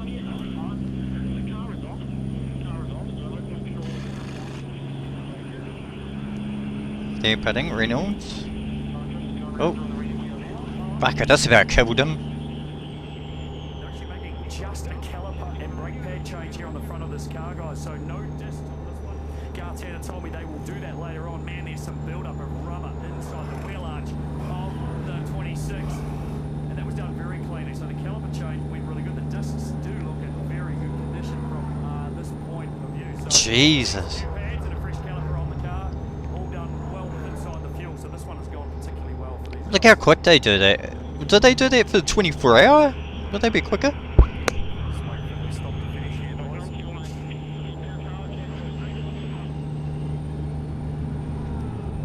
Bless. So going on in front of those cars, also got the per cab Coulthard car in the background here, just arriving, car number 2 on the spot. More pad changes? Meantime, you've got 3/4 of a second margin between Stanaway and Russell at present. Oh, no, more trouble now for this car. So we've got smoke and evidence of flames there just a moment ago at the bottom of Conrod Straight. That looks pretty significant, doesn't it? Oh, rip. In the car is Dale Wood, Brad Jones, Andre Heimgartner. Oh, Brad Jones, is it? So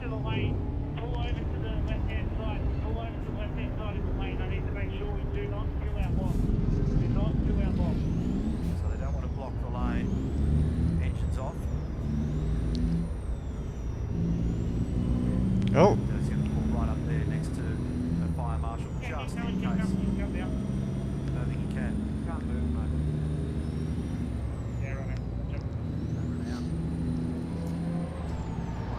Cobra 11. Days like this for Brad Jones Racing. I might have to look that up. All the men and women in that racing team. Has he led anything on the racetrack up there as well? That sounds interesting. Really difficult day today, so unfortunately these come along. They've been very effective. Heimgartner's well, oh, we've got trouble at the top of the hill here. Unfortunately, it's an issue for James Moffat. Oh no. Now, is that as a result of anything? Oh, he's done a Moffat. Oh. About time there was some crashes. Fuck.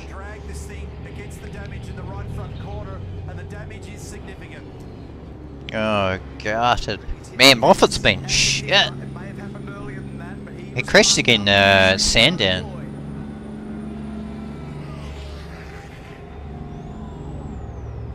Third safety car of the day. James Moffat has made heavy contact with the wall. Right front corner. Somewhere up towards the dipper. 20 seasons. Jesus. Andre Heimgartner car that all of a sudden had a huge amount of smoke around it and evidence of some flame. Was there anything on the road that was left behind, or has this all been done on his own? We'll try and get to the bottom of those questions. Now, they've called a safety car. Wow. But Moffat's actually getting this thing back. So look into the background. He's made heavy contact out the other side. Oh, he hit the fucking dirt. As a result of any lack of grip on the road, or has he just made a mistake? This will tell us. Let's have a listen.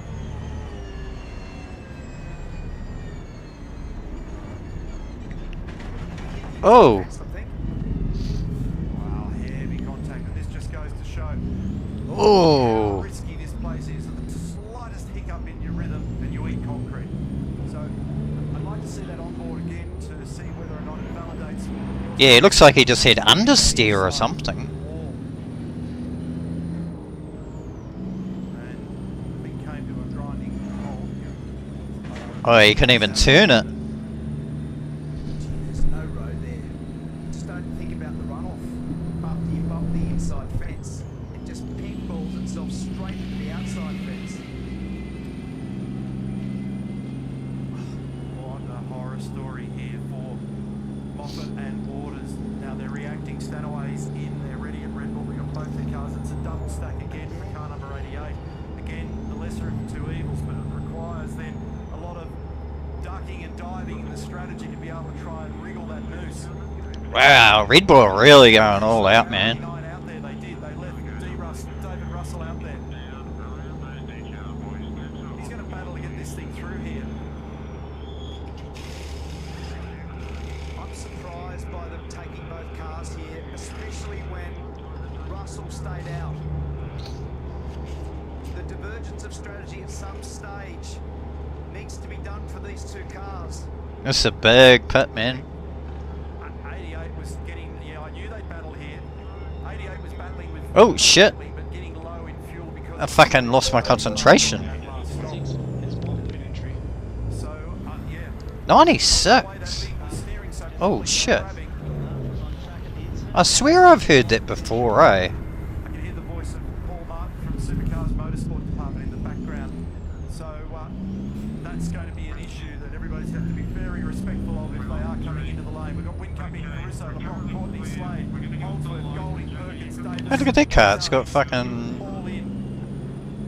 They short filled 97 then Neil. So Stanaway stayed in and it was short filled. So This is my favourite time of night in ETS. but certainly short filled for Stanaway.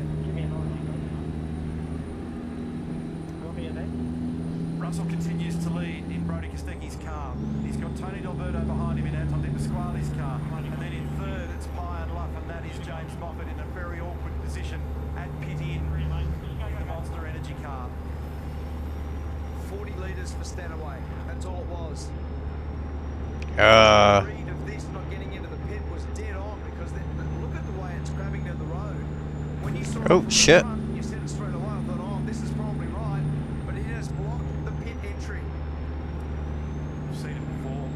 And look at the disturbance there for the Newlon car trying to deal with it. And others just rally crossing their way into the lane, scrambling to make position. I mean, it's a battle of 10 kilometres an hour going on out there. It's like a traffic jam. Exit right. Jesus, that was intense. Oh shit. Second loss in that one. Meantime, gets rounded up on the outside by the WAU car. So this car with heavy damage. The suggestion from Mark is that he may have made contact with the inside wall up there at the dipper. And Mostert Holdsworth car round the outside in the grass and gravel. And car number 31 delayed in the whole process to try and negotiate that. Dylan O'Keefe and James Golding. This is craziness, isn't it? It is full on. This race never fails to deliver. Yeah. Laps remaining. We're under safety car conditions. Exit right. David Russell and the Coke team have decided not to take that stop. D'Alberto is now right up here behind him. In fact, that safety car has really worked well for D'Alberto and car 11. Take the first exit. It's also worked well for Luff because that stop was just recently made. Exit now. At Darwood. Oh. All the guys there talking. Background, Brad Jones. Murph? I'm going to grab a very despondent Dale Wood here, mate. Just come over here for a second. It has been a tough couple of years here for you at this racetrack, mate. It hasn't been kind at all. Just give us a bit of an idea of what happened out there, coming in down on that last lap. We didn't give much warning. Got an oil pressure alarm earlier on for a couple of laps, but sort of thought it was a temperature thing, and then just on Conrod it gave a massive bang, and it was all over. So we knew it was something pretty big. Ah, I'm just about there. Go south a little bit earlier on when I came together with Scotty. So I grabbed my wheel on that last turn and 5 minutes. Oh fuck! It went on fire. It's not working at the moment, but I'm so spewing for the team. It's a freaking awesome joint, and it's the results in this car should have come today, and they're not. At the roundabout, take the second exit. Thanks, buddy. Oh, that's pretty cool. See the flames coming out from underneath. Yeah, well, it's pretty obvious. So they haven't been able to isolate exactly. Oh shit! I damaged the trailer. Kenny McNamara from KRE Engines was down here a minute ago having a look as well, but yeah, that's the end of the day for that car. She's done. Just trying to grab a word with Cam Waters, asking the same questions that Mark and Neil have been. Did he clip the inside wall? We did see that oil go down prior. Maybe it was out. It didn't look like maybe, but until we see the data, we won't know. But well, I don't know what to say. Cam, it's a tough gig. This is. Yeah, that's what we do. That's what it's all about. As a cruiser at the night, had some great experience and obviously some bad ones. Moff was doing an unbelievable job. He was hanging with Chaz. Get ready to turn great. You know, this enduro season, and he's either slipped on oil and hit the wall, or he's just made Turn left. I wonder what's up here. Is there a truck? Scania? No, I don't want Scania. There at the moment. There's so much in the build-up, there's so much prestige in this event, and you're so amped and hyped when you come into it, and when it all goes sour, you know that you've got another 365 days to wait. Here we are. Fulfilling a dream. That's terrible damage on that car. Here we go. Again, to understand more about it. Professional. Was it oil? Ooh. It's hard to say. It might be a lack of grip. Still my money though. The other thing that Alright. is important, I might upgrade my garages. Time that he was stationed, remembering that he stopped last. Breast.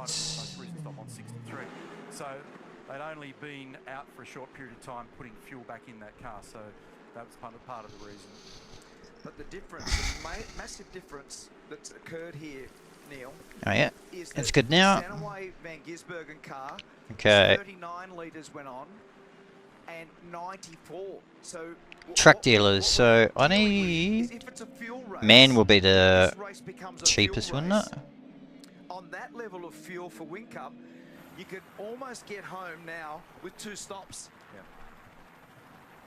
And guys, just to confirm on Andre Heimgarter wood entry for BJ. Ivano? There was actually a hole in the bottom of the engine that happened at that moment when it finally lost oil pressure. So Oh yeah, these are cheap. I might just buy a few of these. fluid of any type on the track where, unfortunately, James Moffat went in the fence. That was instantaneous down here at the chase when we saw that flame. We'll go there. See when the engine decided to let go. Okay, so just confirming, you're saying that happened down the bottom there, Murph, is that? 100%, mate. Right. Yes, it was instantaneous. It still had some There. pressure right going into the chase, and then it let go. Right, copy, that was important to understand.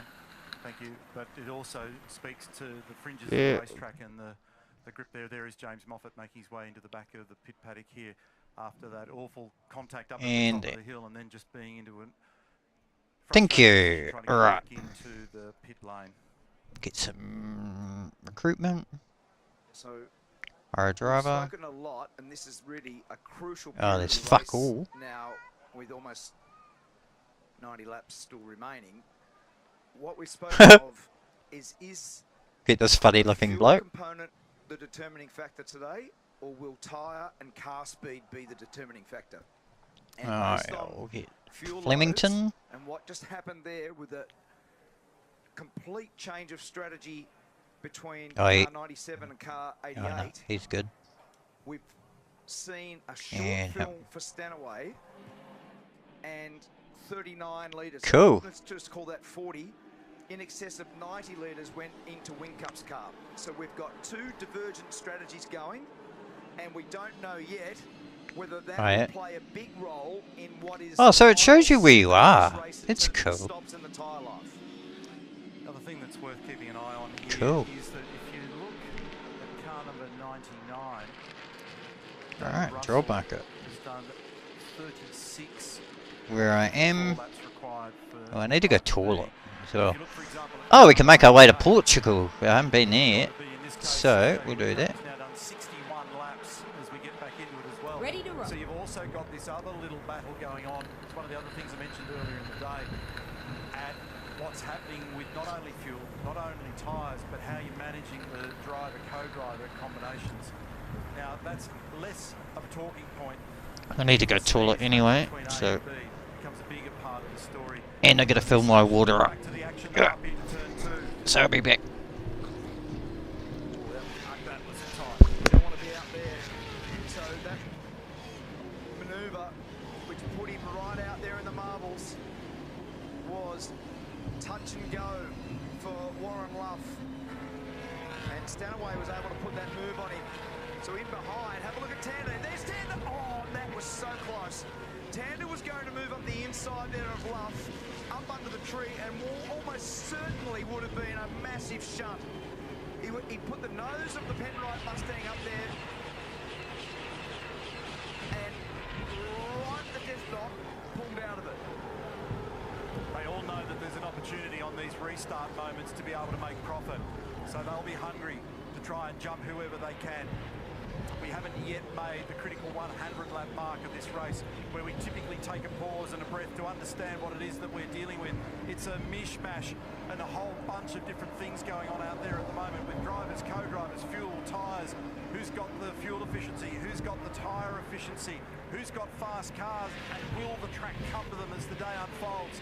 Right at the moment, we've got David Russell in the lead from Tony D'Alberto, and a whole variety of different speed drivers all mixed up through the field. Tanda, for example, in position number 6. Whincup back in position number 9. He's through. Tanner's now passed. So nice manoeuvre there. He had to capitalise. He got the toe. He was in the slipstream of Warren Love. And when he got to the right-hander, he was in the perfect spot to go down the inside and put that manoeuvre on. So Tanda, after all of the drama earlier with the drive-through penalty that they were imposed, has come back now. They are in 5th on the road, right behind Stanaway, one of the real contenders. 1.5 seconds gap between Russell and D'Alberto. Vast majority of the field. Right, mate. Yeah, bro. Will do. Have a good one, dude. Oh, I have to go pick up this load. Oh, dirty side of the road. How did she manage to get away with that one? That was full-blown WRC spec, wasn't it, to try? And she's been doing some rallying as well. Well, that served her well. Ooh. Yeah, thanks for joining in, Edman.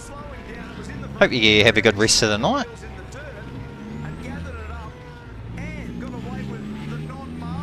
Oh, I think it's here I pick it up. Oh shit. It's a bit fucking slippy. Tell you that much. It's a thrill a minute this Oh, yeah. place. One thing's for sure, that you've only got to wait a couple of minutes for the next crazy instalment to come in the unfolding drama that is. Because time and again we see some crazy stuff going on here. It's still very early in the play. This is Home. making his move. So Yeah. Almost up here, Neil, and he decided from the back like it was really close, but from there it was not as bad as I thought. Have a morning. Yeah. Have a good morning, night, afternoon. Snowy River Caravan's entry just wandering DVS. DVDS. the corresponding reaction to the action. Alright, see you, mate. Just ended up out there in the weeds. Alright, globe it here. I'm gonna find one. We'll deliver some oranges, I think. Crack into that wall. Oh, down the inside and forcing the issue. That was a pretty cool move, wasn't it? Whincup and Ojeda, but I think he might be whipped on the way back out. He will. So this is pretty vigorous, and lurking in the background at the moment is Lee Holdsworth. Ojeda hangs off 2x2 through turn 1. And Whincup just gets back into a position to be able to clear onto the ideal line. We're all hooked up. Yeah, boy. He was on the inside, and as it turned out, he didn't use all the road. Oh, big lunge, big lunge. We're going to Spain. Inside, but he's on the wrong side of the road for when they come out of turn 2 up to the cutting. So that manoeuvre there. Off to Spain we go. Was bold, but it positioned him poorly for the run into the next section. Just going further back to those that ticked off the requirement for the mid laps. So both the Red Bulls. Oh shit. I actually have to concentrate going through this area. Whichever driver they choose, depending on who's feeling good, who's the one with their car, who's got the speed. So for Whincup and also for Stanaway, 63 and 59 laps in the back pocket. That's no longer a concern for them. So that's one important hurdle that's now pushed off to the side of the strategy play. Allows them to concentrate on the thing that matters most, which is speed and efficiency for both fuel and for tyres. What's this dive? So Lee Holdsworth has come seriously from a car length and a half, maybe further back, and was able to get the Optus Mobil 1 Mustang down the inside, and then he's on the wrong side of the road for the kick. And we've seen some big accidents in this section. Remember 2005, and have a look how far back he's come from. And he gets down there. I don't think they made contact. He got through there perfectly. Gave him him some room on the outside, but then the road goes left and left again. Oh. So he was caught on the wrong side of the road. Here we go, still keeping him going. Nice job. This is Richie Stanaway. Up to third now. And Oh shit. Robotham in the process. I got distracted. So that means that Richie's now just inside 3 seconds off the lead of this race.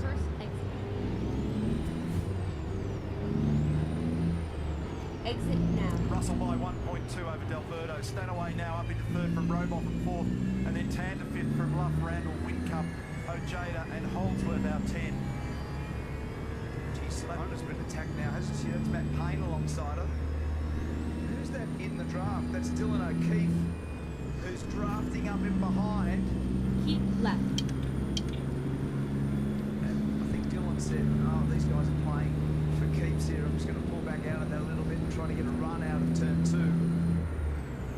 2. So Simona, who had that amazing save, that turn 2 with 2 wheels in the grass, and was able to gather the car up on the slide, got it all out of whack, but kept the Shaw V-Power Mustang off the fence.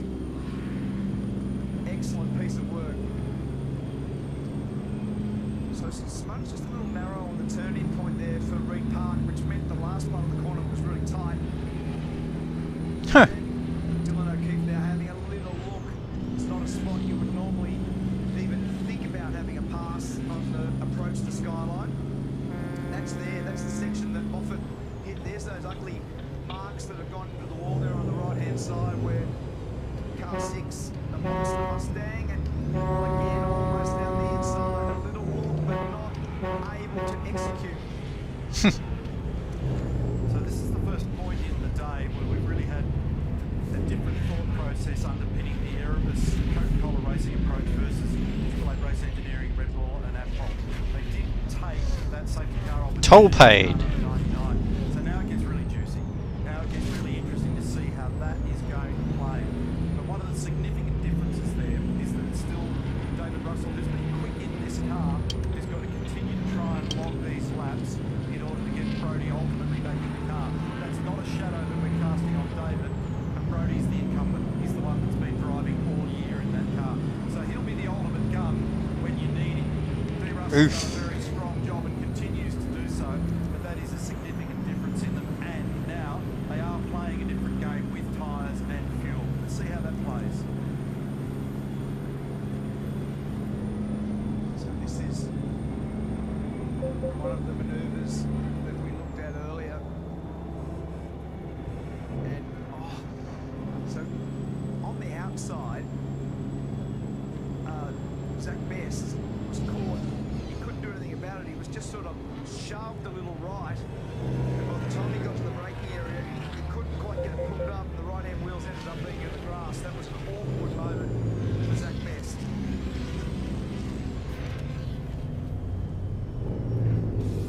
So we're halfway home in the 2023 Repco Bathurst 1000, and hour number 3 has been another dramatic one so far. It turned into, at the beginning, a real pit stop race between the 97 and the 99. Shane Van Gisbergen and Brodie Kostecki going at it. They had changed into different strategies throughout the midpoint. Well, I didn't realise that.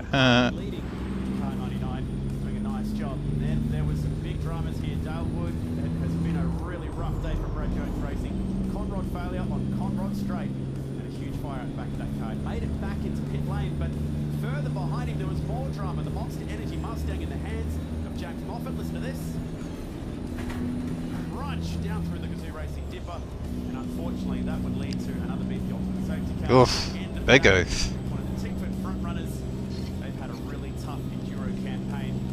Combined Sandown 500 and the Bathurst 1000. The good news, thankfully, the son of the legendary Alan Moffat was okay off the back of that one. Lap number 75, the restart. How about this moment? Simona Di Silvestro. How did the truck get pulled over? Sideways, going to the outside of Zach Best. Oh, I guess I speed a lot, so. Simona, there's more pressure from behind the cutting. Thankfully, A-OK.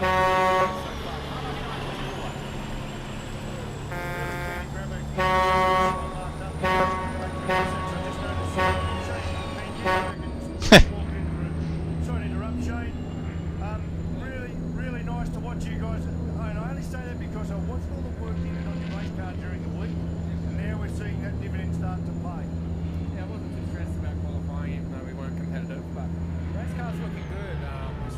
brakes in. That's why we did the change earlier than we wanted. So we may have to do another. We'll see.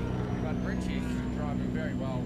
But this stacking stuff's so difficult. With the, you know, we mucked over 88. Then now we're trying to short fill not to hurt them, and they're trying to come up with things to get in front of us. But really, track position's tough. Like it's impossible to pass them forward. They're so fast down the straight. But yeah, it is what it is. We got to keep trucking along. Richie's doing amazing, and we'll see how we go. I've got to say that's the first time I've heard that, Shane. I won't hear it from the other side. But just a final question, mate. You're leaving us next year. What would it mean to you to grab another Bathurst before you went? Everything. Yeah, that's a great response. Now I'm just going to quickly ask Mark Dunn. We watched with great interest, and thank you for the fans at home. You put some real interest into the race, right? Because you've split your strategy with the Coca-Cola team. You're doing something different. Looks like Jamie could maybe get home on 2 stops, so now that's turned into what we call a fuel race for him. These guys, as we just said, short filled them to get them out of the way. Thank you. So is that what? Have we read the play right there? We've got to see how it rolls out. Unfortunately, a safety car came out of most opportune time for us. We had the decision whether to keep car 88 in the lead and car 97 to run dead last. So clearly, I decided not to do that. So now we've got to see if that was a good or bad decision.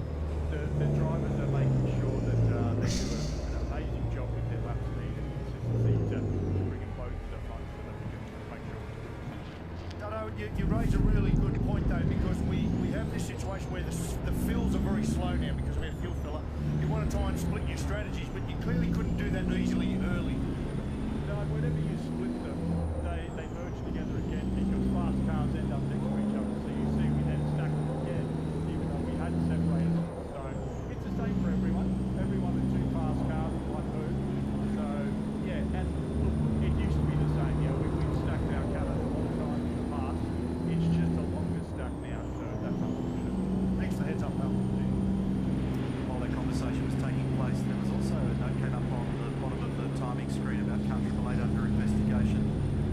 So that's the Craig Lowndes and Zane Goddard who try and understand a bit more about that. I also heard a whisper that there may have been some trauma for Simona Di Silvestro up at Forest Elbow while the conversations were unfolding.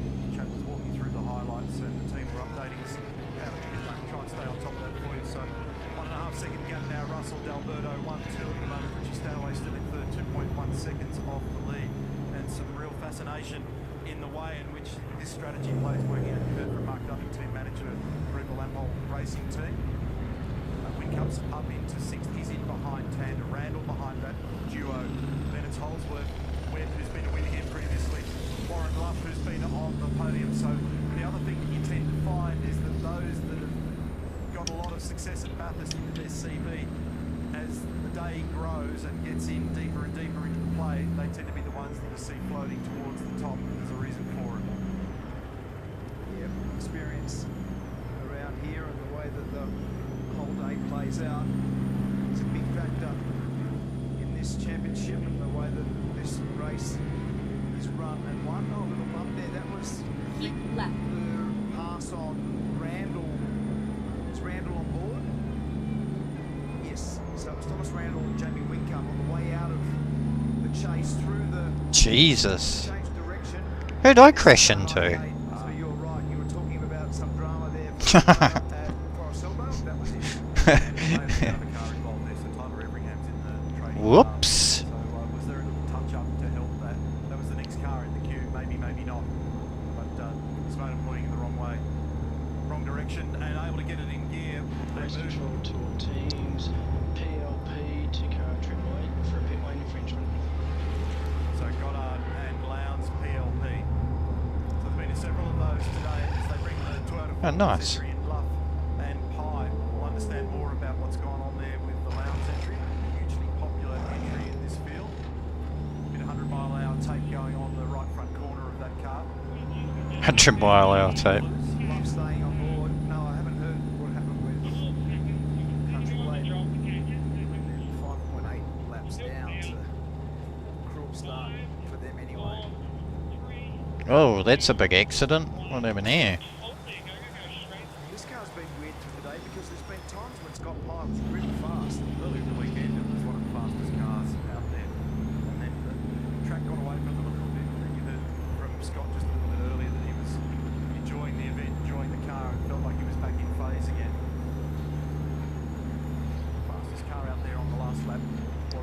Scotty doesn't know. Scotty doesn't know. Quickest car was Jamie Whitcomb, so the Red Bulls quick again out there. And then Tony Alberto was the third fastest car. He's currently sitting in second position. Picking up our leader down at the bottom of the hill. Here is the battle that's going on for second and third at the moment. There's nothing in this. This is worth focusing on. So that's our top three right there at the bottom of the chase. And Oh, I haven't been here yet. referenced. He was very, very quick on that last lap. So quick that he's having a sniff now at the lead, and he's done it pretty easily. So I haven't been here. He's got his mojo well and truly back now. When we jumped on board earlier, looking at his handwork, it's all very calm, not asking too much of the tyres and making pace. And you can see that an important graphic just popped up on screen thanks to Thrifty. We're at the halfway point of this incredible race, Greg. Yeah, he is super impressive as Richie Stanaway, doing it very, very smoothly at the moment. I just popped in to ask the technical team, the technical team, what the issue was there with that Triple A. You were asking the question. Oh, I'm getting FPS drop. For an early release of the pit lane speed button, they were doing over 50 k's an hour when they got to the line. So Keep right, and then exit right. Fucking hell. Those guys are nuts. They changed those brake pads. Exit right. Yeah, so that's the second time we've heard of that one. I mean, it's easily done, and that data is all monitored by the Supercars Motorsport Turn left. Motorsport Australia Race Control. They see it down there in the data hub, and a brake change going on here for the Jalen Robot 35. Turn left. Camry Hill, we got off to a difficult start with clutch problems of that car at the commencement of the day.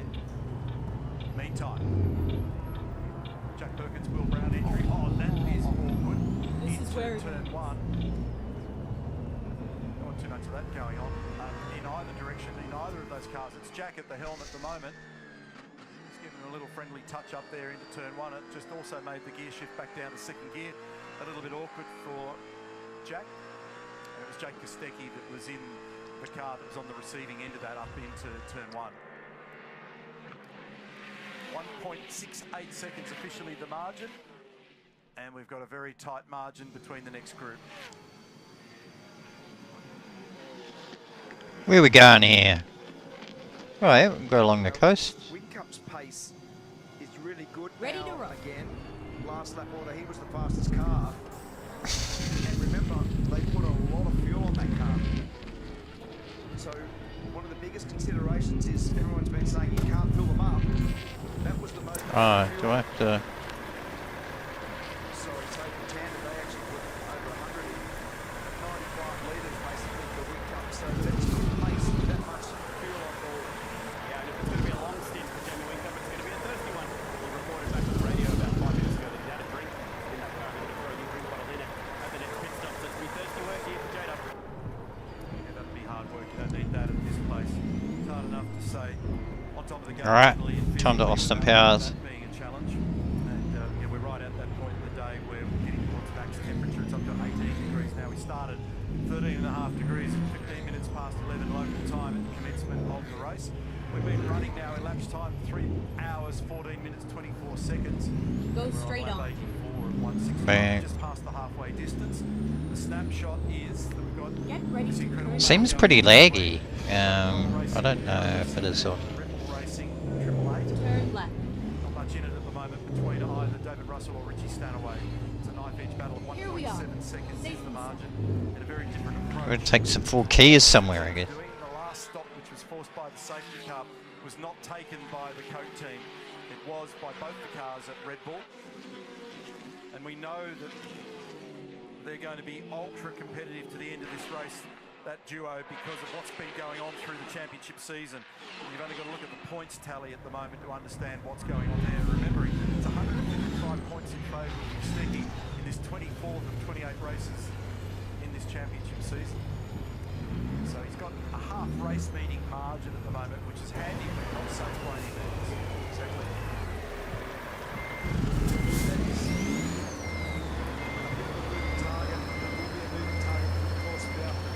Still yet to learn the effect of large fuel loads versus long runs on tyres and how that plays out with the differing strategy now between car 88 and 97.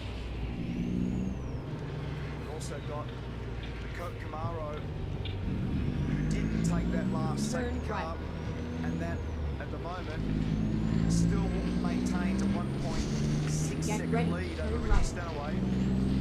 Tony D'Alberto hasn't lost much ground in that middle zone there. He's less than 2 seconds behind Stanaway.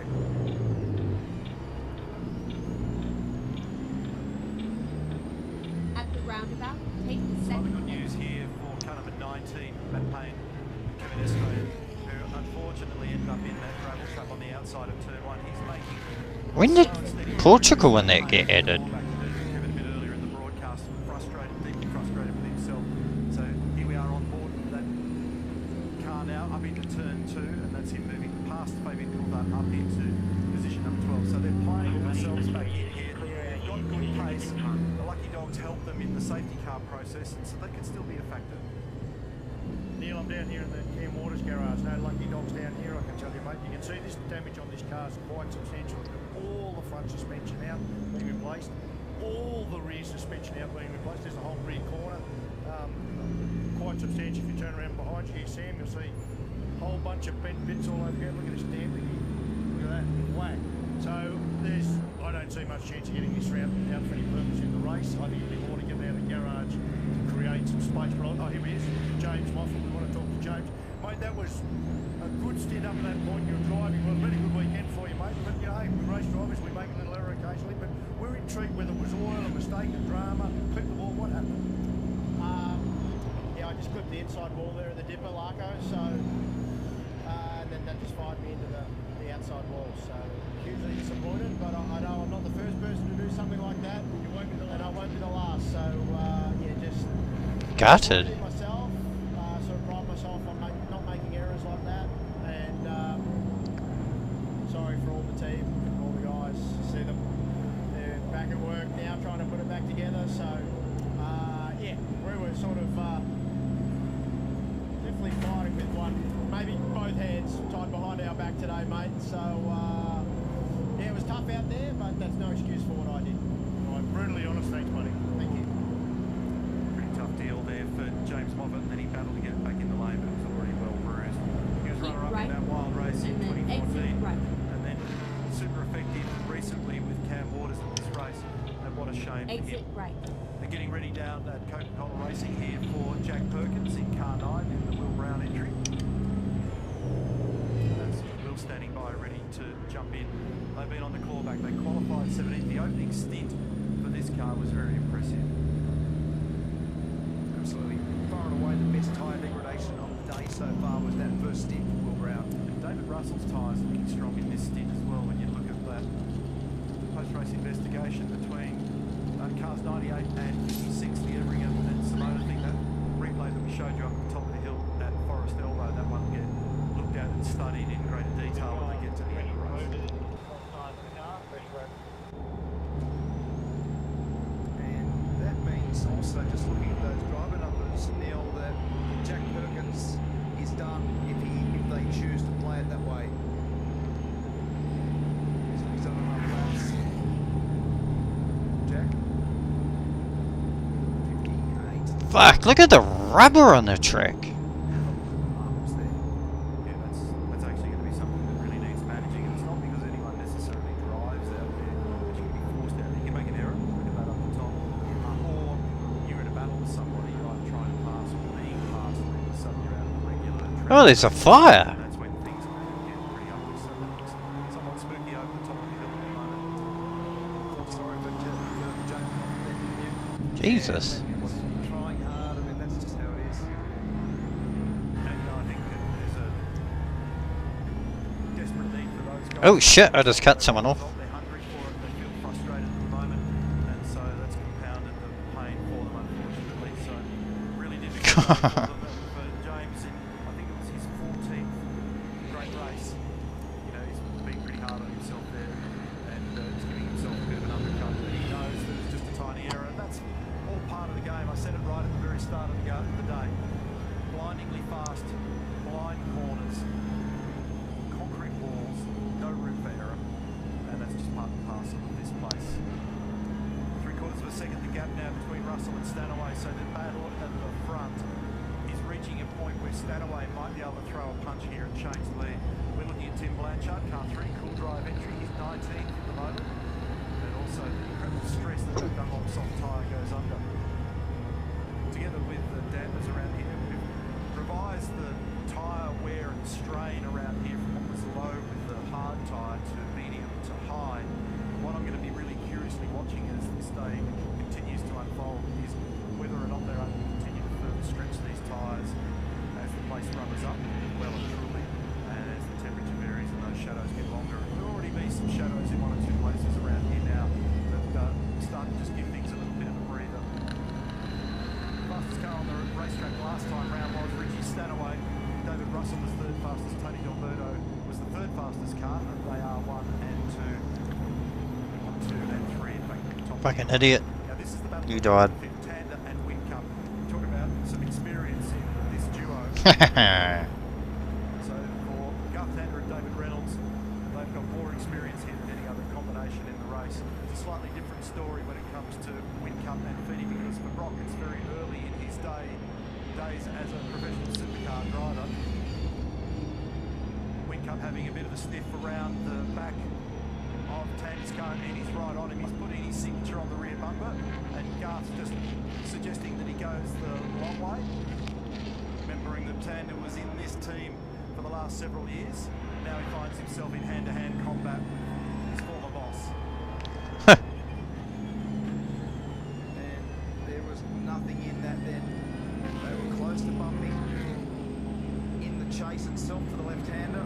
They were very close as they come out of the chase. In fact, I reckon Jamie probably rested the front of the Camaro on the back of the Mustang on the way down to Murray's Corner, and then just was able just to extract himself out of there to put the move on. And by the time he actually got the move made, he hit the inside curb too hard. That made it leap sideways, and then gave Garth a little sniff on pit straight for about half of the pit straight there. It looked like Garth might have arrowed back down the inside, but Garth's too savvy for it, because he knows that if he gets involved in another battle, you just slow each other up. So Garth gave that away. He purposely then said, no, it's all fine, I'll get on and follow you now, because the pace at the moment is something that every driver, especially the pointy end where these guys are dealing with top 5 cars, you're always trying to assess what your car is like versus another car at any given point in time in this race. So what Garth's doing now is he just let him go. He'll pull off 4 or 5 car lengths, and then he'll go, righto, how far mate. can I go with this without hurting my tyre, and how does it line up with Windcup? Because on all the numbers, especially based on the amount of fuel they put in Windcup's car, it's a very impressive run for car 88. Very impressive. And again, as you watch Jamie, we marvel at his expertise over the years. Doesn't matter what track, 7-time champion, 4-time winner here, and he always looks like he's in slow-mo. When you watch him drive the car, his steering inputs are beautiful and smooth. He's got Go get some fuel. real innate ability to not hurt the tyre. You watch when he turns the car Finding the a corner new route. and listen for the throttle application. You'd never Go straight see on. sharp corrections. See the Never line mind. just comes I'll up find a nice new and route. smoothly. That's and such an important run up mountain straight there. So when he turned it, he made the apex. He put a trail amount of Reroute. throttle on, and then just increased the amount of throttle. Took the lock off the car and glided it up mountain straight. The other thing that'll need to happen somewhere in about the next 2 or 3 laps is that Russell's not far away from the end of this fuel stint, and he's done 24 laps Just wait there for a sec. on this set of tyres, and he's actually still rocking along with pretty decent pace. But he's going to have to get to 54, isn't he? Yeah, so he needs to get another 3 laps Please send under me a the belt in message. order to be able to get through and tick Oh, off yeah. that requirement. So that's going to be a bit knife edge. Oh, truck's flying.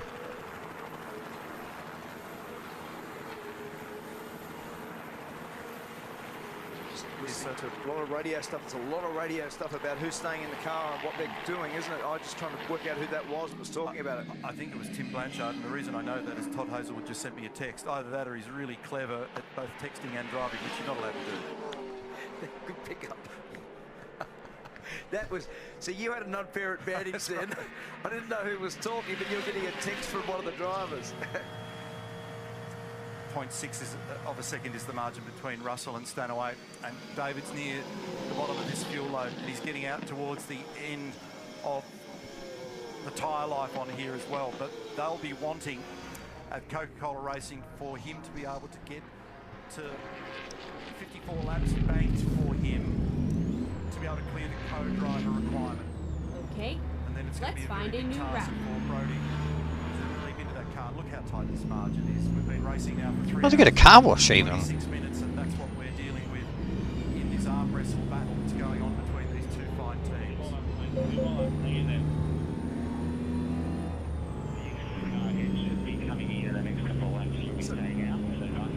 David Russell is still going really fast at his 25th lap. Yeah.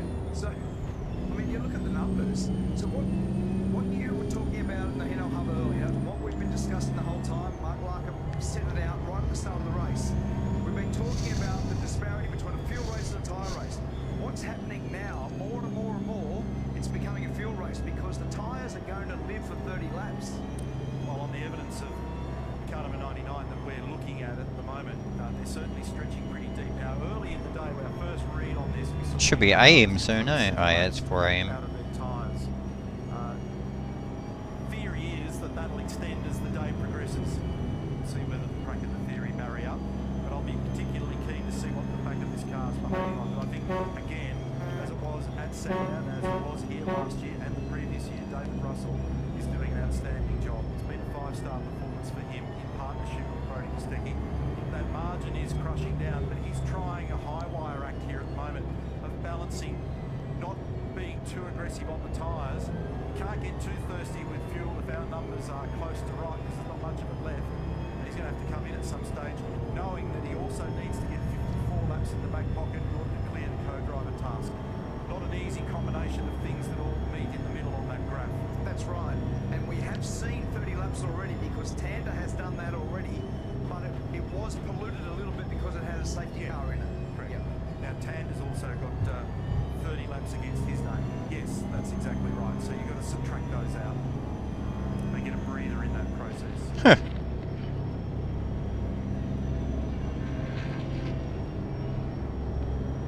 73 of 100, 61 laps remaining, make that 72 now. This is the battle for the lead, 3/4 of a second. And we're focused on David Russell, our race leader, talking up the fact that he has done an outstanding job. And he's just flicking those eyes into the mirror to check that margin, which is sitting neatly at 3/4 of a second. In fact, it's 5 seconds across the top 3 at the moment, so we've got a situation. In fact, that's not bad. Tony D'Alberto and Anton De Pasquale are well in this in 3rd position at the moment. Whincup's up into 4th. Tanda, in what's been one of the great turnarounds today, together with David Russell, is up in 5th position. They had the unfortunate situation of copping a penalty in a safety car infringement, and they've clawed their way back. Yeah, the safety cars have got back into it, and the margin for Tanda is basically 15 seconds from the lead. But to your point, Tony D'Alberto and Anton De Pasquale have got really good tyre life. When They we were do. doing the forecasting and looking through all the tyre runs before the race, we thought that car 11 was as good as any other car in the field, including these ones. Looking at this pit stop in there for the Minis electrical entry of Dean Fiore and Bryce Forward. I've had a chance now to just skim the text from Todd Hazelwood. Confirm you got paddle. Confirm you got paddle. One of the things that he's noted in there is that the balance of the car is pretty good, but his cool suit system failed and his helmet air hose broke. So his words, not mine. It's a bit toasty in there, and then he finishes it. It's quite a long text. Keep and it left. says, "We'll keep fighting, but wish us luck." Talking about a bit toasty inside, I don't know if we can pick up a shot of the Will Davison, Alex Davison, Shelby Power Mustang. There's damage. If you can get a shot of the left-hand side, this is where it happened. Yeah, this Alex Davison just told me, he said, I caught someone down the inside of the elbow. Now, if we have a look at the side of the car, the exhaust exit's the left-hand side. Look, it's done. It's shut it. It's burning up the door there. Now, when they just did their pit stop, they shoved a pry bar in there to try and open it up to let the exhaust gas release. Now, I've got to tell you, I think it's going to hurt its power all day. It's number 99.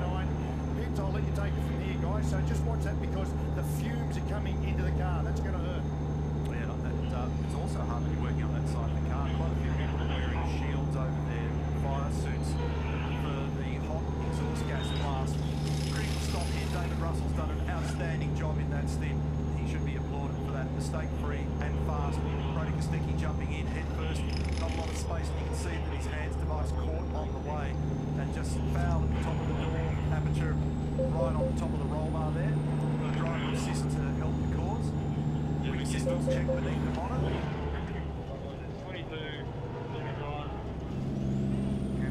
This is now Brody into the end. Right, 33 seconds. And that's a big requirement. Oh, Brody's in now. Oi, oi, oi. Was a little bit slow. Thankfully, the fuel's got the job covered. Greg's down there keeping an eye on things, so if he sees something, just jump in. Looks like a green tyre. Are they green tyres, Murph? No, they're not, mate. They're not green tyres. They pulled a blocker out actually underneath the hood when they lifted it. Radiator cooling blocker.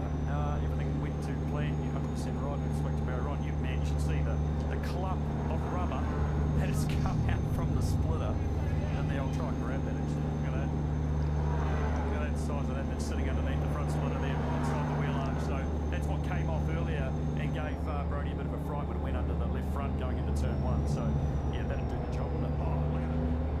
That is a fair chunk. Thanks for that, Greg. If you get enough of those together, you'll be able to make a time. Make some tyres, yeah. Jesus, that's a lot, man. Work under the bonnet, and then you can see the work also going on. Alright, how far have I travelled so On the far? car as well. I thought I saw them do a rear roll bar adjustment also. Re-roll, but I thought there was an adjustment made on the right rear of that car. One of the things Beautiful. that seems so Holy obvious shit. is the amount of time when you are putting a big fuel load back into the car. It's so different to the previous rhythm. So there'd be almost muscle memory in the pit stop process as well, that people would be expecting all that to happen quicker and put a bit of pressure on Alongside the coast. a little bit of extra space to deal with. So that sends Brody out there with a big drink of fuel, BPE 75, a fresh set of Dunlop soft tyres on that car, and it reveals Stanaway in position 1, Delberto in position 2, Whincup in position 3. 5.6 seconds is the gap between Richie and Tony, and then it's another 5.9 seconds back to Jamie Whincup. Look at that sunrise in the rear vision mirror. That looks awesome. Today is being able to get past cars. Will Davison has passed 19 cars on track up to date. So of all the people that have been forging through, whether it's safety cars or whatever's gone on, and all the trials and tribulations are going forward and back in this. He's stopping guys on a bridge. Fucking clever. I think I heard them say on their radio comms that they were making a change to that car as well in that last stop, just to try and give it a bit of a hand. Down in first position at the moment. Here's the gap to Tan's about 3.5 seconds now behind Whincup. And then it's Tooting ones. 1.9 seconds Tan to Random. So Thomas Random's in pretty decent shape here. Also, When did Spain, Portugal and Spain come out? Tony Delberto, in fact, he's just stolen the thunder because I was just about to talk about I can't remember. see next stop. So for Whincup, we're anticipating that being somewhere in the not too distant future. Remember, they put a huge amount of fuel in it the last time to Whincup. They put 95 litres roughly in. Just then, they put 105 in Kostecki's car.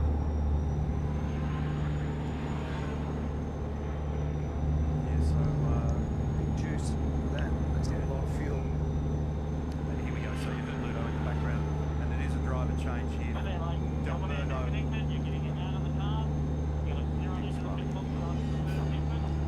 More pits. So we've got two cars coming down the lane. Now, I just want to jump in on this brake pad and just change. Is the car radio coming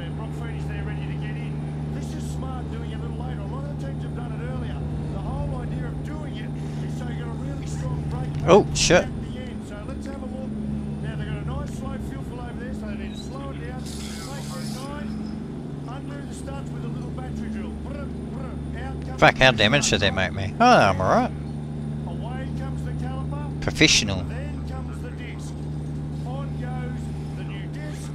On slides the caliper, different caliper. In go the two studs. And what we've learned, do up the bottom one, do up the top one, then go back. No, they just do them one each. There you go. You know that hose on the hot disc there. And Crombo, just to confirm, we saw Will Davo go out there. I just had a quick look at their data. Spoke to Bobby, the engine guy from Ford. That bent exhaust is hurting them down the main straight. Yeah, I've got no doubt of that. And it's a little bit of a worry just where it's currently pointed, and also just for fumes. Ah. So thank you for the update there, Mark Larkham. So the situation now with the current round of stops that you're looking at, you've got Stanaway leading by 16.6. Headlight fine. Oh no, I didn't give a fuck about fines. And our lead cars have done 4 stops. The first car in the queue that's done 5 is actually Will Brown. Here we are on board with Rich. Actually, I'm going to just ask our crew if we can stay on board with him, because it'll be interesting at this point in the day to also see how this car is behaving. Tell us a little bit about the rhythm, the conditions, the grip, and how much throttle we can carry. So we'll just enjoy this lap with Rich, and we'll have a chance to settle back and drink it in.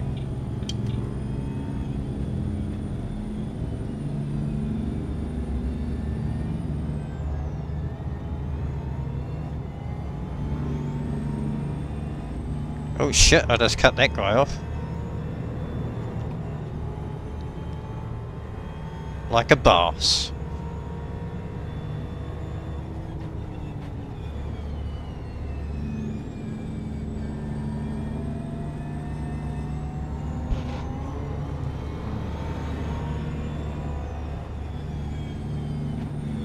Keep right, and then exit right.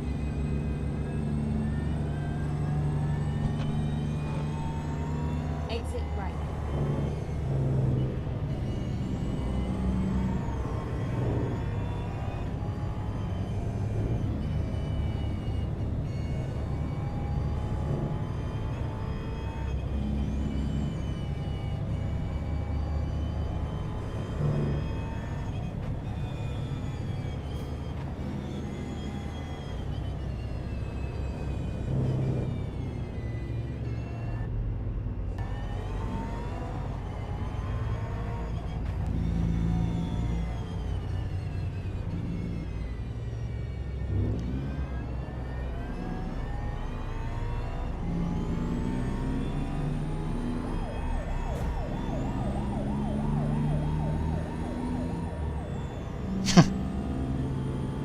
Breaking the law, breaking the law.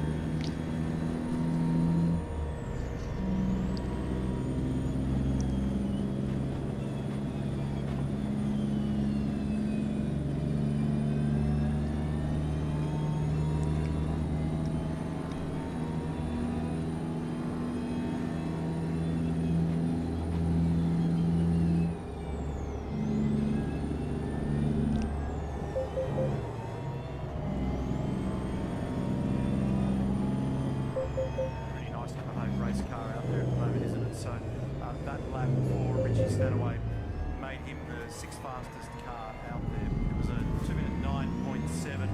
A couple of wriggles in 1 or 2 spots around there, but generally looking quite steady. So a 9.7 for him. Excuse me. Tangent in a 10.7. Thomas Randall, by the way, has just come in from 3rd position. Been in the pit lane for 7 seconds, and then there are a few in various sequences here at the moment. Then it's Best, Coulthard, Caruso, Brody Kostecki in that 99 car. Oh well. Is that truck damage? Ah, that's alright. These guys are just chipping away. Just Task 9. 0 fucks. They had a pretty fraught run in 2022. They didn't get beyond the first lap. The weather conditions were really difficult. So went here last year, and they were tangled up in all the trauma on Mountain Straight on lap 1. Compulsory. When you got a radio? Rotor change for them now in this stop. That's a bit like that, mate, on radio.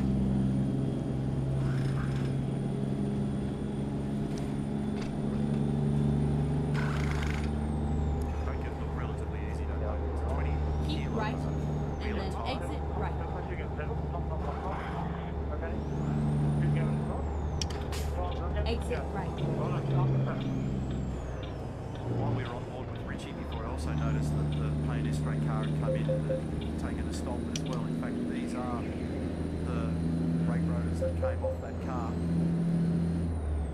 So you can imagine what it's like trying to work in those conditions At and the to be able to roundabout, get those take the brakes second on, exit. done, dusted, new ones fitted inside the fuel cover time. Exit now. It is great, outstanding workmanship and a pretty incredible engineering exercise, frankly, to be able to split off the hydraulic line and the brake line. It was a bit laggy. I find all their new towns are fucking laggy, man. Have a look at those things smouldering away down there at the moment. Very, very large front brake rotor on these cars. They generate enormous amounts of heat. Rough turns, you're talking about 850 odd degrees twice. Once at the bottom of Conrod Straight and the second time down the bottom into Murray's Corner. Alright, so now, because of the last round of stops, the margin first to second Stanaway Tanda, and that's 18.4 seconds.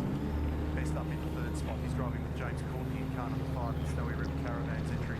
And just as I mentioned, his name comes in at the pit lane, so 4 of the co-drivers are at the top of the tree at the moment in Stanaway Tanda, Best and Caruso.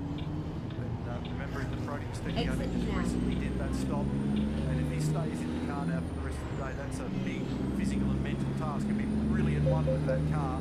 He's going to know every crack and crevice of the racetrack and be able to feel performance. So, pretty cool. Hey, Jay Dunn. Enjoying life in there. We need to sort him out with a telly. I think he might be able to see through. Garage. So he's back in business here as two-time champion of business. Well, now this is not.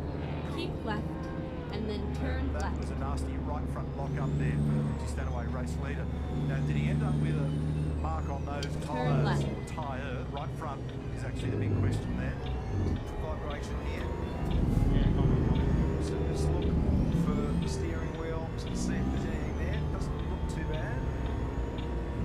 It's all over. Done. Just in case, and that's always a pleasant sight for a driver to be able to see a nice shiny green tyre all ready for battle. Alright. So that was What do we got here? fair way too. So that will have hurt the inside edge of that tyre. And Boat. in he comes. Boat. And this is risk mitigation, right? So you got a mark. Oh, all the way to Portugal. Probably worse than we Ooh, what was that? He would have reported back. They would have discussed it. Andrew Edwards. It was actually quite pinched when Train undercarriage. Alright, we'll take that.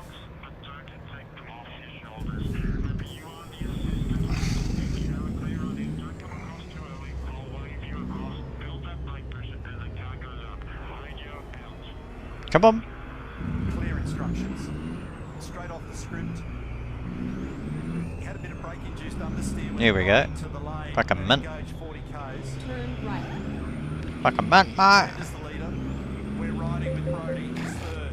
Alright, yeah. Keep an eye on the 99. At the roundabout, take the first exit. Clear, concise Exit now. instructions from Mark Dutton. Boop, boop, boop.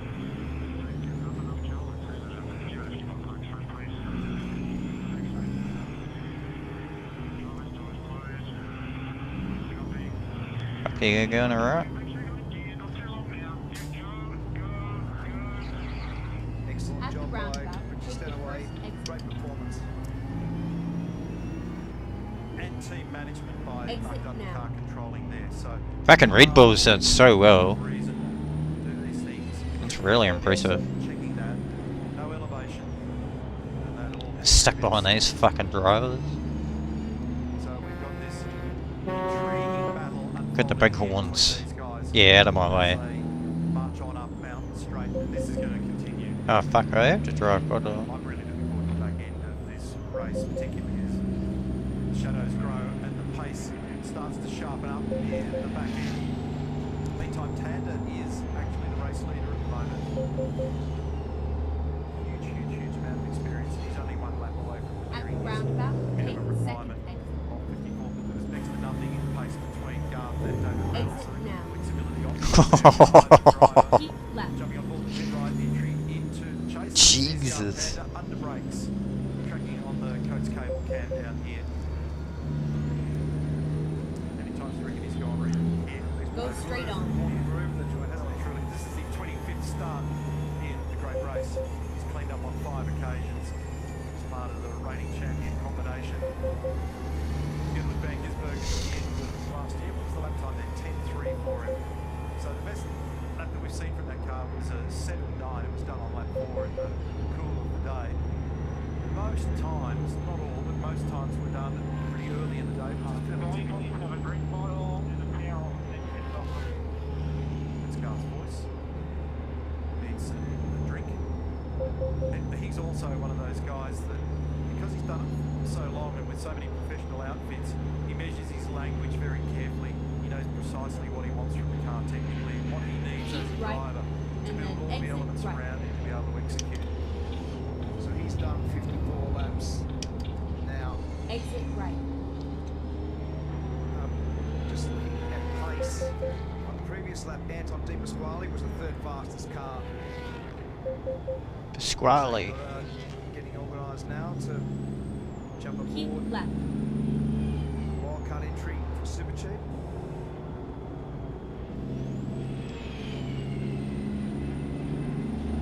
Just looking at Garth's pace there too, so it was 13th fastest. So the fastest At the two roundabout, cars were take the second exit. Keep right. And cars, as you would expect. Exit now. Has been very quick. Also, so Feeney, 3rd fastest. But this is going to change quite a lot through the course of the afternoon. Get ready to turn left. Both Red Bull and Bull Racing drivers are out of the cars, so Shane Van Gisbergen is back in. Turn left. Brock Feeney's back in, which means Richie Stanaway, your day is officially over for now. You happy Arrived with at your your day's work? destination. Your Yeah, route pretty happy guidance with is how now we finished. got on. Still a long way to go, so yeah, just looking forward to watching Shane now. What sort of race car you got? It's hard to say actually.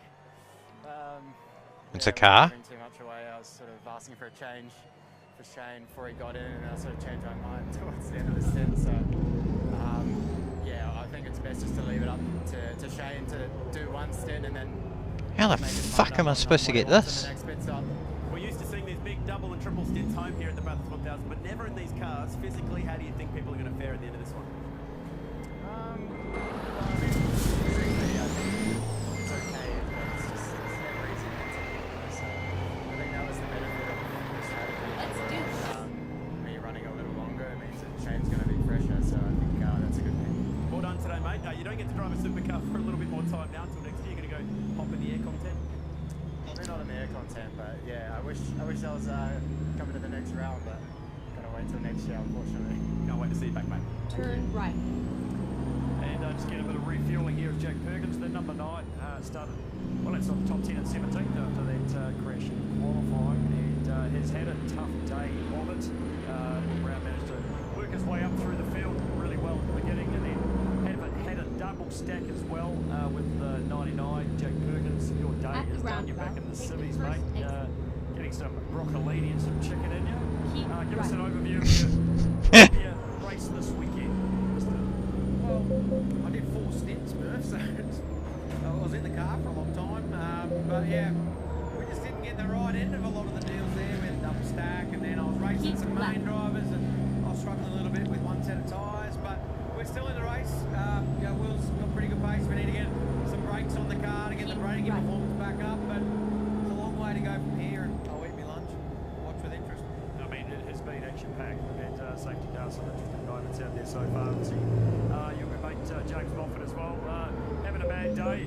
There's been some horror shows so far, but Will and the 99 probably just keep in there for the end until the end of the race. Hey, it looks pretty smooth. Yeah, I haven't seen all those highlights yet, mate, because I was in the car, but I'll take your word for it. But in terms of our 2 cars, obviously, looks like Brody and D-Russ have been right up the front all day, and Will's jumped back in now to run the flag. They're the 2 best guys in the category at the moment, almost, Will and Brody, so I know the whole team's just keen to watch with interest, and yeah, you've got to be in it to win it. We're in it now, so we'll see what happens. Cheers, mate, thank you. Marco Caruso with Mark Oh, Rhea. Oh. You were last in the car. Just tell me your laps are over and done with now, but how's your day unfolded for you? Yeah, pretty uneventful to be honest, which is always good.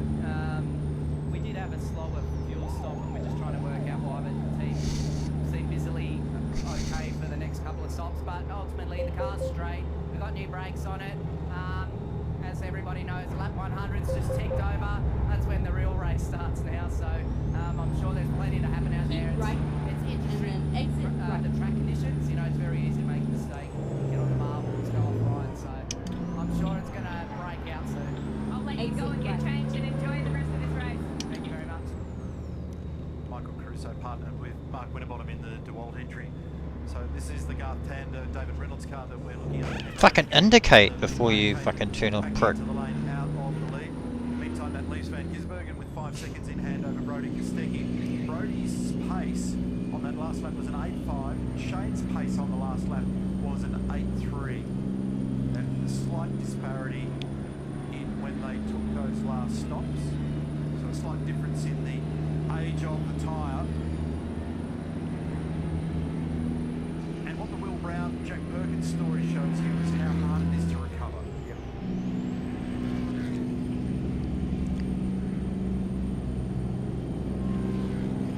And the reason why I make that comment is that when you qualify 17th after the troubles they had earlier in the weekend, they did a very good job. He did a very good job with Will Brown in that first stint today. But you've got to use so much of yourself and so much of the car in order to be able to do that, which you did very successfully. Just in this seesaw game at the moment. Jack's description before, you know, what he thought was a slightly ordinary set of tyres there, and just battling traffic, and the snapshot is that the car is sitting in fifth at the moment. We know they've got a good car, but when you give away that advantage off the starting line, it just takes so long to clear all of that. It certainly does. Fuck, that Lambo sounds cool. So try not to be too impatient with it, because if you use it up so hard, if you do tax everything so much, it hurts you at some point. It hurts you. There's a lingering effect as to what the tyre quality or the fuel consumption, or even personally on you as you try to regain those positions.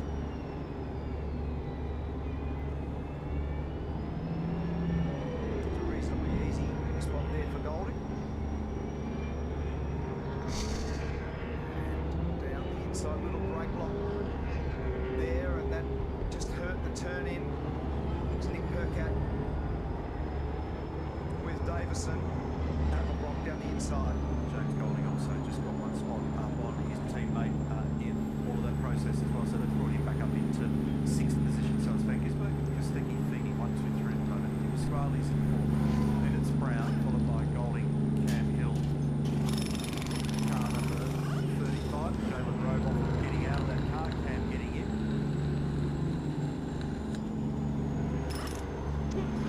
This was the car that had some clutch troubles right at the commencement of the day.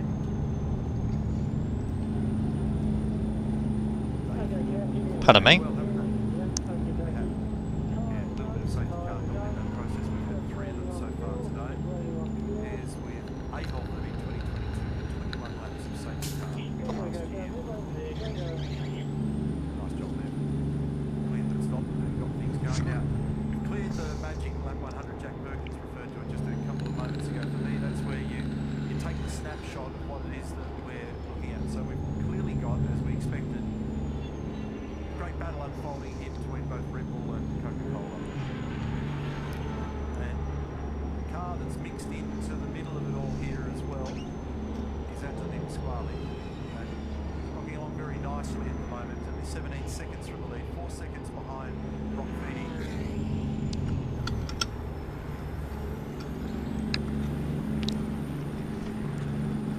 Panorama. Seen back in the early days of the Australian Grand Prix back in 1938, 47, 52, 58. Will Davison's grandfather, Lex, actually won the Grand Prix back here in 58. It was also home of the Australian Motorcycle Grand Prix at the TT back in the day here as well. In fact, we saw Mick Doohan racing here. Can you imagine battling around here on a Grand Prix bike or on a superbike, or worse, a sidecar? They did all that back in the 80s.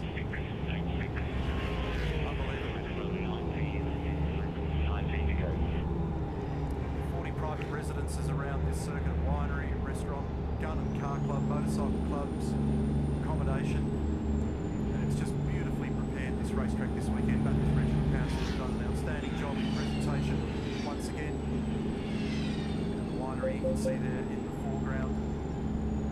And I have to commend everybody in the community at Bathurst for the way in which this event has been embraced again in 2023. Just a gigantic crowd showing their love and affection and passion for what's going on out there and the great skills being shown by the men and Studio. this race. It's a great shot over the top of the hill, and look at the extended wall camping. Euro. Jesus. This also gives you a great view of the drop off from that panorama and the rise and fall here from Pittsburgh to Skyline, the old money, 570 feet, 174 metres. Exit right. In terms of a reference to sea Yeah, level, we're about I'm listening. feet above sea level at Mount Panorama. Bathurst can be a pretty cool town on occasion. Mount Panorama, even cooler. And thankfully, Demanding woman. A lot of these bridges around, are they like that? Portugal? I don't know. Might have to Google it. Hopefully I'm going the right way.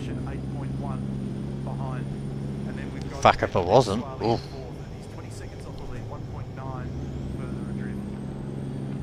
So we're forecasting now with Van Gisbergen to make it to probably lap 120 or early 120. So they're trying to optimise their car speed for the next segments of the race. On the last segment was the fastest Fuck you, car. Did an 8.25. Kostecki has done an 8.56. So they're the two fastest cars. The third fastest car was Feeney with an 8.71. There is some Not too bad. fuel irregularity in terms of how much fuel load Not bad. Good size. racing cars have got. So there's a little bit of strategy in terms of Oh, I should pay my loans off, eh?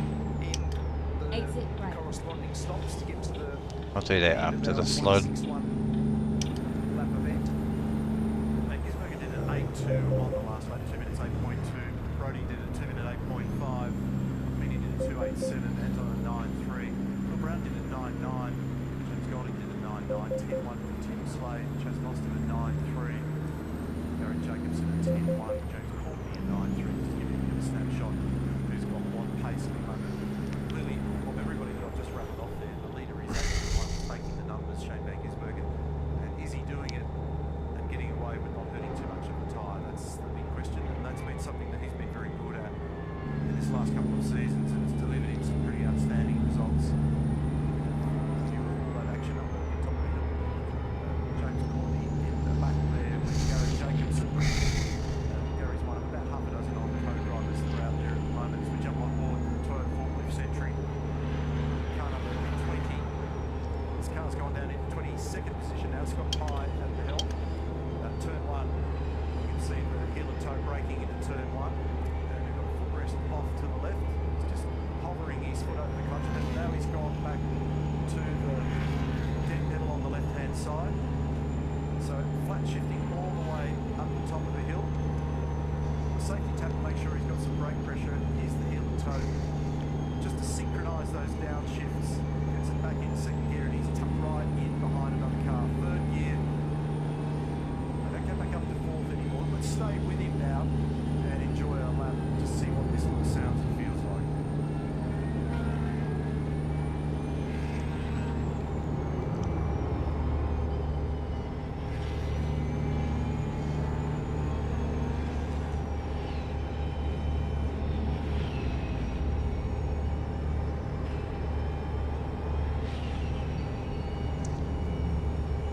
Portugal!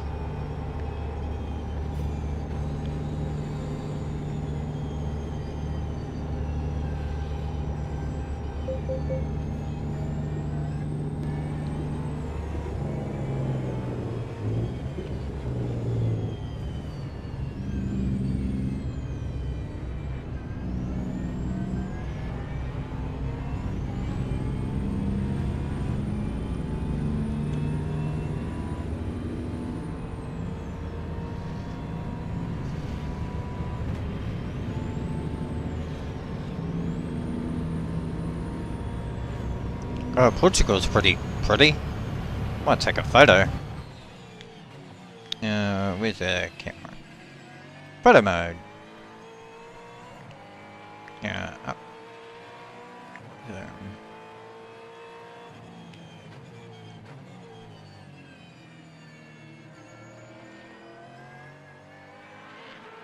Take out on that for me is when he crosses his legs coming down Conrod Straight. You end up with a reef knot in there. That can be hard to untangle. But scares There me. we go. The reason for that is it's very easy to cramp up when you're continually pushing on that right. There we go. Nice move there. Very pretty. Oh.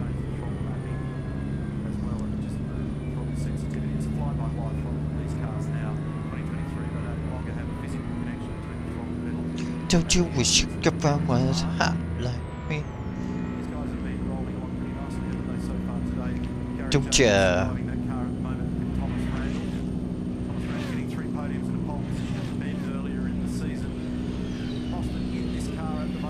What would Dan say? Okay.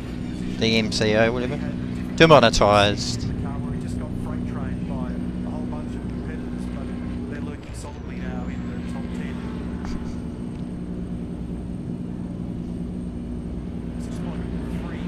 How's my fuel looking? 208.2 last lap for Shane, 208.6 for Brody. So 0.4 of a second on that lap. How many times now have we seen over the last few laps Van Gisbergen do an 8.2? I thought the fuel said GIMP. Ha! Finding a new route. And Brody just a little bit slower, 3 or 4 tenths per second each lap. A little bit of lap speed also to Brock Feeney, who was a couple of tenths slower again on that one. But right, just gotta check some stuff. is those first 3 cars See how my sister remain is. for a long time as the fastest cars on the track. James Courtney was quite fast. Ah, shit. The Tickford organisation, he was actually the 4th fastest car on the last lap, and Mostert was the 5th fastest car. We're on board with him now. Made a huge amount of ground across the top there on Golding, and he was actually a couple of laps ago putting moves on down into Forest Elbow. It's a nice location for a manoeuvre and a reasonably low risk manoeuvre because it's pretty slow, and it's if you can get down there and do it properly, you command the track position, you can push the other driver wide, and you can see all those marbles on the outside of Forest Elbow. It's massive. Just caught my eye then a moment ago that the lap speed for Will Brown just in the last lap or two, it looked like it was affecting his overall speed. He was the 16th fastest car, and I just also heard them say on the radio as I opened my mouth that they're going to bring him in to do brakes. Remember, Jack said that as well, so it needs some stopping performance on that car. Mostert's caught Golding massively on this lap. Big time. Golding was 15th fastest on the last lap. We'll give you the new order as you go past this one now, but I wouldn't be surprised if Mostert's late race pace, which is always strong for Chaz, is getting better and better. So Will Brown has now brought that car number 9, the Coca-Cola entry, into the pit lane. We'll keep an eye on that for you. And the expectation is that they'll be doing brakes with that car, Chad. Yes, Neil, it's been a frantic 4th hour of the great race. Hope you're enjoying your Bathurst Day wherever you're watching around the country. The barbecue's cooking and the action has been hot on track as well. After the restart, Jamie Whincup taking control of his famous number 88 car, which he's sharing this weekend with Brock Feeney, moving up through the field, putting some moves on main game drivers as well as co-drivers. That was to the inside of Garth Tander. Talk about 2 experienced co-drivers, Whincup and Tander, duking it out. And that really meant that we had the majority of the faster cars at the front of the field, with both the Coca-Cola Racing by Erebus entries and the 888 cars finding their way towards the front. Driver changes. How about this? David Russell, what a great job he's done. Handing it over to Brody Kostecki with 430 kilometres of racing to go to the flag. On lap 93, it was Brock Feeney's chance to hop aboard car 88. Fitting that to be on lap 93. That used to be the number that he used to race under as a junior. And ditto that for lap 97 and car 97. Richie Stanaway's done a nice job handing it over to Shane Van Gisbergen. Currently leading the race by 7.5 seconds. It was cool, it was calm. Still a brake change to go on that car a bit later in the race. And that is the gap. First, on the road. Van Gisbergen and Kostecki feeding the top three, very much like a fight that we saw at Sandown. The update there, Chad. This was the stop that I spoke about for Will Brown. So they were doing brakes with that car. And I think he was also just battling with tyre life and stopping performance at the back end of that stint. Fresh set of brake rotors going on. Caliper clamped up into position, coupling up the dry brake system and locating those bolts in behind the caliper to get it locked on.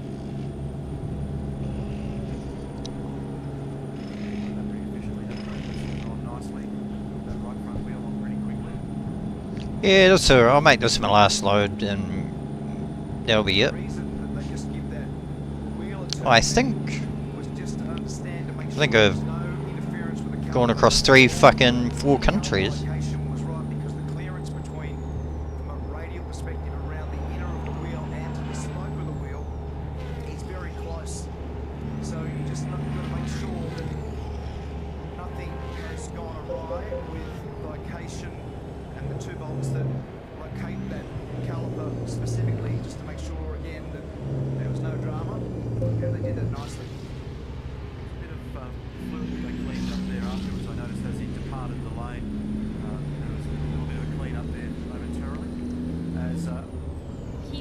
Buy some bloody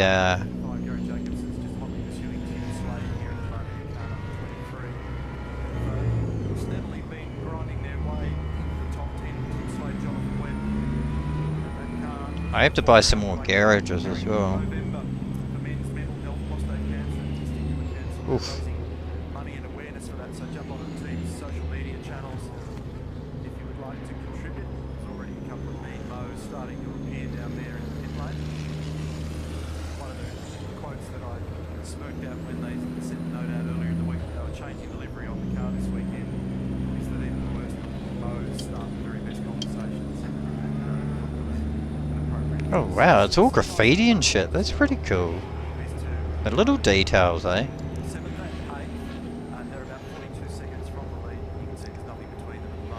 Yeah, I want to go have something to eat anyway, so yeah, last load. I think it's 4 or 5 hour, 6 hour stream. Not too bad.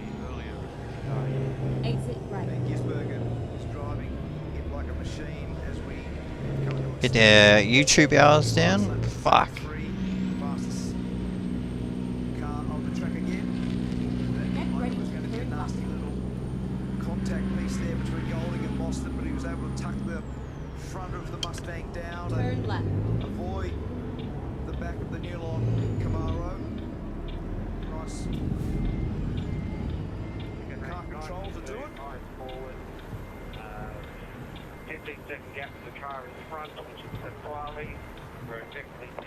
Let's go. 5:39 seconds. That's Peter Gibbers up in the right-hand corner of screen. Top Fuel racer himself.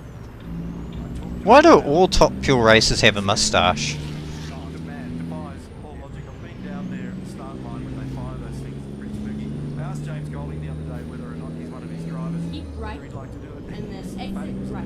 No way. His eyes lit up, and it was a real emphasis. There was no doubt. Exit right. City one. Sort of feel it, kind of understand the sound. He said there's no chance in a million years I want to fire down the line on that thing. But Gina did a great job this year. He's rebuilding that team. It's out of what was once Team Sydney. Jonathan Webb's come back there this year after a sabbatical as well. He was away last year. Right. They've done a pretty mighty fine job. And so here's the replay of what happened down here into Murray's Corner on the dirty side of the road. Oh, I covered a lot of ground. I think I've gone from the top of England, well, Scotland, I think, all the way down here to Portugal, so...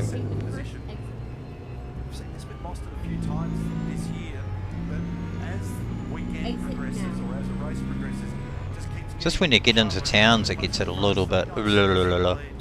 Best lap of the race he's done so far is an 8.5. There'll be a bit of a lap speed update when he gets to the end of he's in the third sector of the racetrack at the moment.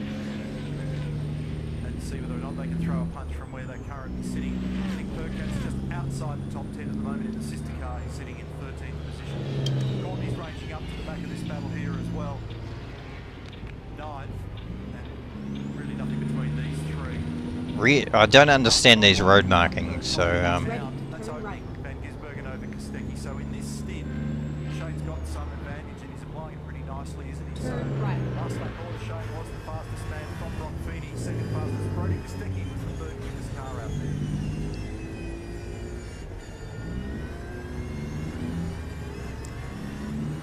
So Kostecki, where do you want it? 8 seconds away from Van Gisbergen. Let's see how difficult they make this one. Further 8 seconds back is Brock Feeney. So that was Oh, they really made it hard, this one. the way of James Courtney, because we were saying before that Courtney's pace has been really good. In fact, a couple of laps ago. Oh yeah, I could probably do this. There we go. He's going to press on as hard as he can with a Snowy River Caravan Mustang. And if any judge of this is at the moment, clearly the lead Tickford car Nah. are doing a good solid job. James Courtney now flowing it nicely across the top of the hill. See the dynamics there of, so he just asked who's the go ahead. It's actually, yeah, it is Tim Slade. Sorry, I was just looking at the numbers. So Slady and then Golding is the next car up the road. What are we looking at? Oh, that's hard, yeah. Yeah, it did that real easy. At either Forest Elbow, and that's why he was asking, because you've got to know who you're about to round up. Some drivers Alright. give you a bit of room, pretty fair to race against. Others drive with the blinkers on and Career. don't like it when you get down the inside. So, A more, delivery log. I started off. it's easier to make a move like that. I started off in Aberdeen, and I have done. And very quickly, one of the things that James will be doing is saying, I've got a little advantage in this spot and this spot. Yeah, fuck. Covered a. Where I can have a dive. And I'm not sure whether it'll happen here because he's just a little bit Few far back. miles. But at the end of Mountain Straight, there will be a chance. Cargo. It's a bit of cargo. Pace in places, but not every place around here at the moment, James Courtney. So How much have I? 193 ton, 11 deliveries. Depots. 11 undamaged. 2%. 4 countries I've been through. And I've done just about 2,000 miles. So that's not too bad. But while we're at it, getting in there, and then he didn't quite hit the mark getting through the turn. So James is sweating on him. I'm not sure where I'd place my bet. I don't know if I should. If I had to have an outside, Can I don't need to upgrade it.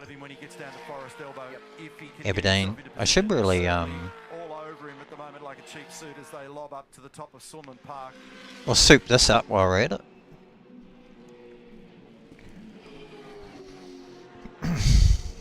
Enjoying this battle at the moment. Slade 7th, Courtney in 8th position. Jones got a little bit more pace than Tim in What do we got here? Mustang, but trying to find a way around and also having to Aberdeen. negotiate We're all those upgraded marks again. line.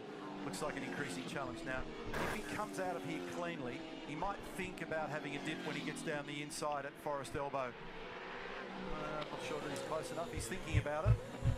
He's going to try it. He needs some cooperation to make that work, and he did. Nice. Alright. Very nicely done. In fact, he cleared the brake.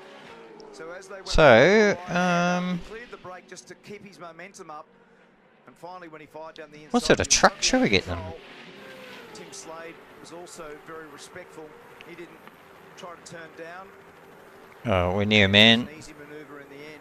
Wouldn't have been that easy on board because it was always tricky to get yourself through that. Well, we'll buy some nice trucks for them, I think. Left-hander at Forest Elbow. And Slade now comes in. Oh, fuck, there's a few. So the last stop for Van Gisbergen was 96. The last stop for Kostecki. We'll get him one of these. You want to customise it for him. Slade, as you rightly pointed out, is now in the lane. So he was just somewhat tyre limited at I the hate end of top that stint. 9.4 them looking seconds like now. that. The gap that Van Gisbergen's making over Kostecki. Manoeuvrability. And it's an 8.4 second gap back to Brock Feeney. And Brock Yeah, it seems pretty good like that. Pace going out there at the moment. He's either second or third fastest most laps, so he's in a decent position. Anton De Pasquale fourth. Looks like the track is beginning to come to Chaz Mostert as the day wears on in 5th position at the moment. And so the 2 Mustangs there in 4th and 5th place. Then we've got Golding, and we just saw that James Courtney looks like he's exercising some reasonable speed too. Off the brake pedal. Okay, nice work. You're going to be clear to go, mate. Clear to go, mate. Clear to go. So these guys getting their brakes on later in the game, and the theory there is that when you get to the sharp racing end of this event, then you want the best possible stopping performance that you can muster. You also can't let it get too late into the race either, because if you do have a fumble, if something does go wrong in that stop, and that was talked about a lot. Right, we'll do that engine. Too much of that going on today, thankfully, but it just gives you less time to recover if you do actually drop the ball slightly. Yeah, the team's done a great job, haven't they, so far? I mean, I haven't really seen any of that drama that we saw in practice. Oh, they got some flash ones. To everybody once they've done it several times, and it's not just a paint jobs. What do we got? It's also just how they temperature stability standpoint. That's pretty cool. Whether they use any kind of oven, cook things up before they put them on. We just have a bit of a look at a weighter here for you as well, just to show you the margins between the cars between Van Gisbergen, Kostecki, etc. So 9.6, followed then by 8.7 seconds, and then a further gap back to Anton. This is 4th position, so that's another, 9.8 seconds, and then there's a fairly chunky margin back. I don't know, what should we go, Alpha? Coming out of turn number 1, he's just heading into Mountain Straight, so that's a fair bit of fresh air there. But just keep a bit of an eye on his pace. Yeah, we'll go McLaren. It was a 9.3, 9.2 for Anton. It was a 9.0 for Brock Feeney. Oof. Van Gisbergen again was the fastest car out there. Brown was actually the 2nd fastest car, so remember they put brakes, fresh tyres on that car, but Will is still somewhat down the order at the moment in 17th position, and he's a minute 44 away from the lead. Just a casual guitar. What the fuck? Everyone will be trying to get certainly. We need to put Rex here, I think. Strategy, roughly another 10 laps at 120 Right, to get in. confirm. And they'll be trying to optimise then these last couple of stints, just in terms of outright pace and tyre life. But at the moment, Feeney's pace is almost line ball with Kostecki, but they're just dropping off Van Gisbergen. It's been a very strong stint from Shane.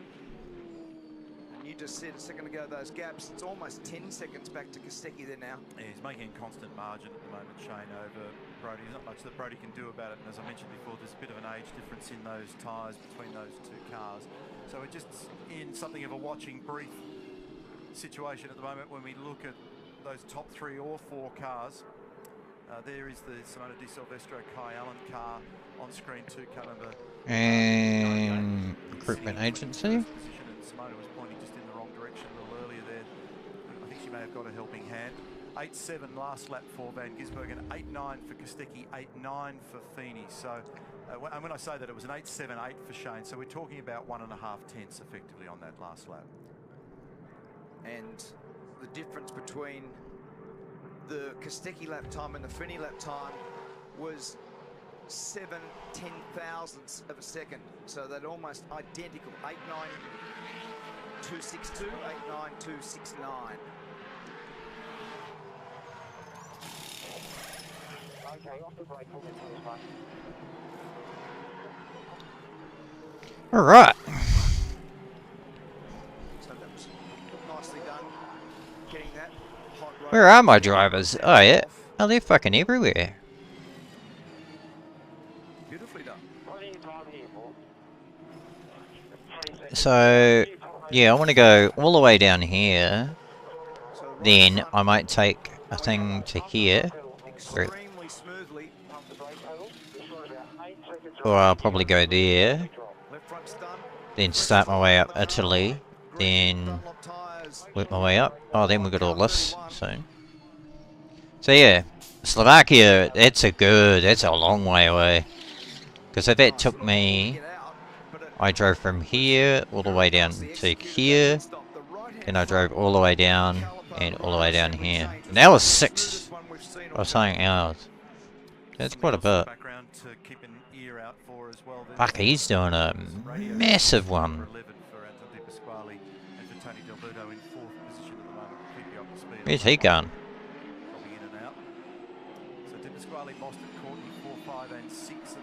Where's old mate?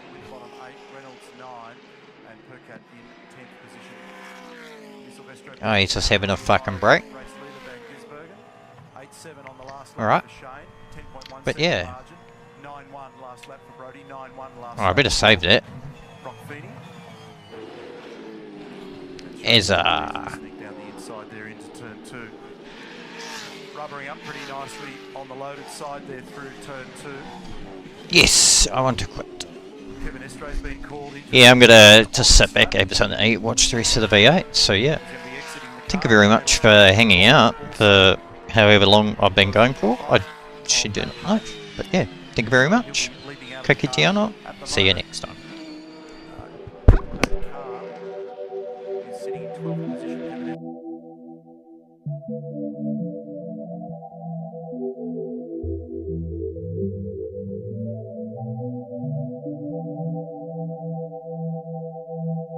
Girls club, girls club, I said girls club, girls club, I said girls club, girls club, I said girls club, girls club, I said girls club, girls club, I said girls club, girls club, I said girls club, girls club, I said girls club, girls club, I said boys not allowed, boys not allowed, boys not allowed, boys not allowed, get the fuck out, boys, boys not allowed.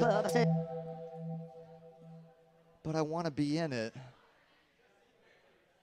I want to be in that girls club. I want to be in that girl club. I gotta be in that girl club. Yeah, someone let me on into the motherfucking girls club. I just wanna do my hair. Hey, I just wanna do my makeup.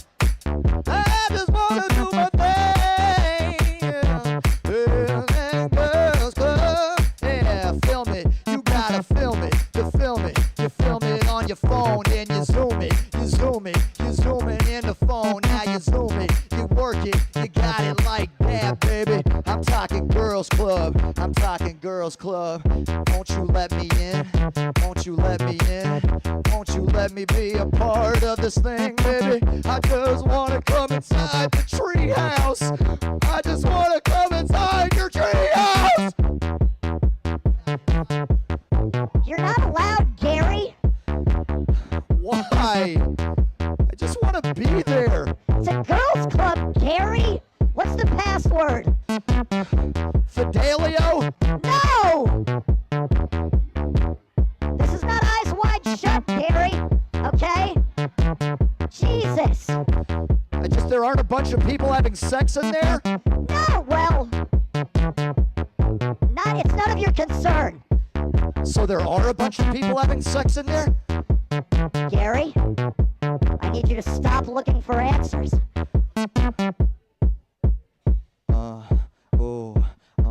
They're definitely having sex. Oh yeah, they're having sex. Oh, I can tell, I can hear it, yo, they're having sex. And I just know it, I can feel it, yo, they're having sex. And